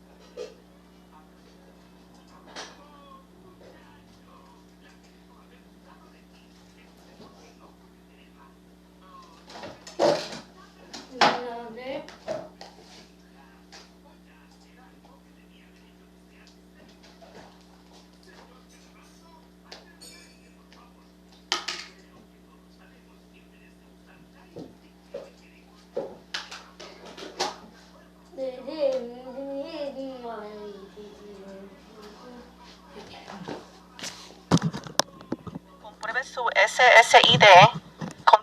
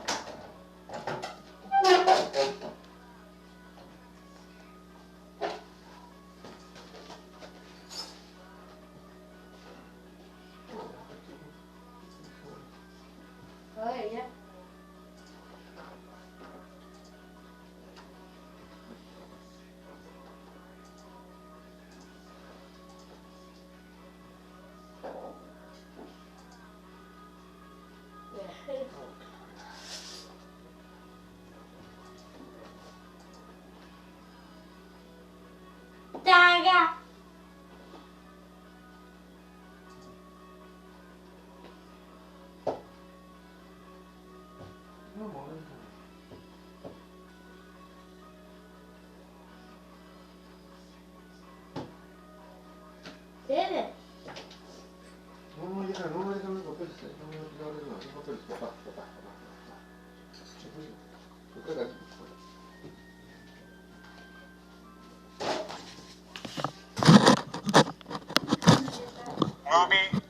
news, sports, night mode, and surround mode. Play your music on your mobile phone or tablet PC or other wireless devices. Simply pair your devices with soundbar via Bluetooth and you can enjoy the ease of streaming music. Enjoy rich bass sound with soundbar. The best features of this soundbar is it connects to the main unit wirelessly, so you don't have to run a wire between two units. So let's go ahead and open the box and check the what accessories came with it.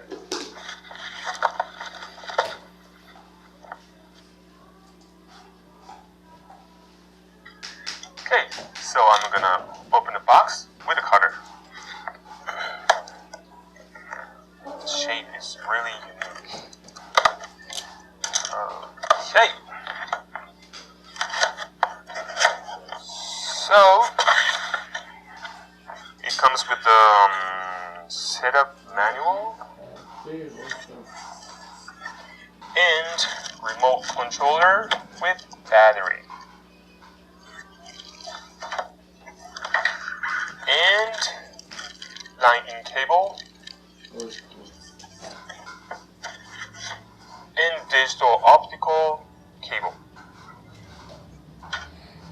And this big piece.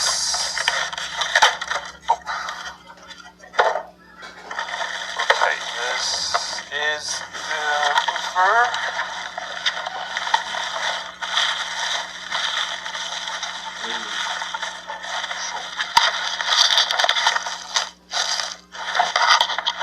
Okay, so this is the woofer. And the last piece.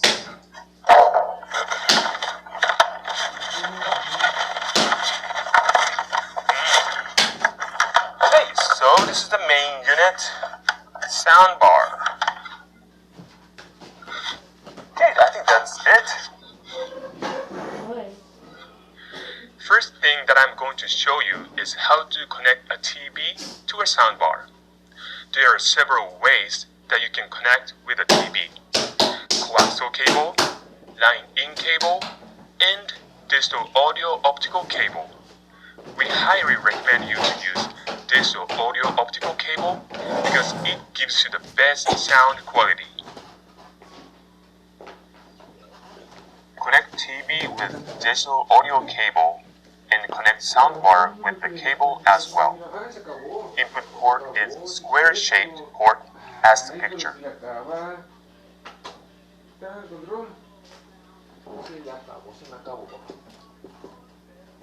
If your TV doesn't have a digital audio optical output, you can use line-in cable, which also included the box. El control de la tele acá lo escondiste solo. Connect power cable from soundbar to a power outlet. And connect power cable from subwoofer to a power outlet as well.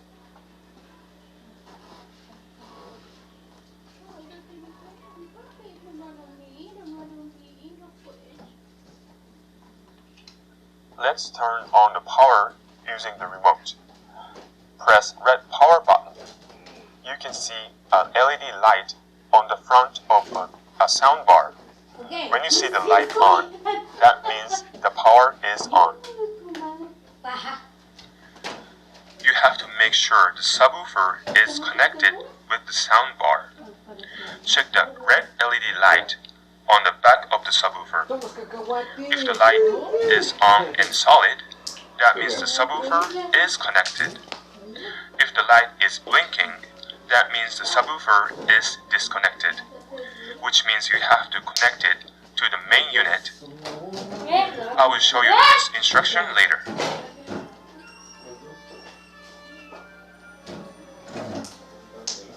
Turn on the power of the TV.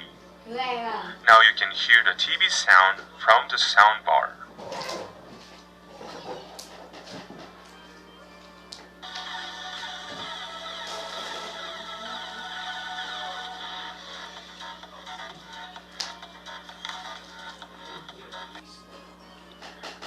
describe what's on the remote controller.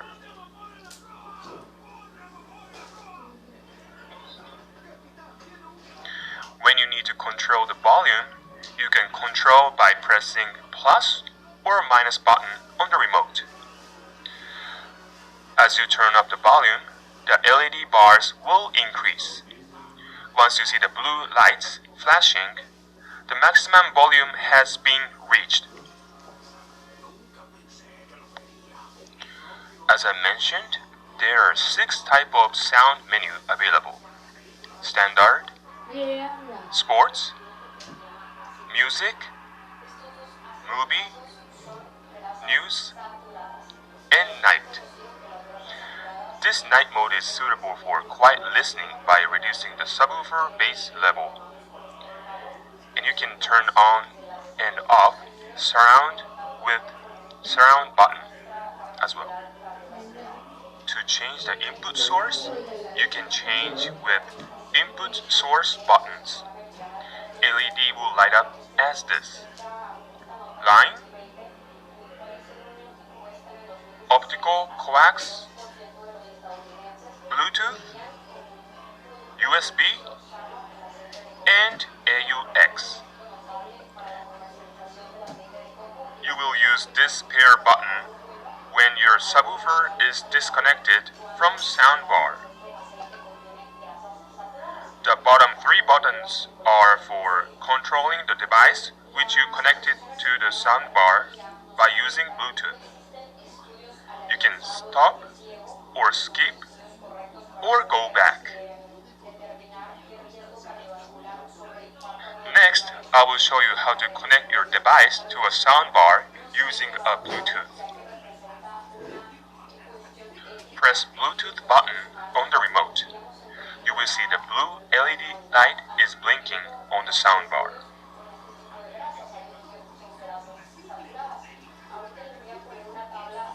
On your cell phone, go to Bluetooth settings, and you will see Sanyo FWSB426F on your available Bluetooth list. Select it, and your device will connect to a soundbar in about 10 seconds.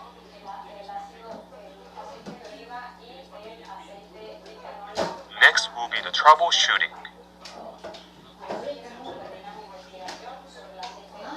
If you don't hear a sound coming out from the subwoofer, you have to connect it with the soundbar.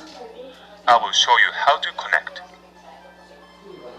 Press and hold connect button on the rear of the subwoofer until the red LED starts blinking fast. Use the soundbar remote control and put the soundbar in AUX input. When in AUX input, press and hold the pair button on the remote control until the AUX and Bluetooth LEDs on the soundbar blink together. At this point, the soundbar will attempt pairing with the subwoofer. If successful, the LED on the rear of the subwoofer will light up solid red.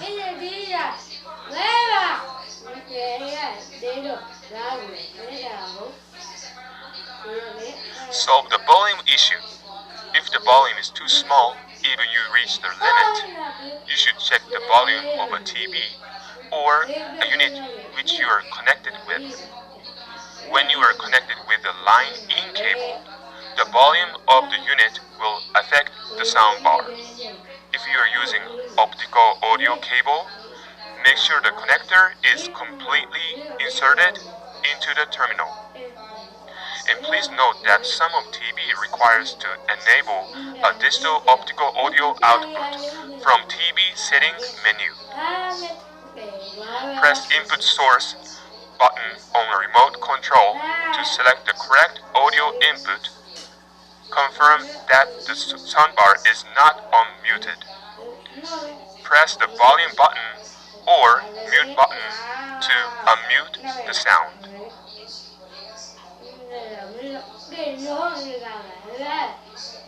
Thank you for watching the video. We hope you enjoyed this product. Thank you so much.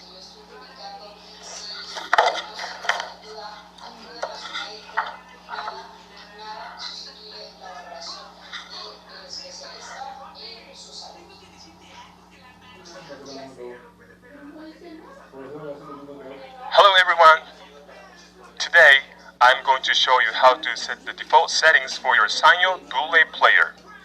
This Blu-ray player allows you to play Blu-ray and CD and DVD media and play music files such as MP3 and AAC and display picture files from flash memory drive.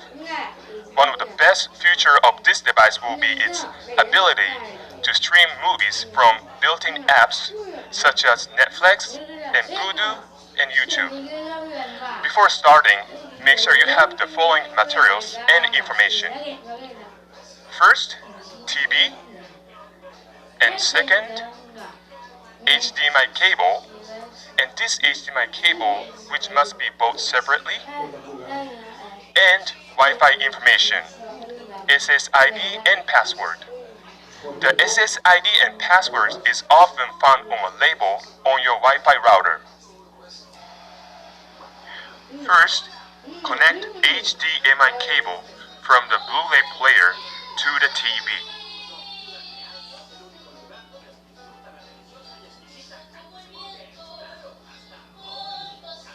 Next, plug the power cable from the Blu-ray player to the wall.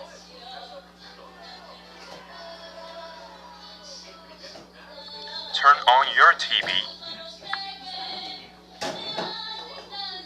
and Blu-ray player as well. On your TV, select the HDMI input source.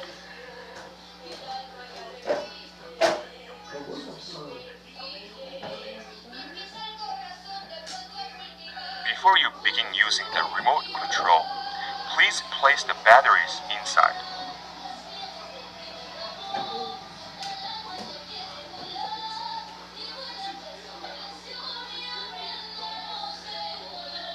You have to check the LED light on the player, make sure it is on. Make sure the HDMI cable is completely connected to the TV and Blu-ray player.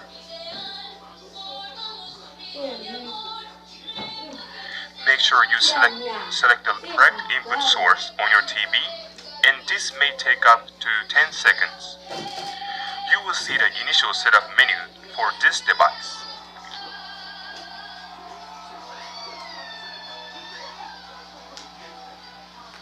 This screen is the initial setup menu.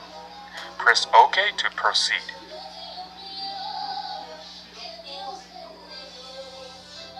Select the language from the menu. Using your remote control, use the arrow key to highlight the correct language and press the round OK button. After the language selection will be the HDMI CEC settings. This feature has some control over the TV, and the TV can have some control over the devices. This means you could control your Blu-ray player through your TV remote.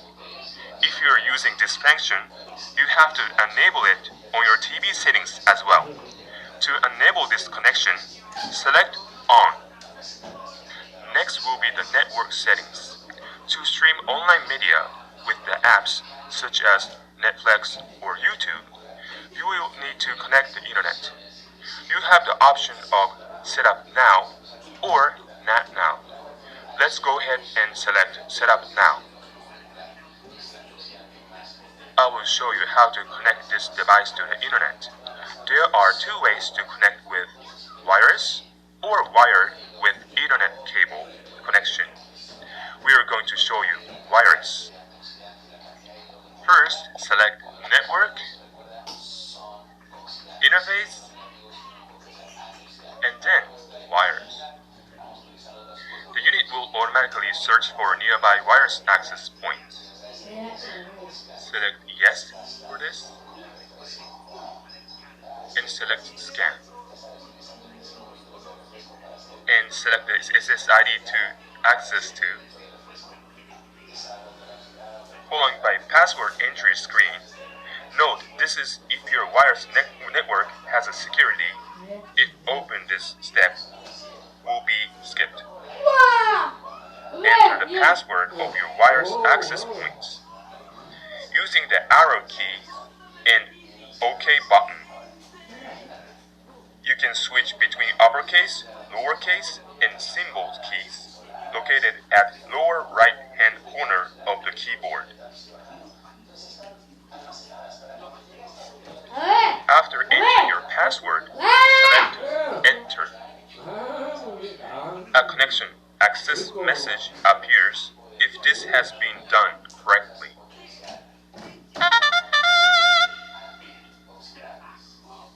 If you see the message, connection failed, that means you will have to retry entering your information. Check both of your SSID, password, and try again. If you are connecting with an Ethernet cable, connect Ethernet cable to the device. And select Network, Interface, and then Ethernet. Configuration will automatically be performed.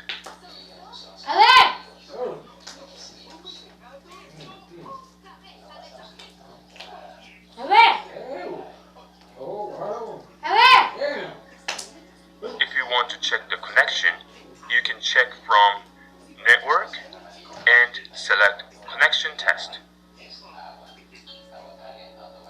From the main menu, you have Disk Playback, Flash Drive Media, Netflix, Vudu, or YouTube. To watch the Netflix or Vudu, you will have to log in with an existing account or sign up for their service. Thank you for choosing Sanyo Blu-ray Player. We hope you enjoy using this product. Thank you so much. Bye.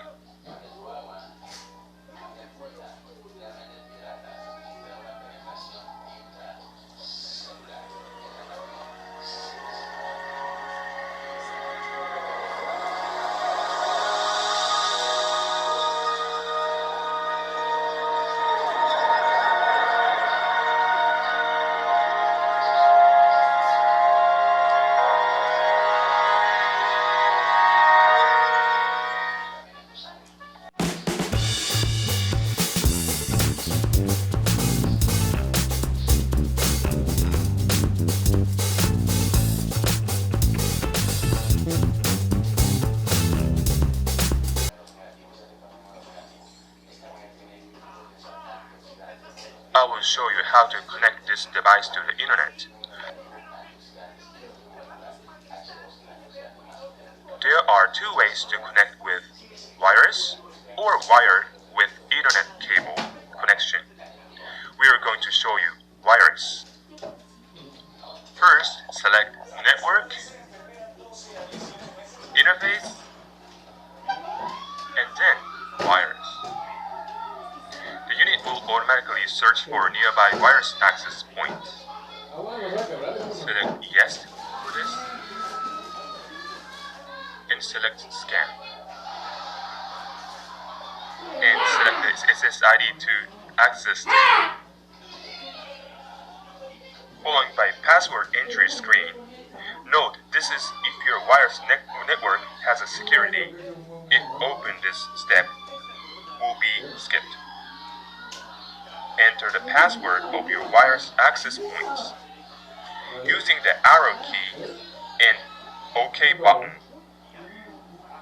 you can switch between uppercase, lowercase, and symbol keys located at lower right-hand corner of the keyboard. After entering your password, select Enter. A connection access message appears if this has been done correctly. If you see the message, connection failed, that means you will have to retry entering your information. Check both of your SSID, password, and try again. If you are connecting with an Ethernet cable, connect Ethernet cable to the device. And select Network, Interface, and then Ethernet. Configuration will automatically be performed.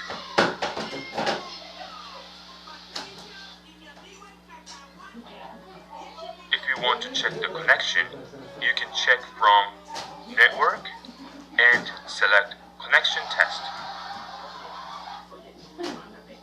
From the main menu, you have Disk Playback, Flash Drive Media, Netflix, Vudu, or YouTube. To watch the Netflix or Vudu, you will have to log in with an existing account or sign up for their service. Thank you for choosing Sanyo Blu-ray Player. We hope you enjoy using this product. Thank you so much. Bye.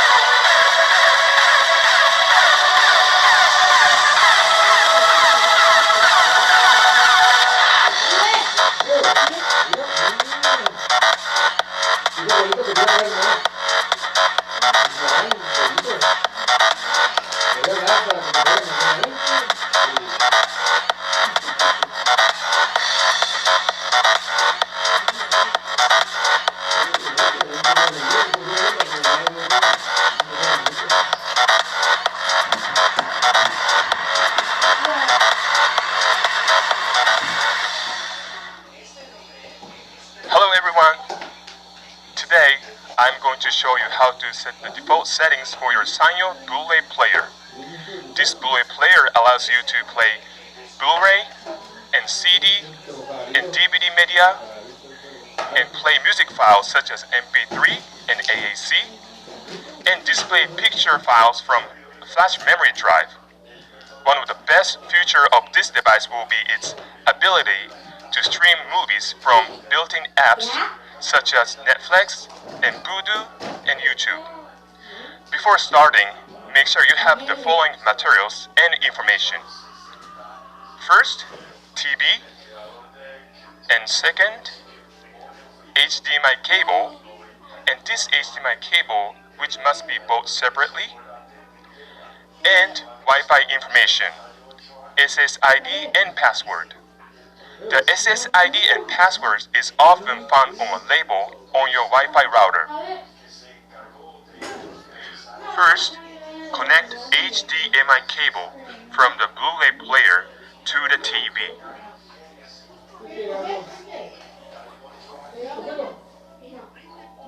Next, plug the power cable from the Blu-ray player to the wall.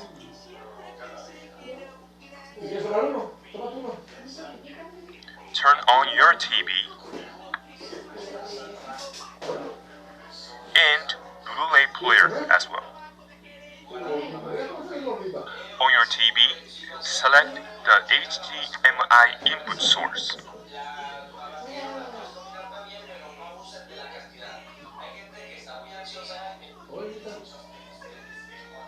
Before you begin using the remote control, please place the batteries inside.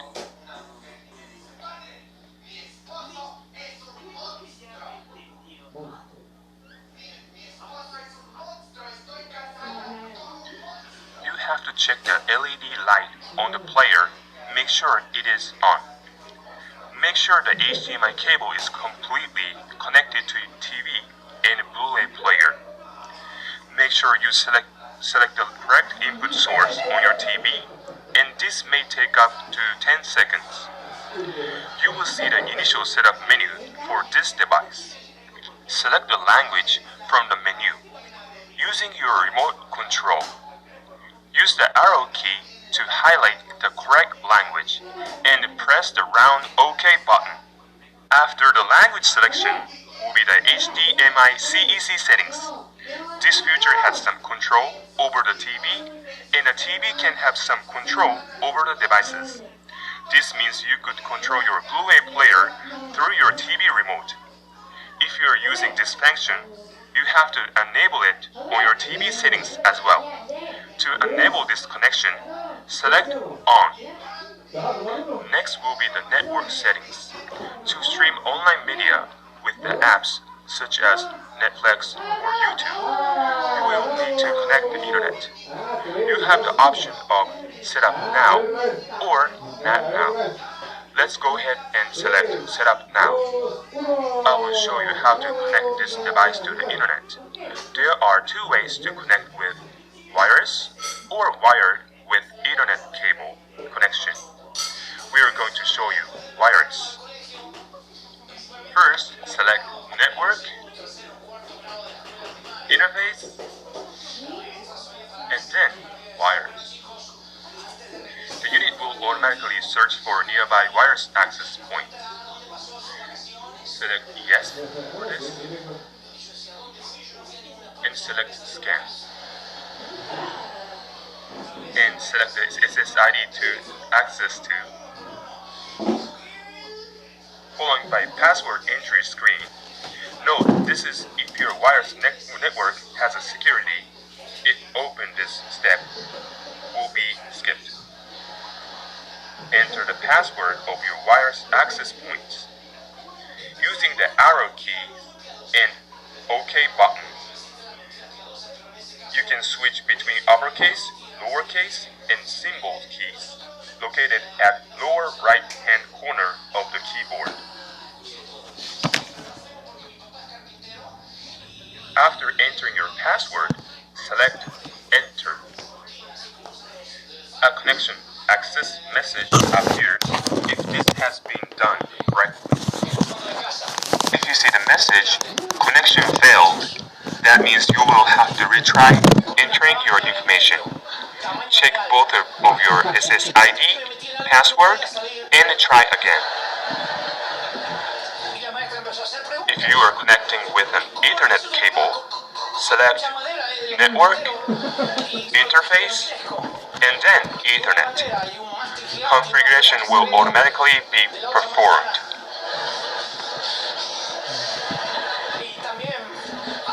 If you want to check the connection, you can check from Network and select Connection Test.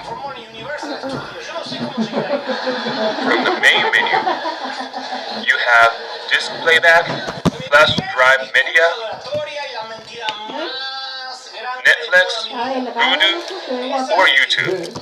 To watch Netflix or Vudu, you will have to log in with an existing account or sign up for their service. Thank you for choosing Sanyo Blu-ray Player. We hope you enjoy using this product. Thank you so much. Bye.